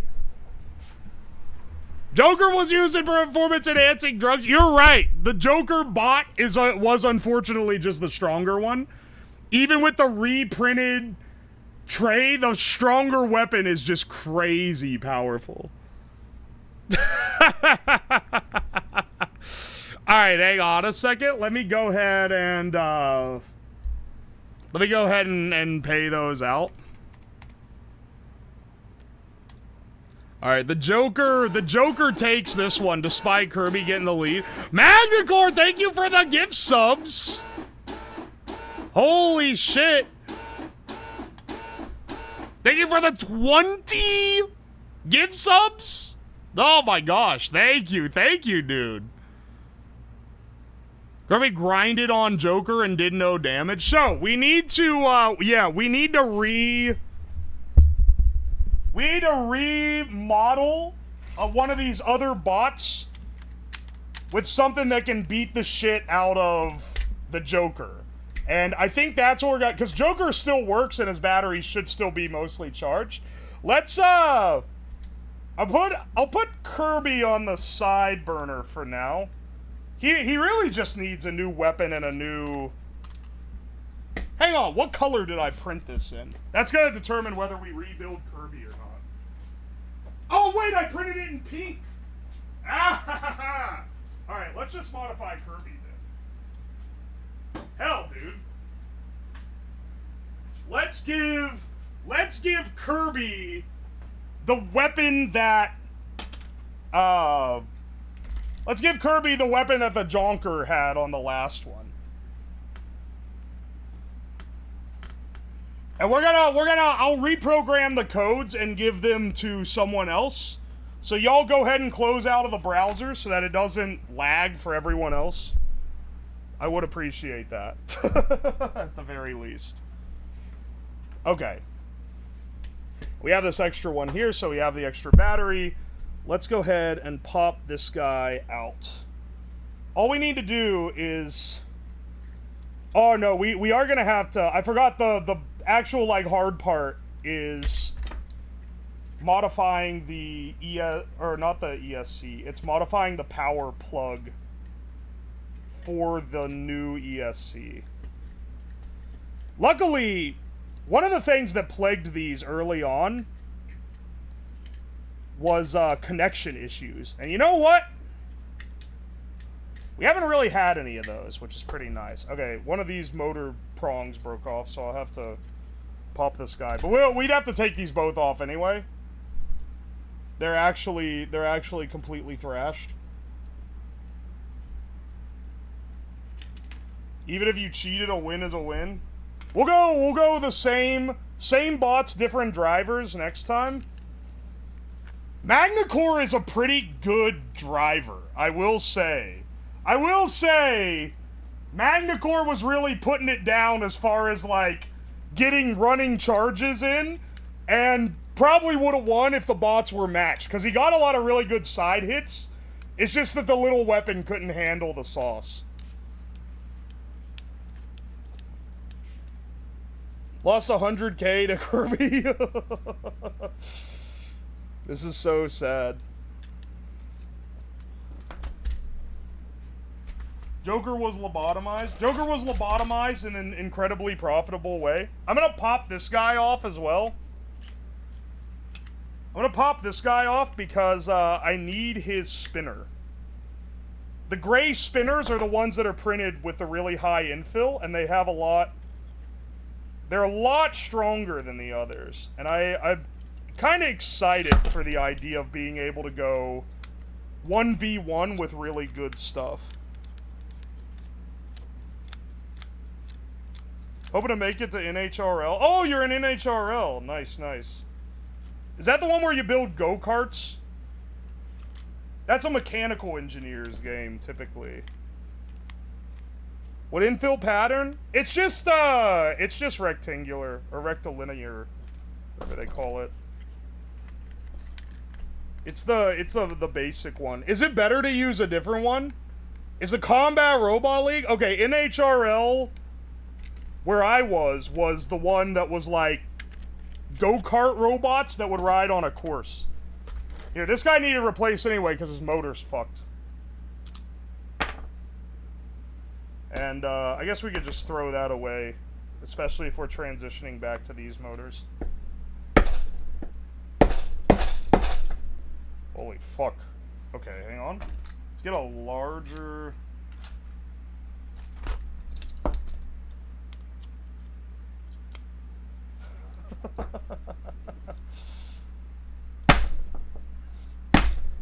Oh, fuck, man.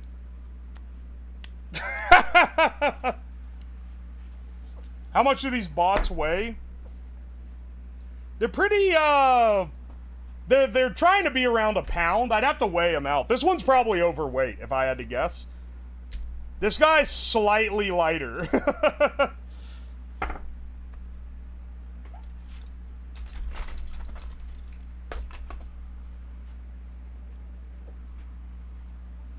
How's chat controlling the robots? I give them a website and a code, and they go and enter the code, and then they control with WASD. And they have a camera feed on the page that is less latency than the Twitch chat. So it's a little bit better.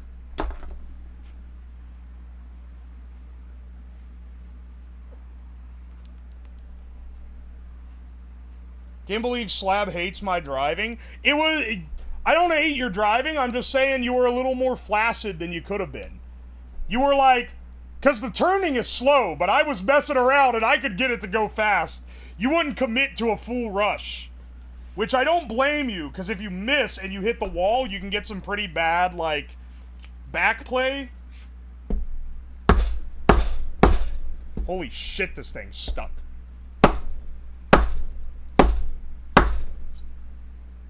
I don't even know what to do. But the mini cameras for the first person? Alright, so for like a proper competition, I might actually do that. But for this, I don't think it's worth the trouble, because I would need a separate PC to run 2 instances of the camera encoder and streamer, and I need a separate receiver, and then I would need to run different codes to each person. It'd be cool, don't get me wrong, but it's,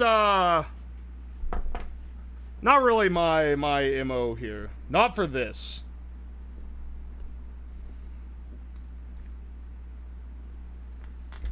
Okay.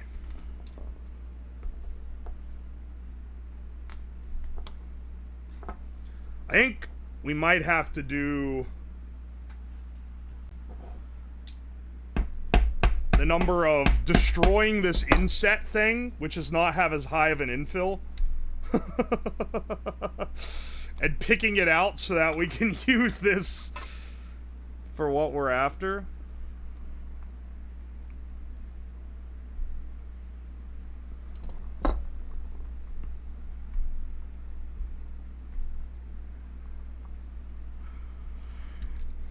Oh my gosh.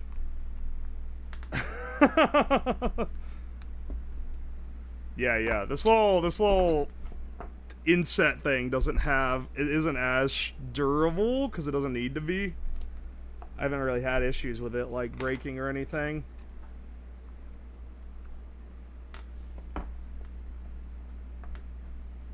Beacon Owl sleep easy knowing they had no chance of losing after 4 fights.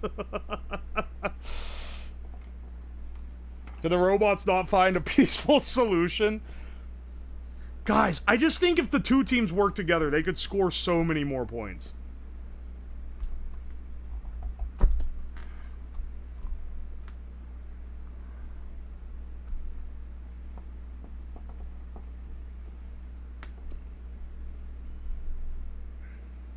Oh my gosh. It's so stuck. It's actually like unreal levels of stuck right now.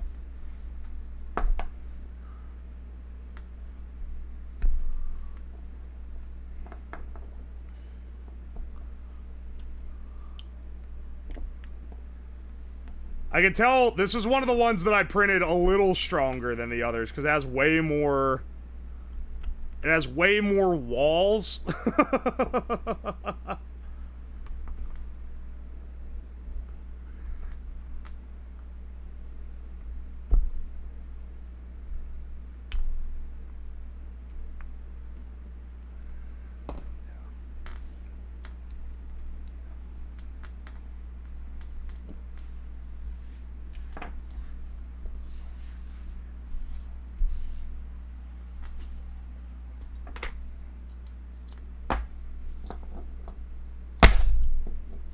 Alright, hang on a second. Alright. Well, that didn't quite give me what I was after.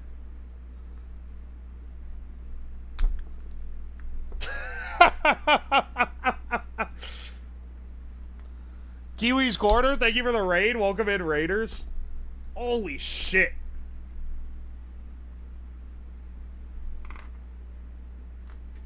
Yeah, thanks for the raid, Kiwi. I appreciate it.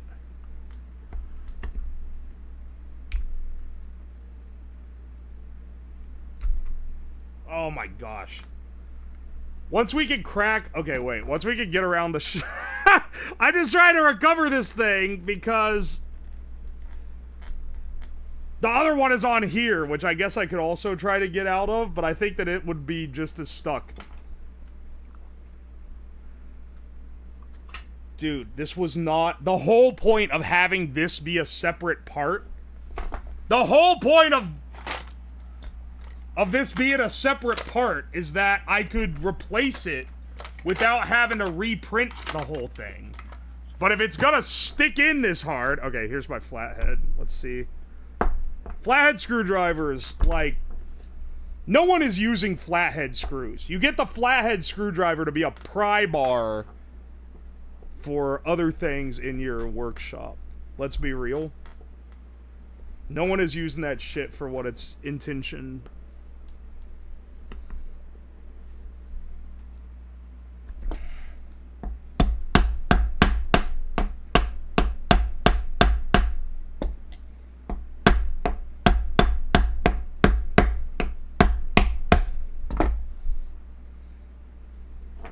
Oh my gosh. Dude, what the fuck is going on?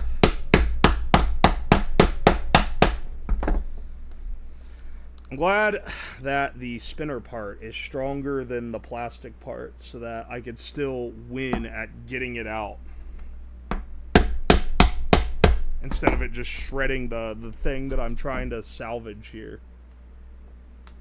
Holy shit, dude.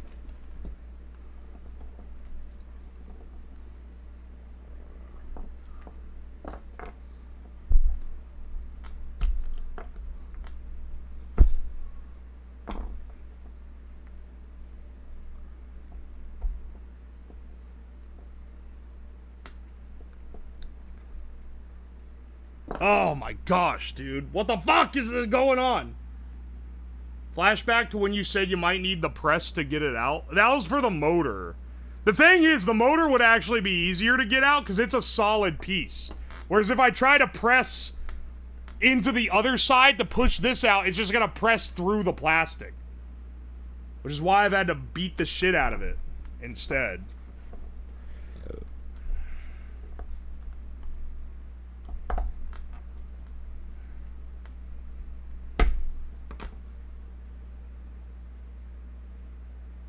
Oh my gosh.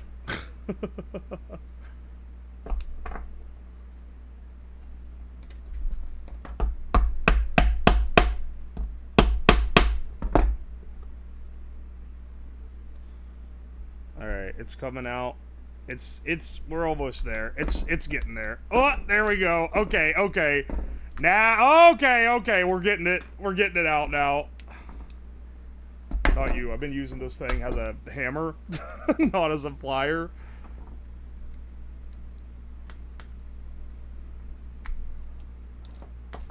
What the fuck?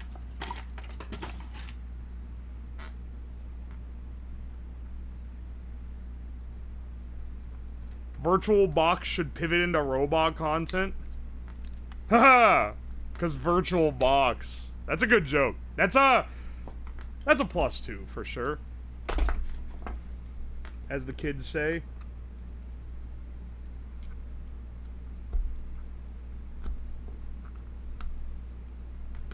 Oh, almost.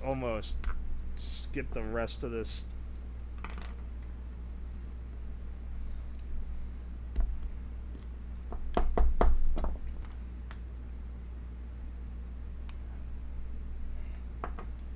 Alright. Let's try one more pry.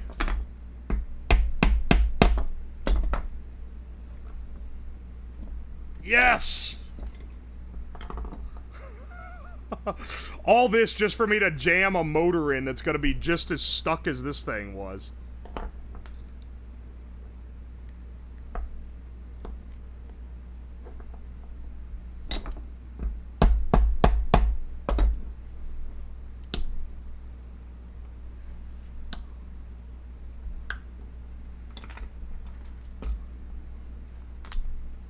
Yes! It's free! Alright, well, that only took 30 minutes.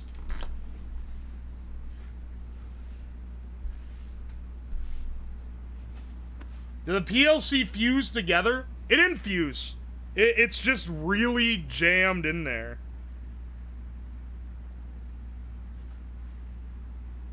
It didn't, it doesn't have friction to fuse. Oi, oi, oi.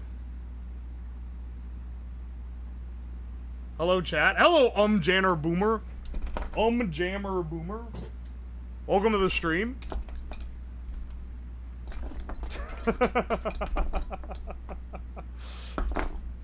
Aye, aye. Okay, what was all this for? Oh, yeah, we're taking this guy apart. We're refitting Kirby with a brushless motor. Oh, it's not cross-threaded. Shocking. And if I remember correctly, these guys... It goes like this, and then there's... The wires run under here. I have to snip the ends off. Plug... Okay, okay. I see, I see. I see, I see. The Kirby will vacuum now? This shit gonna be loud as hell, man.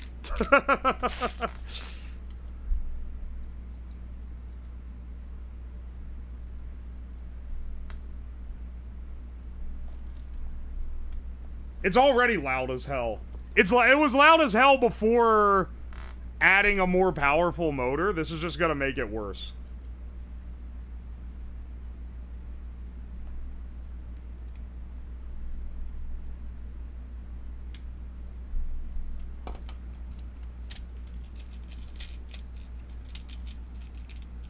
It'll be the ultimate killing machine. Amazing. When are you gonna do a collab again? Well, I'm not doing a collab tomorrow. Tomorrow, I'm going to be doing a more standard Friday stream. I gotta be playing the stupid horse game for a bit. And then, I know I'm gonna do a karaoke bit at the end as well. It's gonna be one of those streams where... It's for the people that like that specific type of stream.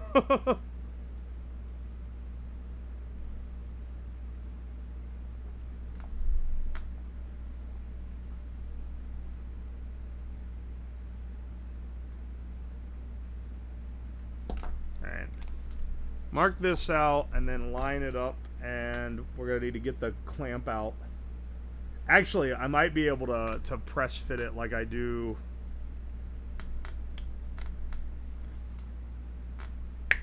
This one's just so tight, man.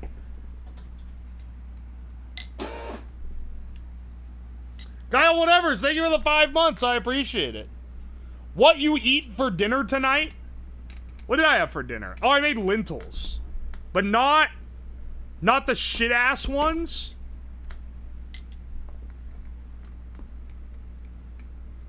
It was it was French green lentils. If you've never had them, they're quite good. I think I'm gonna need this. Last time I used this and I thought it was overkill, and now I'm like, now I think this is necessary way to do this. Actually, instead of fumbling with a G clamp, I could just use. Hang on. I can use my desktop vise. This would be better.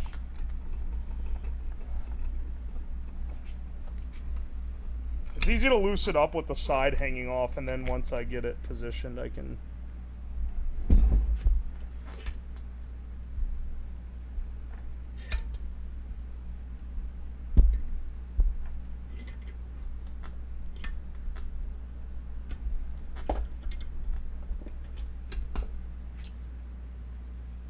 There we go. It takes a hell of a lot of force to get this thing on here, man.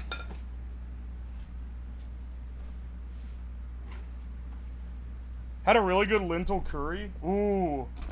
Lentils are they're a wonderful... Is it a legume? Is a lentil a legume? I'm not really sure, I'll be real. Yeah? Okay. I'll take y'all's word for it.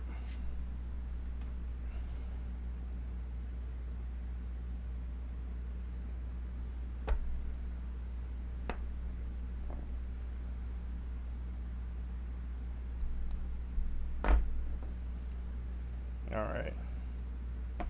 This has nice little connectors at the end, but my ESCs do not have inputs for them.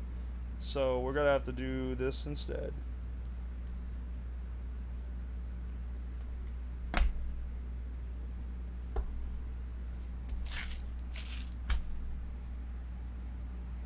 Alright.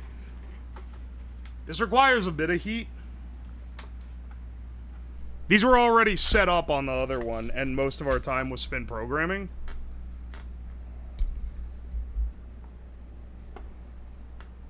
We're gonna have to set these up many more times as well for our other bots. And I'll have, after this next competition, I'll pull up the page, and because I want you guys to help choose what our future ones are. Wow, this really doesn't want to bond.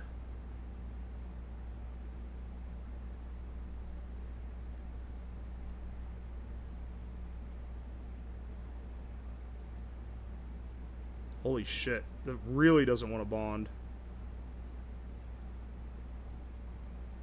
Where is it sinking the heat to? Alright, there we go. It's tinned a little now. Jeez, man.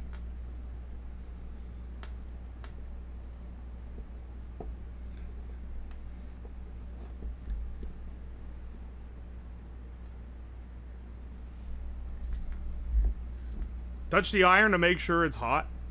Alright, you're just trolling. Touch the iron. Get out of here.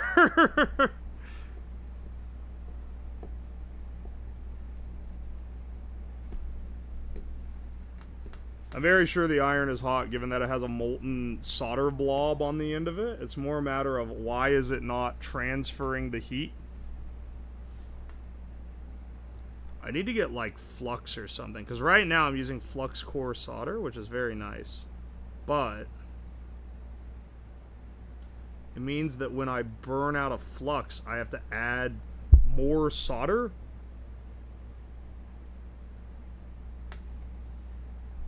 Like, this wire is just not... Okay.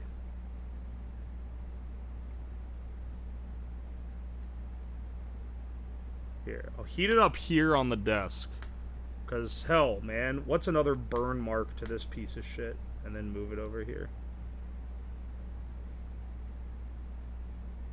There we go. There we go. Okay. That's the better way to do it. Hate soldering directly on wires. I mean, I'm fine with it. These are just like, these are some thirsty boys, man. It depends on, it's like soldering on a PCB when you hit like a ground plane or something, and it's like, dude, what the fuck is going on? This thing isn't melting. And it's like, oh, it's because it has to heat up the whole fucking ground plane.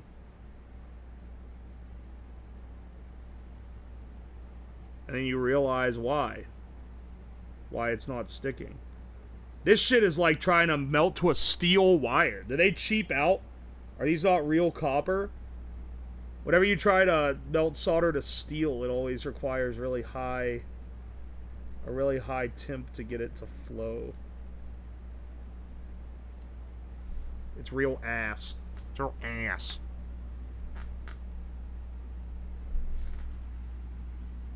You can get a good solder gun now that I want to find a dude who knows a dude. Yeah. Many advancements in the modern era.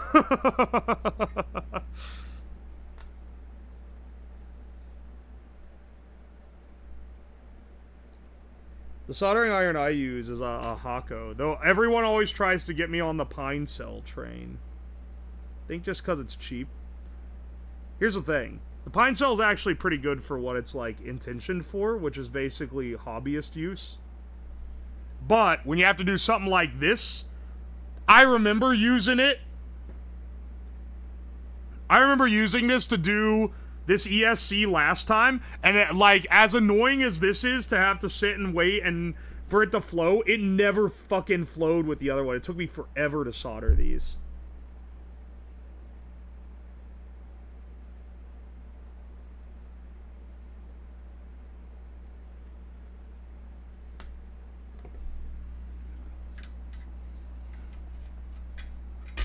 Alright. That should be it. Unless I soldered them the wrong way around or something. Can you even do that? I think you can. If you do them out of order. Got a pine cell to keep in my bag for soldering shit my parents asked me to fix when I'm home. See, that's what it's useful for. The thing that it's most useful for, oh, this thing broke and I don't want to haul it all the way into the basement where my soldering station is. So I can just, like... I can just, plug it into a LiPo battery locally and solder without needing a plug or anything. That's like the golden use for the seething pine cell. Like, it's pretty great.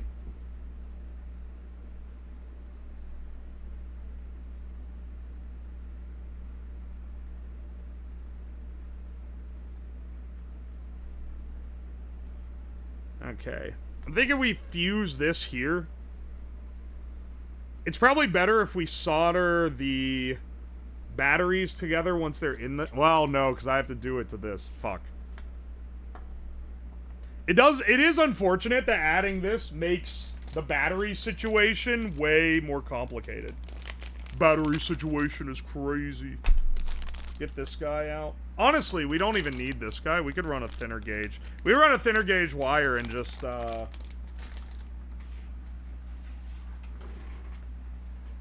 have less... have less hassle. Hang on, yeah. Let's just do that.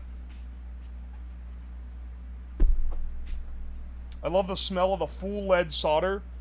That's what I'm using. This is 60/40 tin lead. Unleaded shit sucks, man.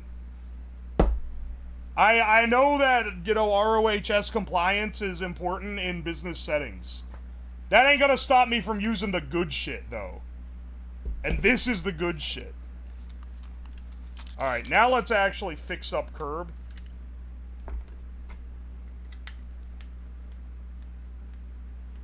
It's much easier to use. It flows so well, man. They were popping off when they discovered all these miracle materials. Before the era where they figured out that, like, all the miracle materials kill you. They were kind of going insane, man. Lead is one of those. This shit's so easy to work with. Shame it's incredibly poisonous.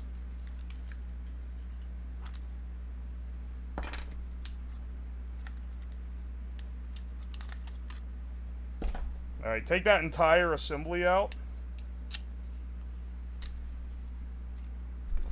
Got that entire assembly, snap this off. It's so easy to remove the one thing that impedes us from putting this here. If it's good enough for hats, it's good enough for solder. Are you thinking about mercury? That's different thing that kills you. Hats... Mad Hatter type shit, that's mercury poisoning, not lead. Used to fill car damage with lead instead of putty like today. There's a new video I saw on social media, I think it was on Twitter. Whenever I say social media, I'm being vague because I can't remember where I originally saw it. Where someone was like, they were boomer posting about cars, they were like... Modern piece of shit car collided with good old American steel car from the 60s. Look at it, this bitch is barely even damaged. While, like, ignoring the fact that, like, it's, like, such a massive misunderstanding of how safety works. It's like, yeah, if your car doesn't get damaged when someone runs into it, that means you get turned into a fine mist. You want the car to crumple to absorb a lot of the force.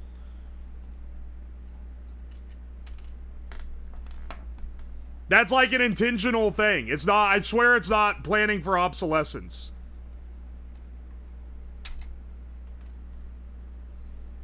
Hose down the dash and sell it to the next guy.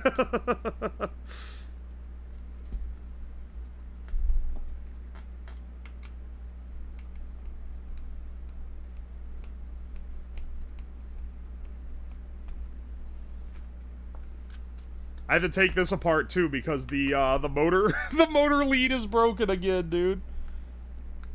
If it's a Ford Pinto, the car just blows up. Hell yeah, bro. By the way, it's Curbs. Thank you for the gift sub. Also, Max Guns, welcome in. What are we up to? We're having chat fight each other. So I built a I built this Battlebot to be stronger than before, and then had chat beat each other up with it. And now I'm modifying another one to have the same strong weapon and also be able to beat the shit out of each other with it.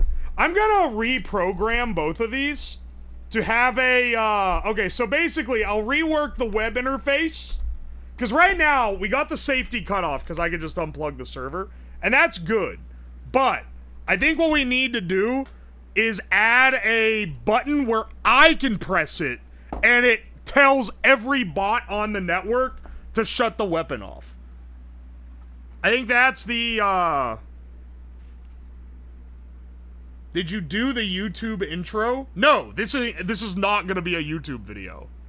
We have our YouTube videos this week. That's why I'm able to chill today and do some good old bot construction and instead of trying to algo max with a, like, with a more clickbaity type of beat. We do 2 projects a week that go to YouTube. Sometimes I'm going crazy. I got 4 great ideas. We slam out 4 banging ideas that are all YouTube capable, and then those go into a backlog.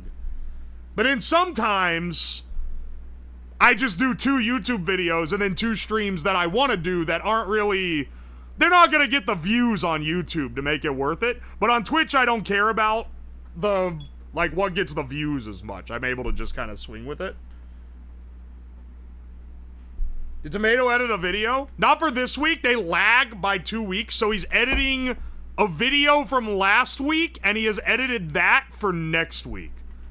I'll see if you guys can tell who edits what. Because for the next 2 weeks on YouTube, my main editor is out of town, and I'm gonna have all new editors doing each one. This will be a good YouTube video. It's okay that you don't know what makes a good YouTube video, because that's not your job. But now that I quit my job to do this, it is my job, and I know that this will not make a good YouTube video. For some reason, and like, I was really puzzled by this, but I think I understand it a little more now. Chat-controlled stuff doesn't make good YouTube videos. The YouTube audience does not care about Twitch chat-centered stuff quite so much. You can occasionally pop one off, but it's just really something that they don't tend to give a shit about. They prefer projects that stand independent of it being edited from a stream. So that's generally the metric you can go by if you're trying to figure out if it's gonna be a YouTube one. Sometimes I'll do a chat control thing that's kind of fun. The one that was like, I'm making your 3D prints, that's kind of a Twitch chat interactive thing. But that was also just me making stupid designs, so it doesn't really matter where the idea came from so much. We don't usually like Twitch chat. Yeah, well, it's just like, it's less interesting, I think. Being like, I let someone on the other side of the world control this is just less interesting than like, oh, I built this like ridiculous thing that maybe you've wondered what would happen if you did it. That's the stuff that really hits, is the stuff where it's like things where people might wonder what happened if they did it. The Hot Wheels Hyperloop, or stuff that's like absurdist, like the booze compass. That's like fun stuff. Chat-controlled cooking? They do love cooking. YouTube fucking loves cooking. I'm basically never gonna do a food-based stream that doesn't get a YouTube edit. That's like a guaranteed, not guaranteed, but YouTube loves the cooking stuff. Here, I'm teaching y'all how I determine what works for YouTube. Because on Twitch, I can be real with y'all and we can be casual and have fun. But YouTube is a little more algorithmic. I have to play the game a bit, you know, in order to, like, leverage it properly. It's YouTube. The way I think of YouTube videos is more like a business thing where it's like, okay, what can I do to work with the YouTube algorithm and how it works? And for Twitch stuff, I'm just like, just send it, brother. We're here to have fun. We cut out the stuff that doesn't work as well for the YouTube bros. I saw the place you went to on the Booze Compass. I got so many emails from annoying people after the Booze Compass video that were like, I don't think you realize this, but, yeah, kinda doxed yourself. I can tell you're in Ohio, because there's only one liquor store with that name. And it's like, yeah, no fucking shit. I chose it specifically because it's far enough away from my house to be safe. And because it's so woven into the middle of nowhere that backtracking it would be really hard to do.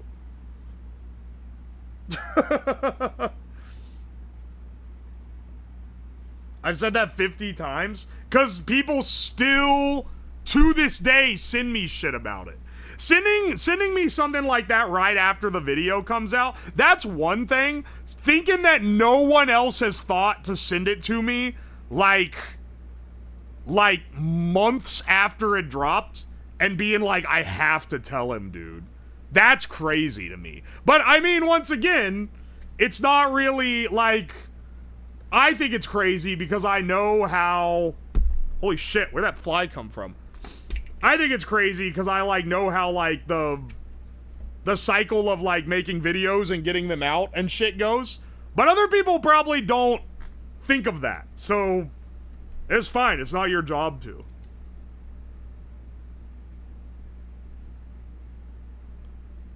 What if someone just manages to dox you? 2 people have tried. They're like, I can tell you live here, and that ain't where I live. It's almost like I'm not a complete idiot, and I'm able to obfuscate my location.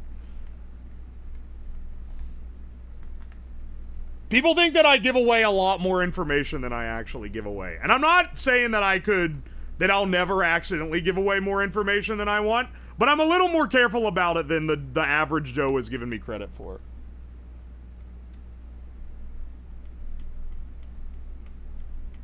Yeah, I live behind the ice wall on the flat earth. How'd you know?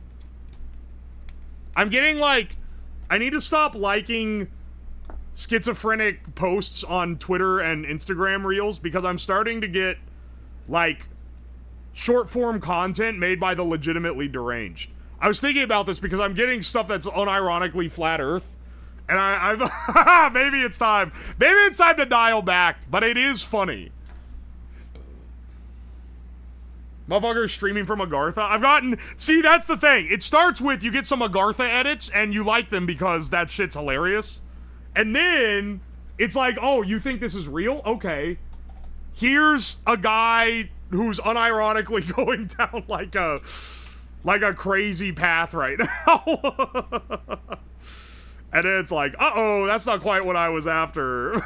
Okay. How do the flat earth videos make you feel? I tend to laugh, so I guess they make me feel happy. So glad I have no idea what any of those things mean. Oh, you don't know Agartha? Okay. Okay, sheeple, I understand. It's okay, not all of us can have our third eye open like myself. YouTube wants to send me the Rogan stuff. Joe Rogan is pretty low on the totem pole. That's just like bro-centric shit. Bro shit is kind of annoying at times, but it's not quite, it's not crazy enough to be entertaining. It's just kind of like there.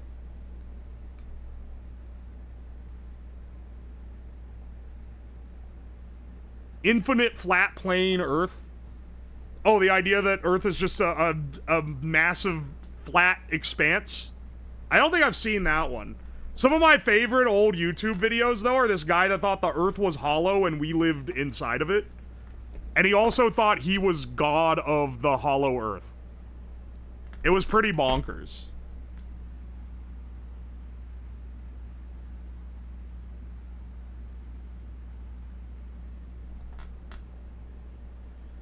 People who think Rogan is crazy haven't listened to Coast to Coach. Disliking Joe Rogan, that's newbie level. That's like, I just discovered the internet. Oh, there's a bald man. Ah! And then, oh, he's having opinions I don't like. Like, normie shit. I see that every time I log into, like, any website. Anytime I log into any website on Earth, I see a bald man with bad opinions. That shit doesn't faze me. We need to lock in on finding crazier individuals. It's newbie hater content, exactly.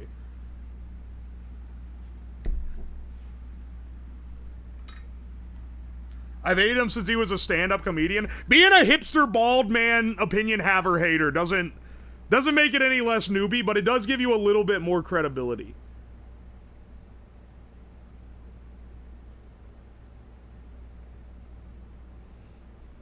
That said, I did get in an argument with friends a while ago on if Joe Rogan is craft beer dude content or if he's like frat bro type, you know?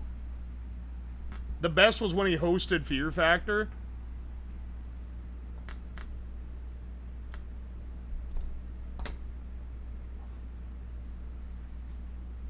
Frat bro? See, that's what I said. But they were like, no, I think he's more like craft beer. And I'm like, no, dude. Those are the guys that make cringe posts about how he's evil. It's different. It's a different vibe. He just talks about whatever. I've only seen one episode of Joe Rogan. It was because a person at work told me to watch it. It was the one where he had Kanye West on. And I know that's a double loaded episode, but if this was when he was in his Jesus arc and not his truly unhinged arc. And his selling point, the reason why it was like, you gotta watch this, it wasn't because it was like informative. He was like, you gotta watch this because I think Kanye has lost his mind. And it was him rambling on crazy shit the entire time, and it was entertaining, I'm not gonna lie.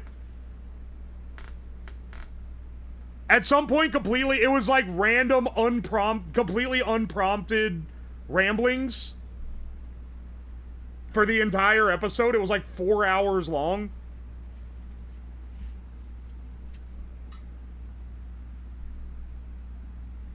I just know he asks about doing DMT so much. He's exactly like the kind of, the dude in college who was trying to get salvia.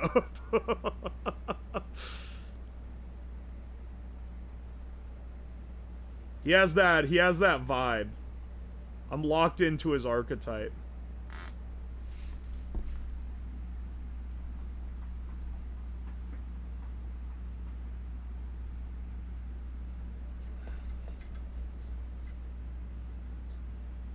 Salvia's not fun.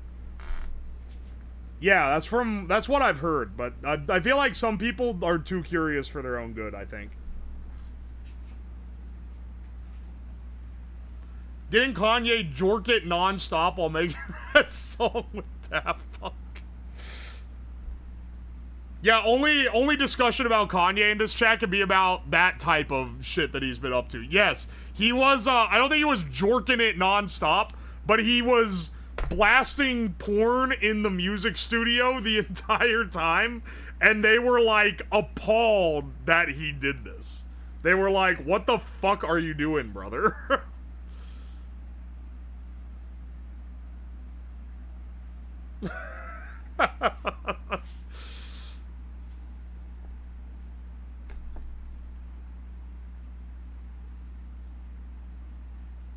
That's why they retired. Daft Punk? Yeah, that was it. That was the final straw. He's incel maxing? He is. He is, and it's hilarious because he's, like, mega rich.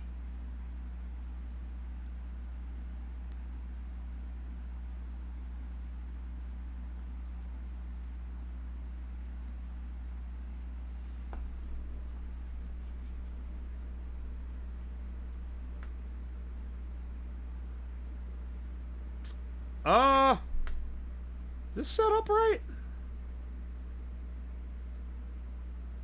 Hang on, wait. Oh, this goes to the negative. This goes to ground. This goes to... Okay, no. I'm getting it twisted.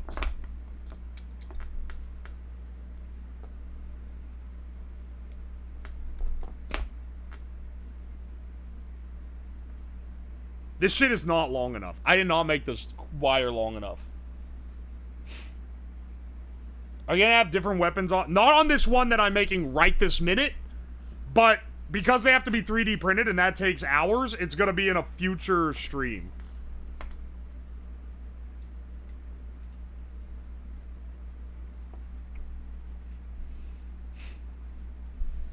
Having money or power too long breaks your brain. That's absolutely true.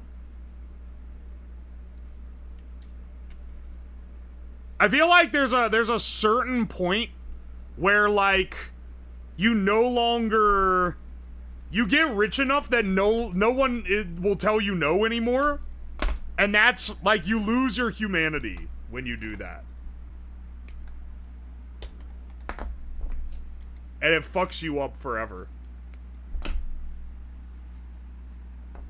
We get better upgrades every week like an anime. Dude, we're already, like...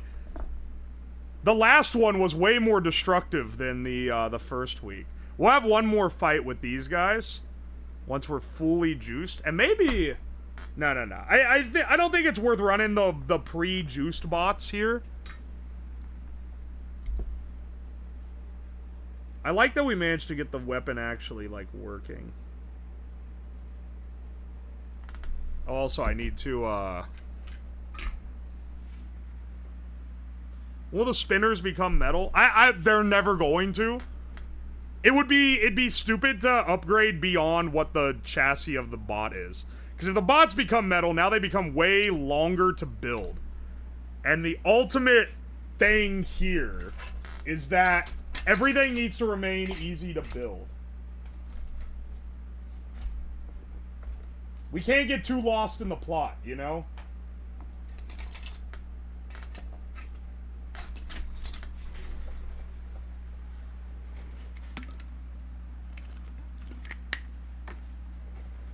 Can we give one a giant hammer? You want me to show you guys what the options are? I'm gonna show you guys what the options are, and then at the end of stream, you guys can choose what you want me to build for next time. And I'll print out, and then we'll build new bots with different weapons. We need at least 2 of these that are this weapon, though. I just reached the peak in peak. What the fuck? Wait, are you playing with other people or are you playing solo? Dude, I've literally not been able to do it. What the fuck? She did? On the FOMO? I played with others, but I made it myself. Are you kidding me?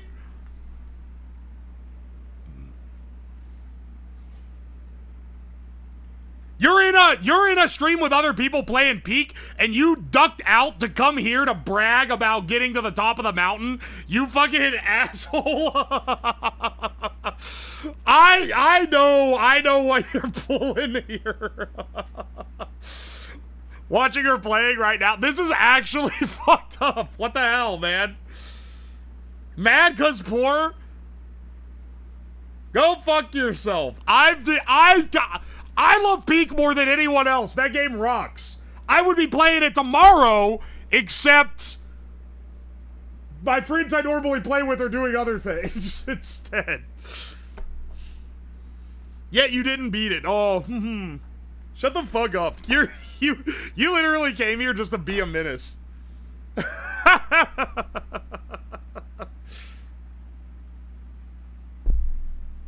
Apparently Hina loves him more. You guys are being bastard. She literally ducked out to come here and brag. Fucking bastard behavior. Hi, Hina, like watching you play Peak. You are a traitor!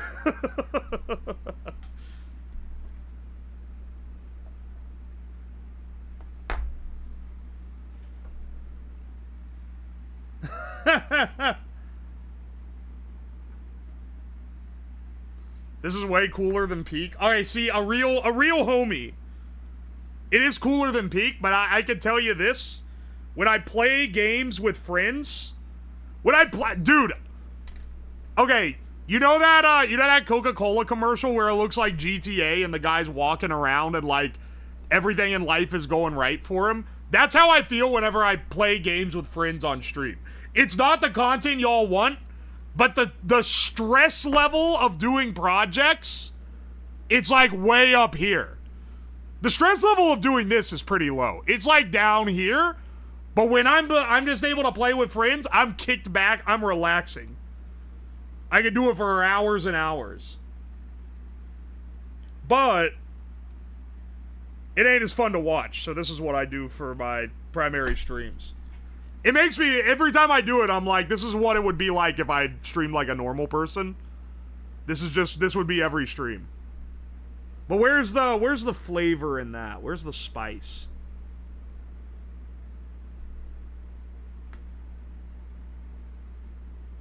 The stress of removing one single link of chain? You don't know, man. You don't know it, okay?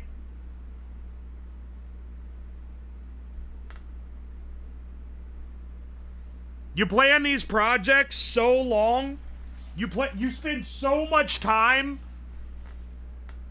like researching, making sure shit can work and that it can go off without a hitch so that you have an entertaining stream. Then you show up, bunch of chatters hit you with questions, trying to snuff out if you're completely stupid and didn't think of anything. And then sometimes, even after all the time you spend researching, something still slips you by.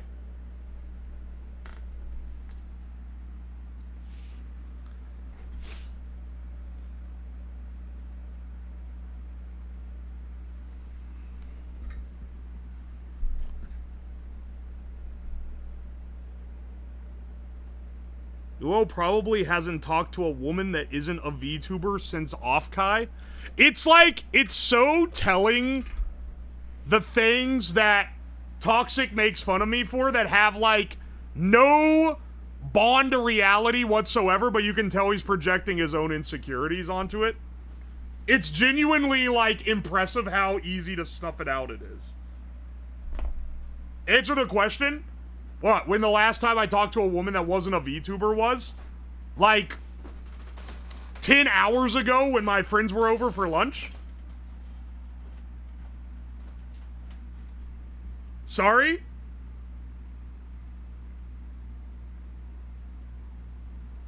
God forbid a guy gets insecure. It's why he also brings up me being bald all the time, despite me not being bald. Or having, like, any reason to believe that.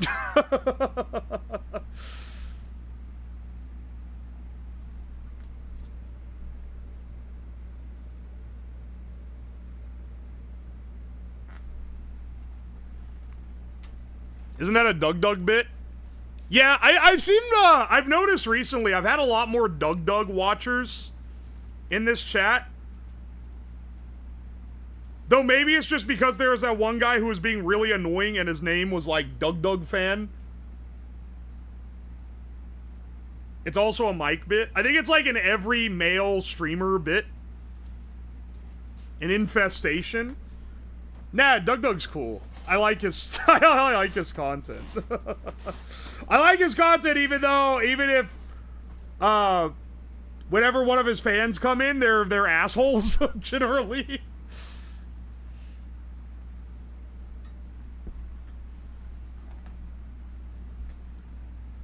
He's your coding counterpart? Yeah, no, he does like cool shit. It's the closest. He's like a more Twitch coded version of the stuff that I'm doing, I'd say.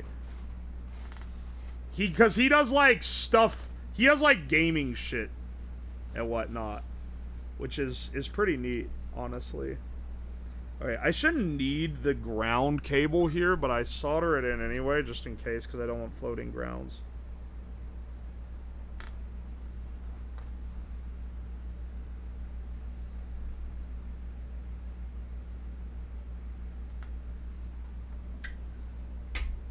I don't like there being all these little fragile wires. When I get another order of these boards, I'm gonna have this connector just on the board. But for now, I think the retrofit is not too hard to do. Oh, I do need to reprogram it, actually. Like these streams because they're more chill. Yeah, these are more for the people that like watching me.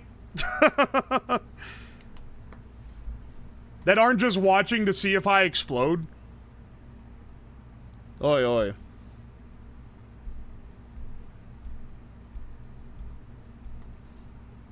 These are more for the people that are actually into watching the streams, which is nice. We're watching both? Hell yeah, brother. Hey man, I want a little bit of both in my life. The other ones are fun. And I also, there's a lot of satisfaction in setting up, like, a good bit like that.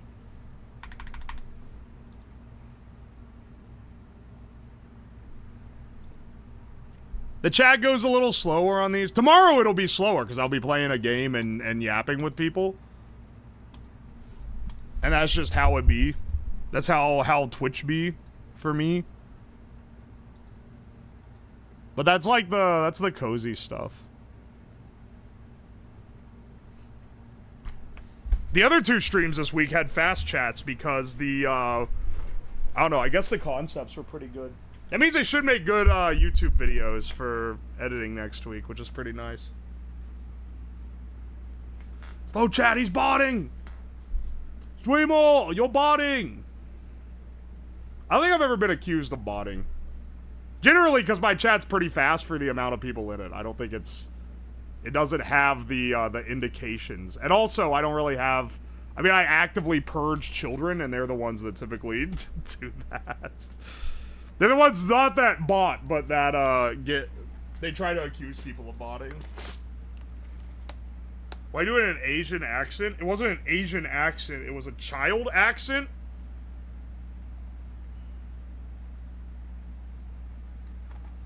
The music the stream's nice to have on. Ha! Fuck you, VOD viewers!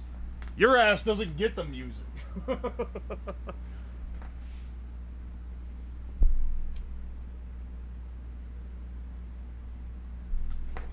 Alright.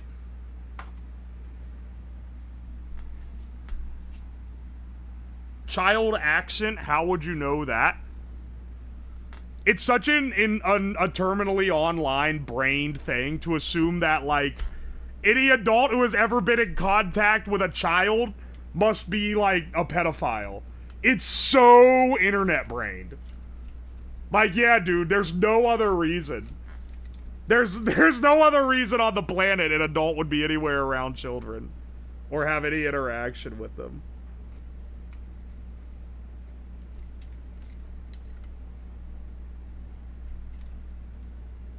Watch too many Minecraft YouTubers? I mean, yeah, my condolences.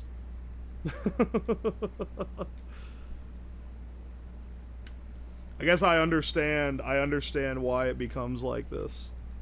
I understand why it be like that. It's just funny that it is.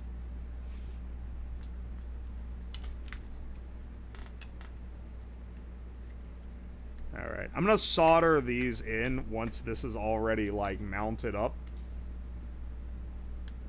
And I really hope I didn't snap any motor cables, because it is getting, like, a lot easier to do that as I add more and more stuff.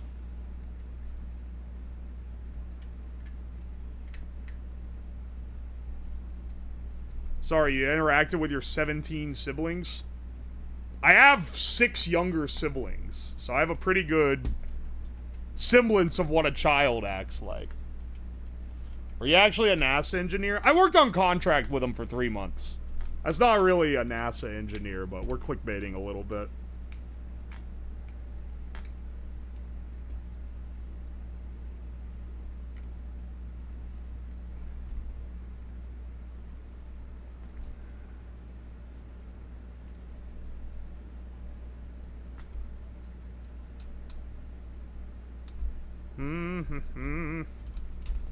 I wonder if Kirby can make a comeback. This bot.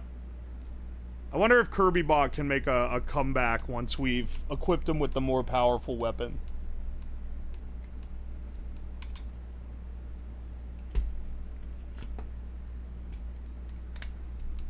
At least it's not claiming you're a Blizzard game maker. Thor is more of a Blizzard game maker than I was a NASA engineer.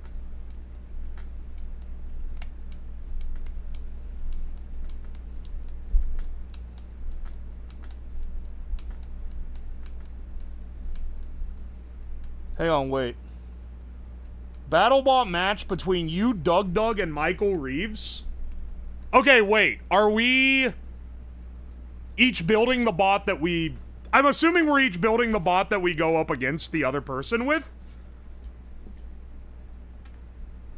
I don't know if I would win, but I'm a better engineer than all of those people. Doug could probably, like, program one, but he doesn't know how to build hardware.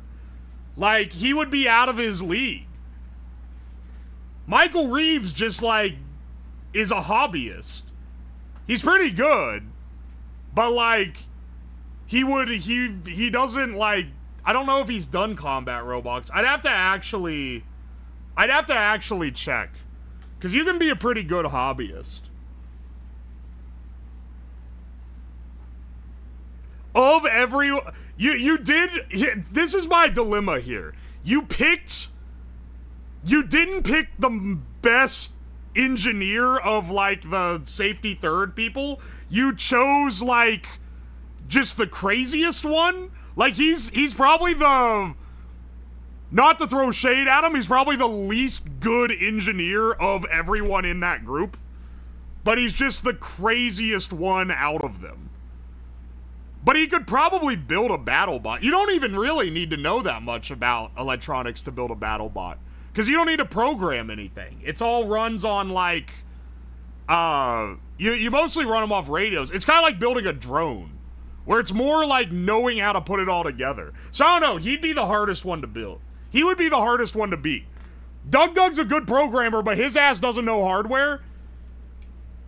He could maybe pull out, like, a sleeper hit, but, like, his programming knowledge is literally doing nothing for him here.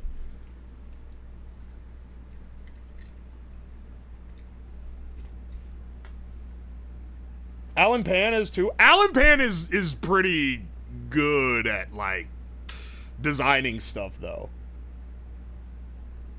The one that I would get absolutely reamed over the coals with would be Styropyro, for sure. Just the design he does for his engineering stuff is crazy. He's like, he's one of the ones that I'm legitimately, like, always impressed by how good his design is. Which I can't say for a lot of YouTubers. Mark Rober's, he's good. I would have a lot of trouble beating him.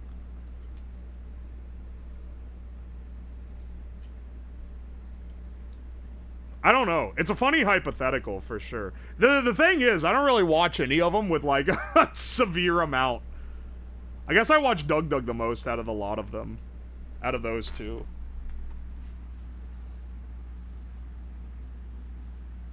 Styropyro's insane. He's, like, he's crazy, but he's also, like... When he designs stuff, I can see that he really knows what he's doing. Which is something that you don't see a lot in, like, YouTube builds. Like, I tell you right now, I'm including myself in this.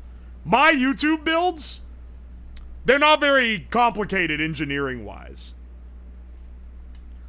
They're not too impressive, you know?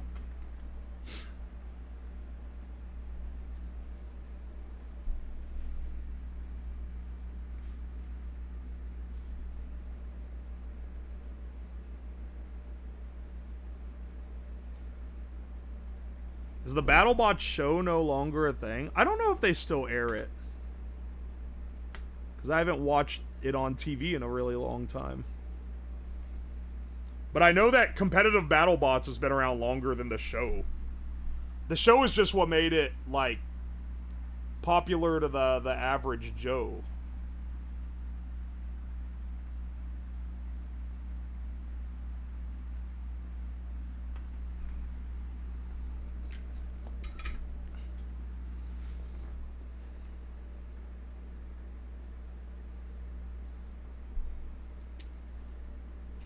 Ow.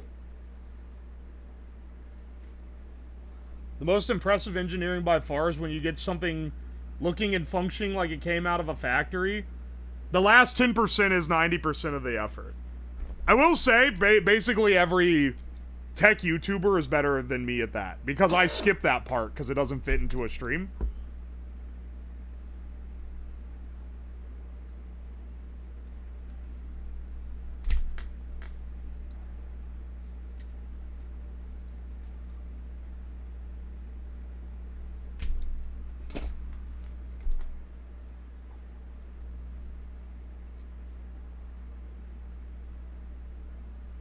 Okay.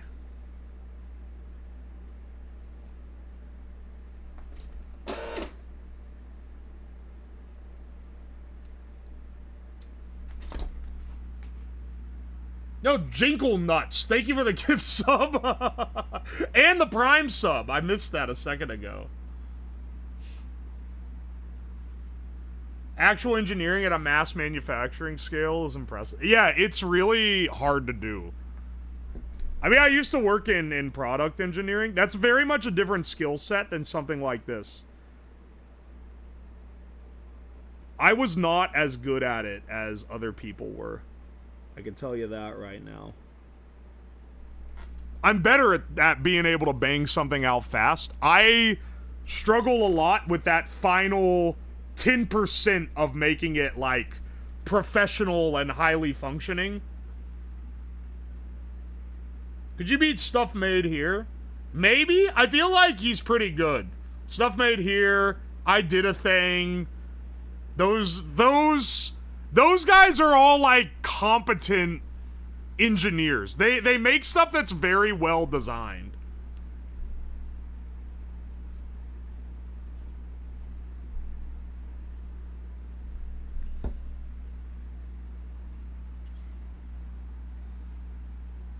Been watching you on YouTube for weeks. Oh, glad you're here.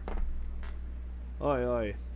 I gotta start multi-streaming to YouTube. I would only do the projects like this. So it wouldn't be like whatever we do on tomorrow's stream, that wouldn't be, I wouldn't be multi-streaming that, because people are just gonna bitch and moan about it. But it would be fun to try doing it for a bit.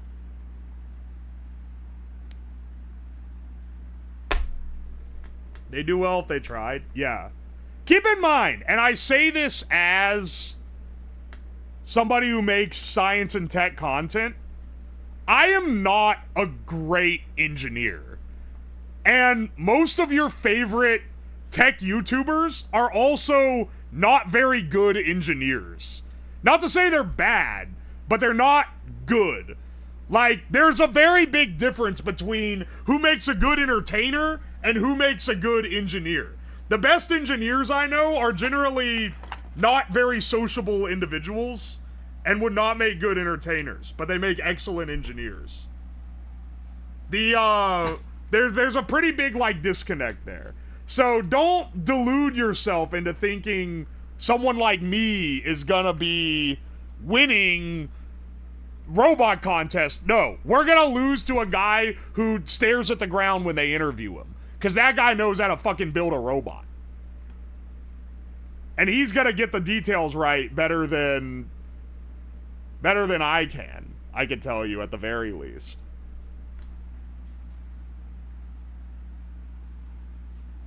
And I know that's true because one of my biggest edges when I was doing competitive robotics myself was that I'm a very sociable person, and I could, like, talk to people and, like, network and stuff with everyone else when a lot of the teams were pretty antisocial and didn't want to do it. And I was able to be the one who would, like, go out and do that. But I was certainly not the best one building. Maybe one of the more persistent ones, but not the best. And I absolutely beat people who were better at me. Better than me. Just because, I don't know, I used something clever, or I had a little more hobby experience backing me up.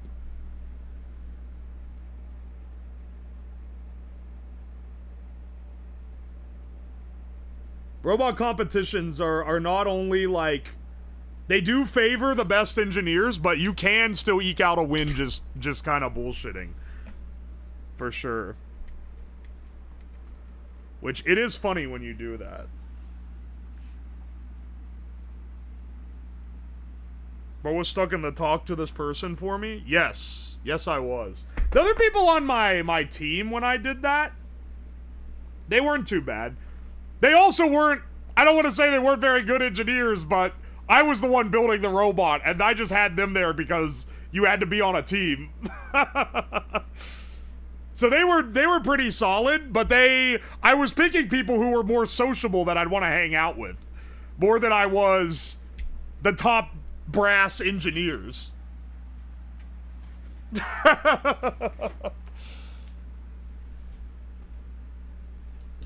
Alright, this battery fits in a lot better just because I was able to get this going a bit more.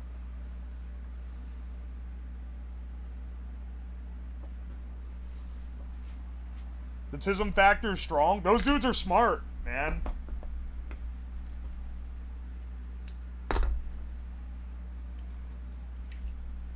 I had good grades and all, but definitely, like, it definitely ain't all that, I can tell you that. Large hammer bot weapon. Excellent idea for the future. Alright, we've completely rebuilt this bot. We've changed its circuit, we've changed its battery arrangement, we've upgraded its weapon. It took a while, it took like an hour, almost. Granted, like 15 minutes of that was digging the thing out of the, the weapon so I could use it. If it was fresh printed, it wouldn't take that quite long. It also won't take that long to build them from scratch. Vertical shaft uppercut. Well, let's do another fight. And then after that,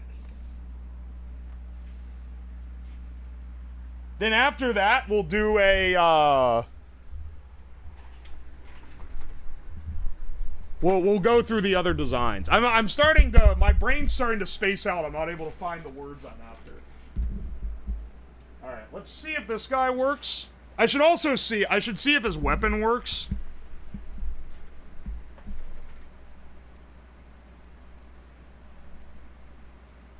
But let's just make sure he's working first.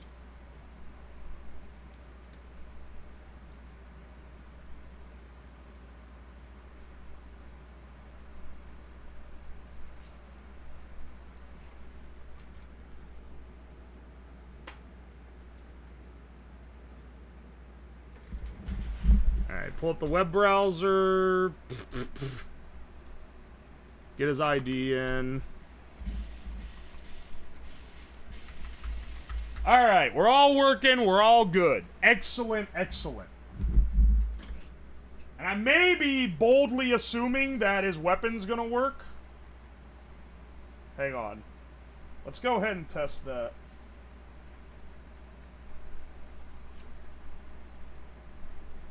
I'll put him on the ground. Oh my gosh. Hang on a second.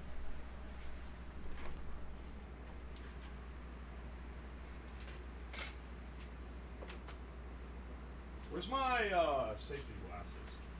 I don't want to spin it up without having them on, just in case, you know. But my entire workbench is like a Where's Waldo type of thing. Here they are. Working on creating an Arduino-controlled Annoyatron. Oh my gosh.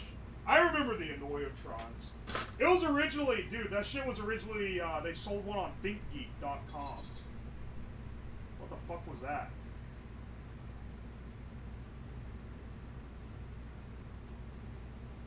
Why does the... Dude, the Dean's connectors suck shit.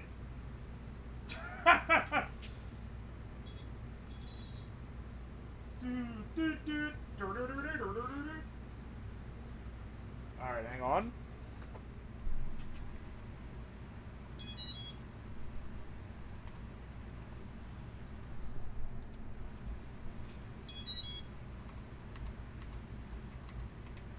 Uh-oh.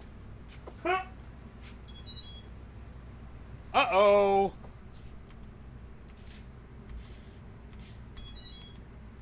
It's resetting. Are these batteries low or something? Hang on a second.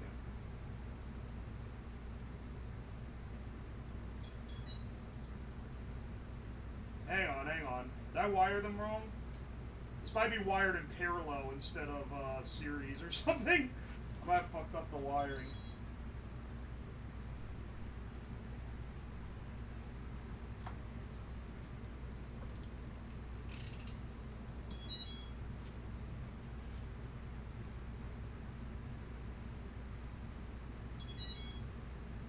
16 volt.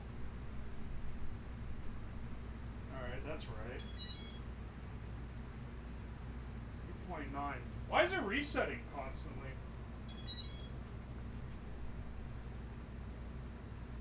This was in, right?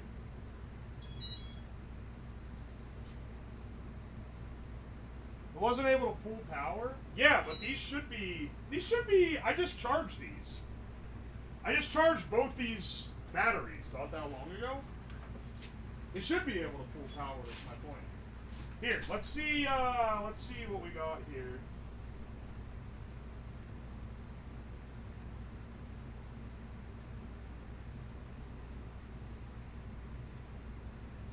Because it seems like it is resetting because it can't pull power.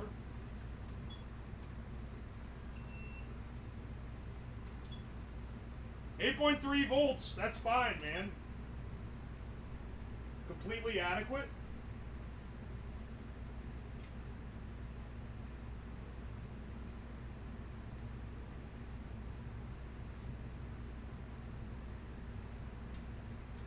Try to do this without taking it out, man. 8.14? That's it. It's maybe reduced slightly?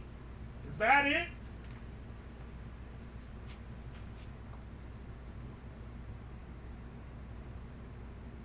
I like how it beeps. Yeah, it's pretty cool. I do wonder, okay, wait. Did I, like, wire the motor wrong or something? How's it wired on this one?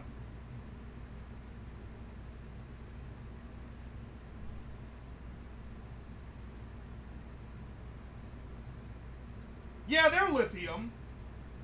A voltage spike. Okay, wise ass. Why is it not doing that with this bot? This one didn't have any problem. These are both charged. Both of these batteries are like fully charged. And also, they're lithium-ion batteries. They can take a spike of like a lot of current before losing it.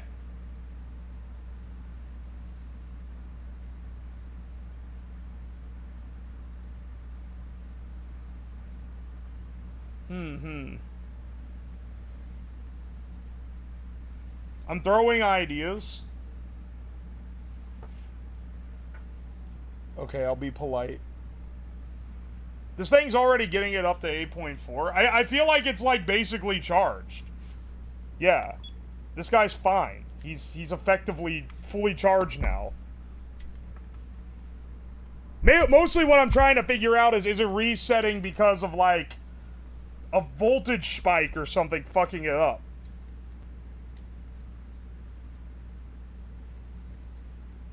And where that's coming from. Is it a short? Is it...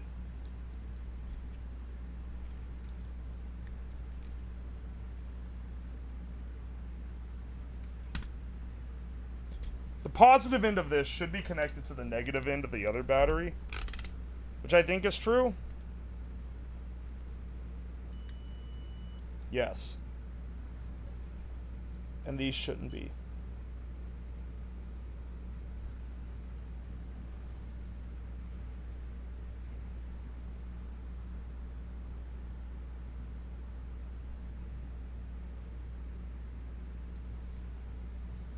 Is this somehow not getting...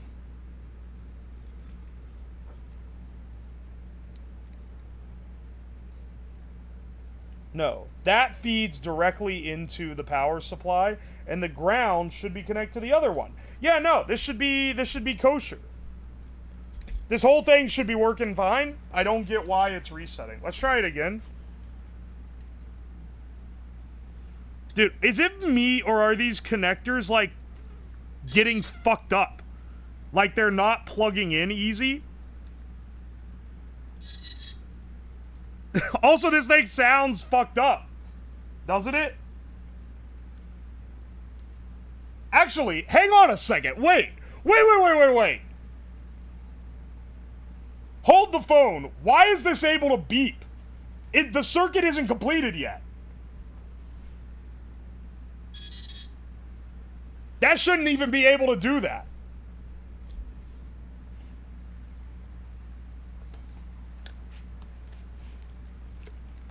Hang on a second.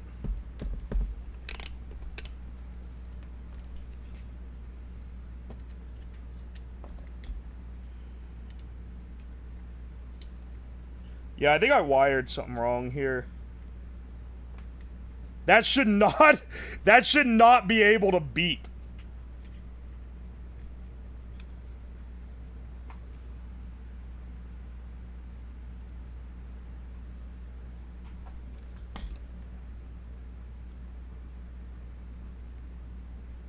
Because the circuit isn't finished.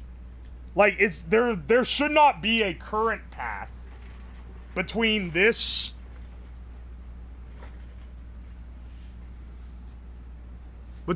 and ground.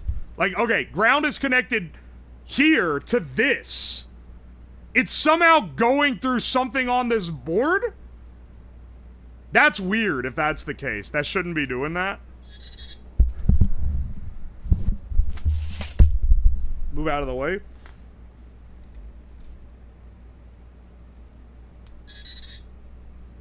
And it tries to move the thing, too, which is odd. Shouldn't be able to, though. It's only on one power supply. Ow! Fuck!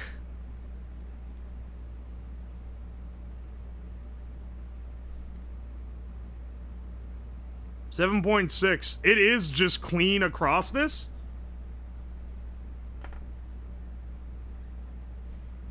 What is the... Wait, what is the resistance between...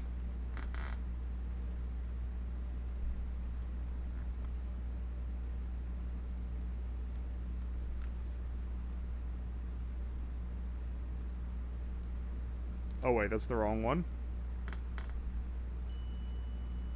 These are connected. Sure. That's connected. But what is in between here and here?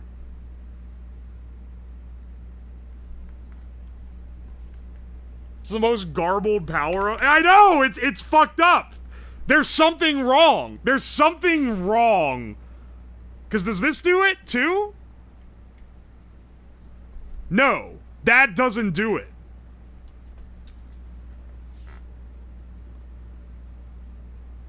This one has more fucked up power. Alright, red from this goes straight into red here. Black comes from the other side. And black from this goes into red from here. Okay. Hang on.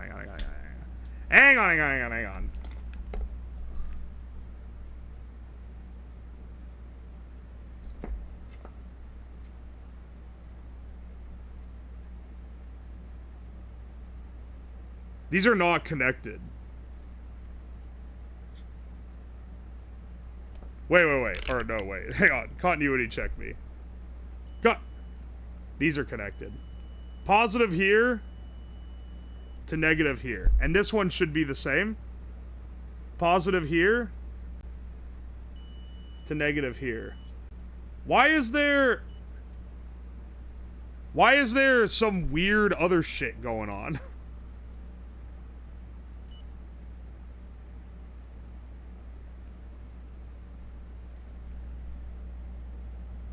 Shorting on the axle? It's really, like, baffling the things that people come up with to say in chat when I'm debugging something. I don't know where they come from, man. I truly don't know where it's conjured.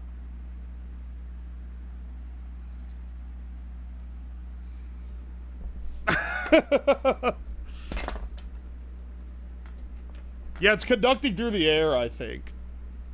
Conducting on the axle. What does that, like, even begin to mean? What the fuck does that mean, dog?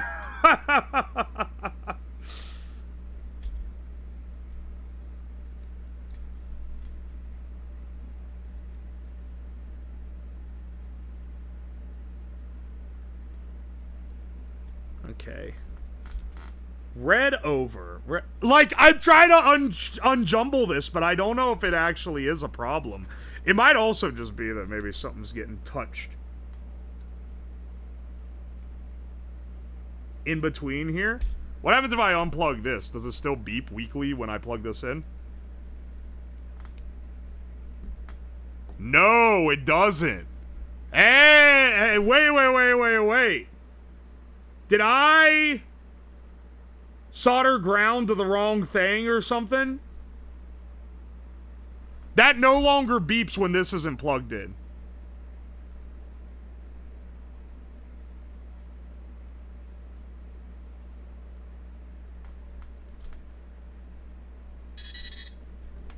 But it does when it is. Hang on, unplug that again. Oh no, never mind. That was just a fluke. It has such a fucked up sound, too. I don't know what it's doing. And then, other battery? Oh, it's just in the carriage. I thought this would work, but I don't know, man. I don't want to go through all the troubleshooting, because this sucks shit.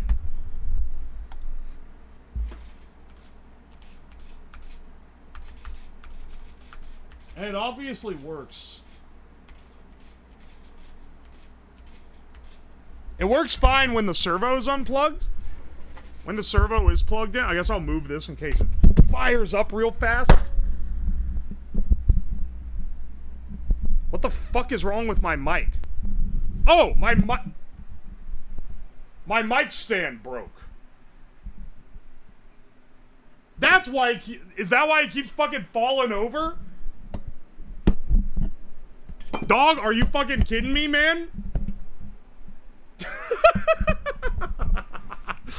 Alright, well, I guess I'm holding this like an announcer for the rest of this. What the fuck? There, I have to lay it on the desk. Oh my gosh, dude. Alright, let's see.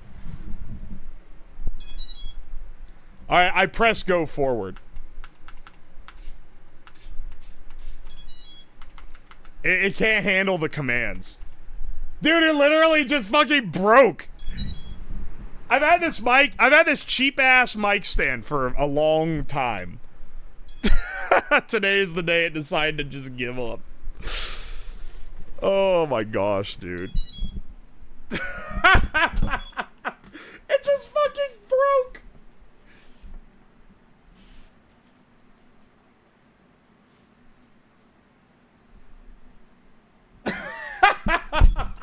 It literally, like, the tube snapped. And it feels like it wasn't even like there was anything that prompted it. It kept falling over, and then I picked it up, and it fucking snapped. Yeah, can I duct tape it?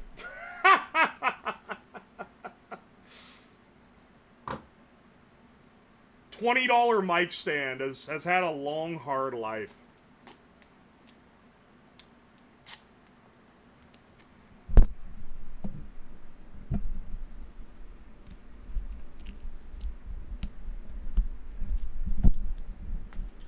This is not gonna work, man. There's no good way to duct tape a tube onto a stand, is the problem. Like, there's no way to get the tape where it has enough, like, proper leverage to work. Put in the vise. Hang on a second. You got a good one here? Ah. Spin this guy down. You're right, that works. Yeah, that'll patch us up until the end. Look at amazing.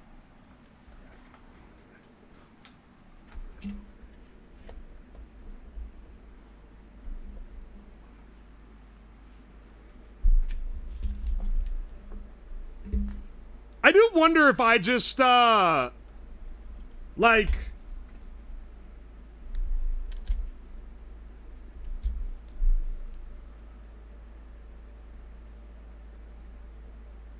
I wonder if I connected this wrong or what. Do you think I maybe wired the motor out of phase or something? It's so hard to tell.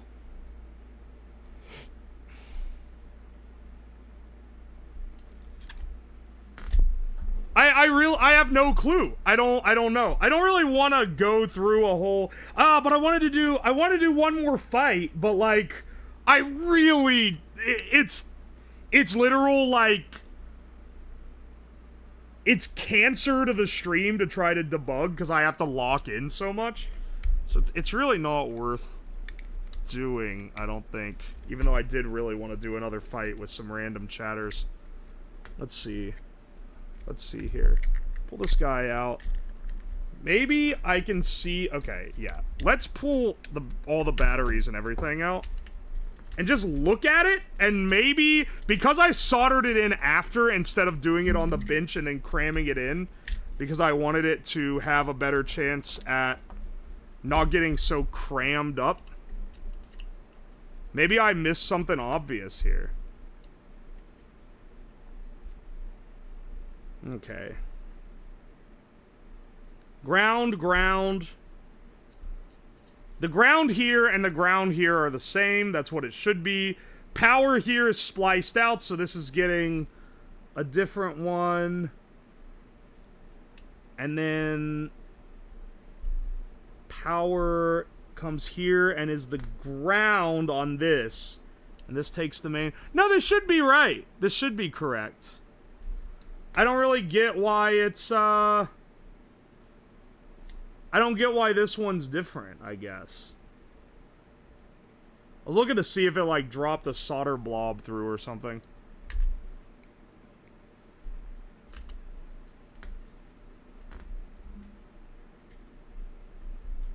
You can fight without the bug fixes?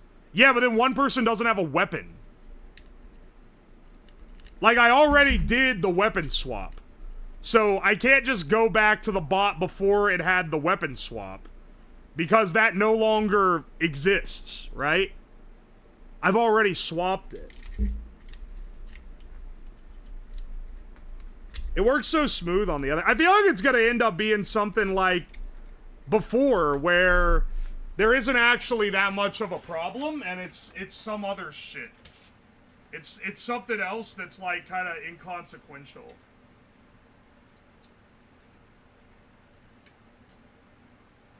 Hang on. I'm gonna Did I just plug to the right one? Yeah, that should be 9. 9. And then I did load it with the new Arduino code, right?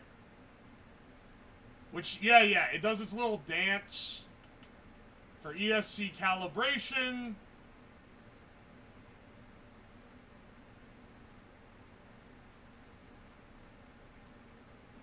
And I didn't change any of the other stuff. Yeah, this should work.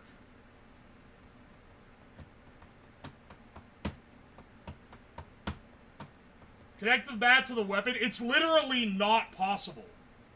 That's unsafe. It's not only unsafe, it's literally impossible. This is what you're not understanding. That was what the original...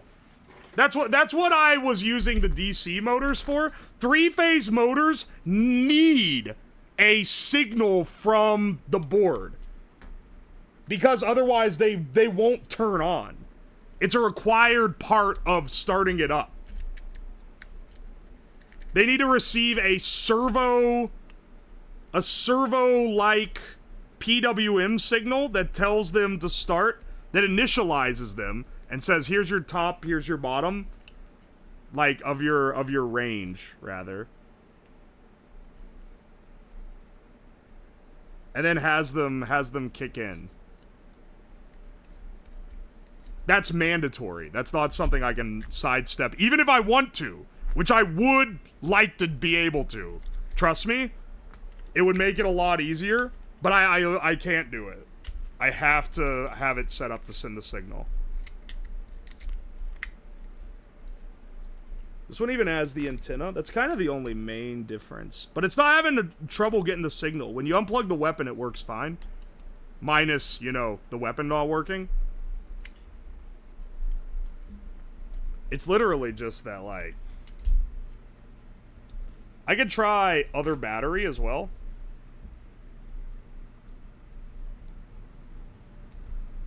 Dude, this connector is fucked up. Oh. And see, it keeps going. It's like in a reset loop. But I don't know why.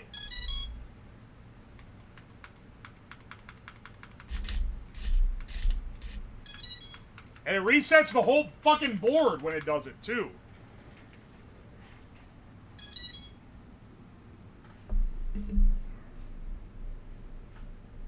Something in the rebuild's wrong. That's so unfortunate. I think it might actually be that I wired the motor on wrong. Hang on. Hang on. Let's, cause this is the only thing that I can think that was different. Or, like, that I have had influence over, different from the other one. Everything else is the exact same as it is on the other one. This, I'm thinking I might have, like, wired this part on wrong. Hang on a second. ESC wiring.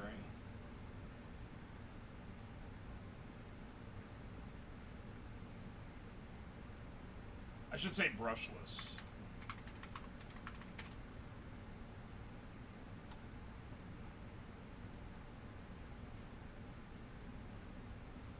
Alright.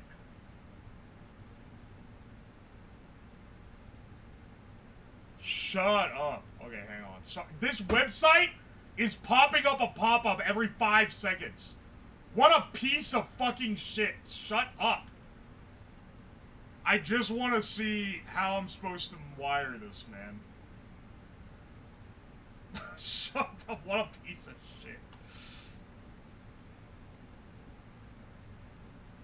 ABC.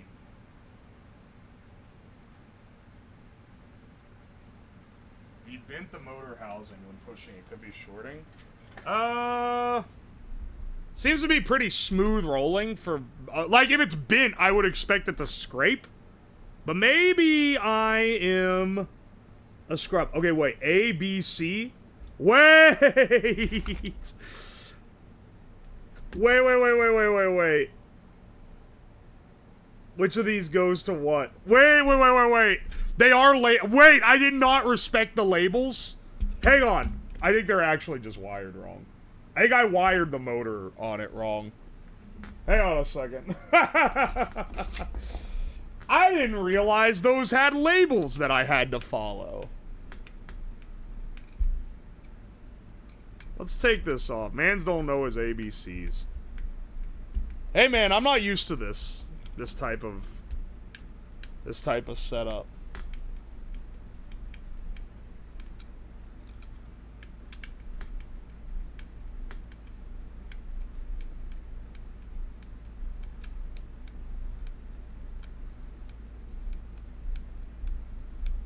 This is such a long screw. Alright, I'm about to pull this guy out. I think I'll need to take the set bolt. Oh wait, didn't put it in.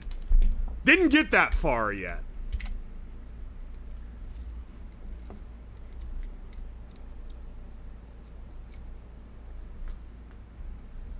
I think maybe I need to take the motor off. Is it gonna show what it is? Is it even labeled on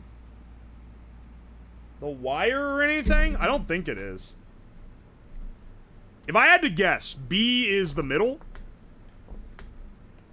So, if I have these swapped, assuming that I correctly ascerned the middle tap,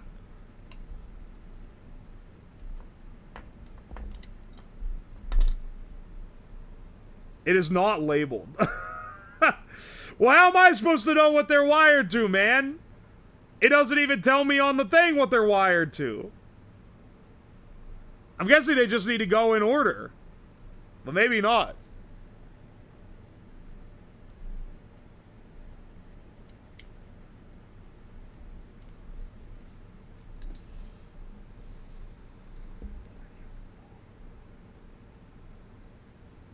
A, B, C.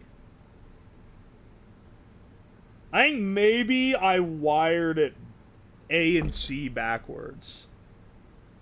I'll give it a shot. I'll give it a shot, okay?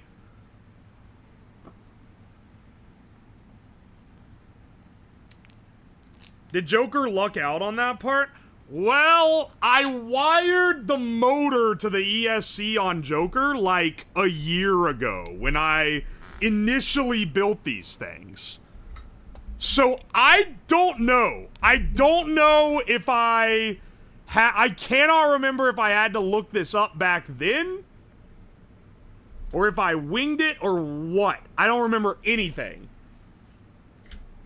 I don't remember anything from that initial setup. I mean, I guess I could look at what the other one looks like.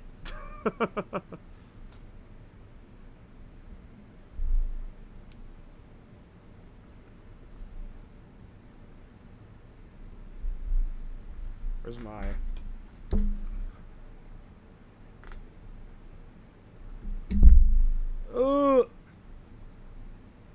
The mic is on its last leg too. We're really scraping here.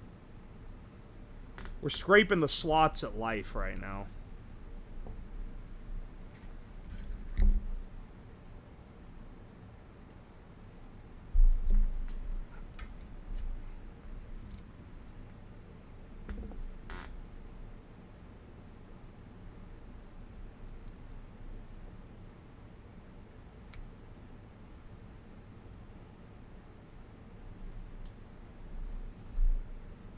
Oh, shit. Trying to hold it over like this is really hard because I keep getting burnt. Literally.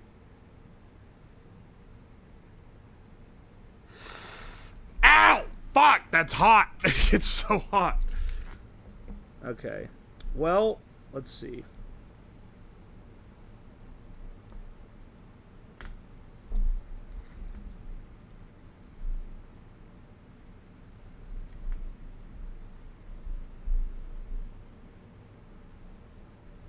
I'm gonna put this back on its carriage. Screw it back in. I think I might have lucked out with wiring the other one right. If this one isn't right, I don't know, there's only a few more other combos it could possibly be. Unfortunately, because I don't have the plugs on here, I can't just unplug them and plug them back in to swap the order. I think I just got lucky before.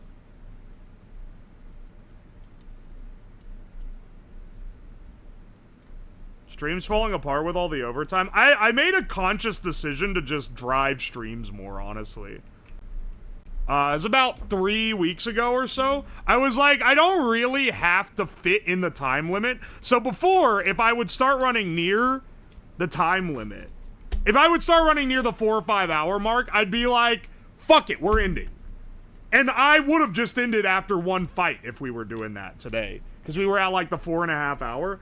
But I was like, nah, I'm like, I can just kind of keep going with it, so I'll just keep doing it. You know? I don't have to wake up at 7 a.m. for work anymore. So I don't have to be confined by that schedule. So that's why you've seen longer streams. Because I've had other ones. I'm also trying to do more stuff outside of stream to set up for some other stuff. And that's also been taking some of my time. And I'm like, yeah, I can just spend like an extra hour on stream instead of having to do everything in advance. The motor one earlier this week, it was crazy how many issues there were, but I mean, we got it working in the end. I had the backup for a reason. I had the backup and it fucking worked.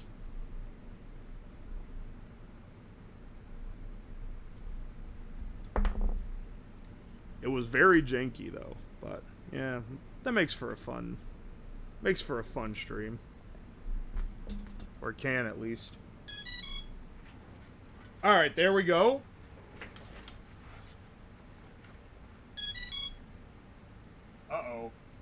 Is it doing the same shit? Yeah, I might need to just...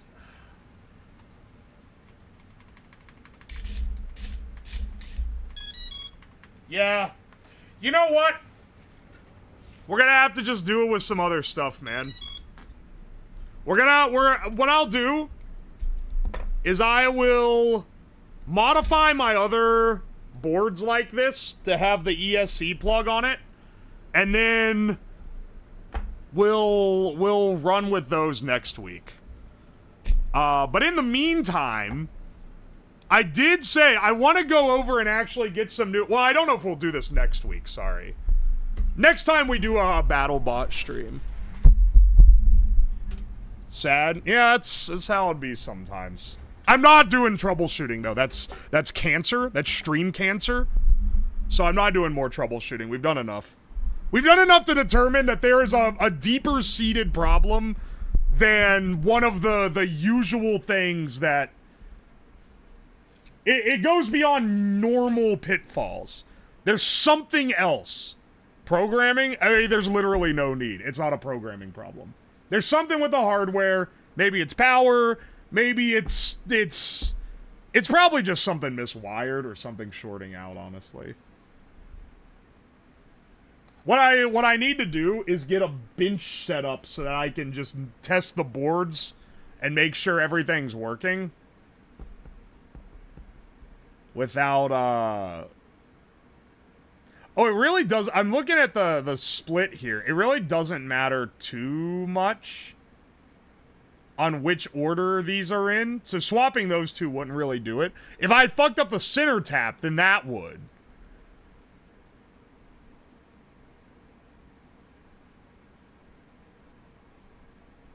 Started, it would suck to just do a fight with people that paid. There's a reason we did the paying customers first, buddy. Ain't it?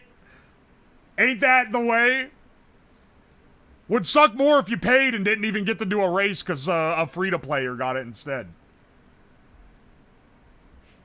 I was thinking we would get a second one out of it. I mean, I could have you fight against someone who's definitely gonna lose, but like I think we've pretty well solidified that this bot form is superior.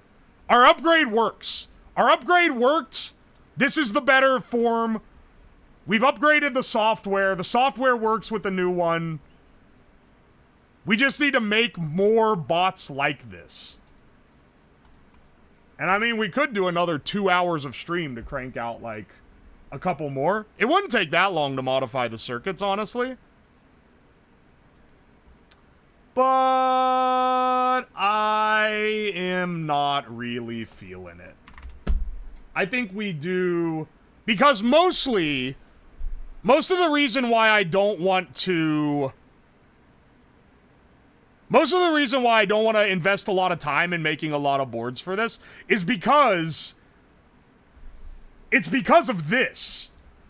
I want to make other robots with these boards. I don't want to make more of the same. So, this is what we're looking at, okay? This is what we have right here. This is the Force Knight. You guys are acting like we're heading out. This is about to be the most influence you're gonna have on the future of the Battlebots if you care about doing them in the future. So these are all our designs. These are the designs that we have. They are all just motors and a spinner. So they can all be run with the same circuit that we're running right now. Paul Viper seems adorable. This one's a fully, like, rendered one as well. This one's pretty cool. It's a flipper, I believe. Yeah. It's got this little guy does zoop. This guy looks crazy. Has a big lever arm, can swing around the ground pound. This one looks like, it's pretty similar to what we have. It's a great design, but I don't know, like, I would rather run ones that look pretty distinctly different. The Goobomizer. The kitty one's cute. Yeah. I think we'll probably do one of these. I don't know if this uses a brushless motor. I think this uses a servo, actually, for its... Because it's a flipper base. Dude, I have to move my mic around with this fucking, vice now. The Goobamizer. This is a good, vertical spinner. That also uses... That's using basically the same loadout that we're using right now. I want to try to I want to try to pick, because obviously I'm not going to be able to do all of these. So I want to try to pick ones that are distinctly different. Drum spinner is different enough that I would be willing to go with that. But ones like this where it's the vertical spinner, or I guess this one, it's like the... Or it's a vertical spinner, but it comes from below. That's kind of cool. This one's kind of cool. It's got... The spinner is on the side, and it tries to shove the bot sideways into it. Oh, yeah. It looks like Budget Tombstone. Most of these are based on bigger bots. This is your Tombstone-like. This is your Bite Force-like.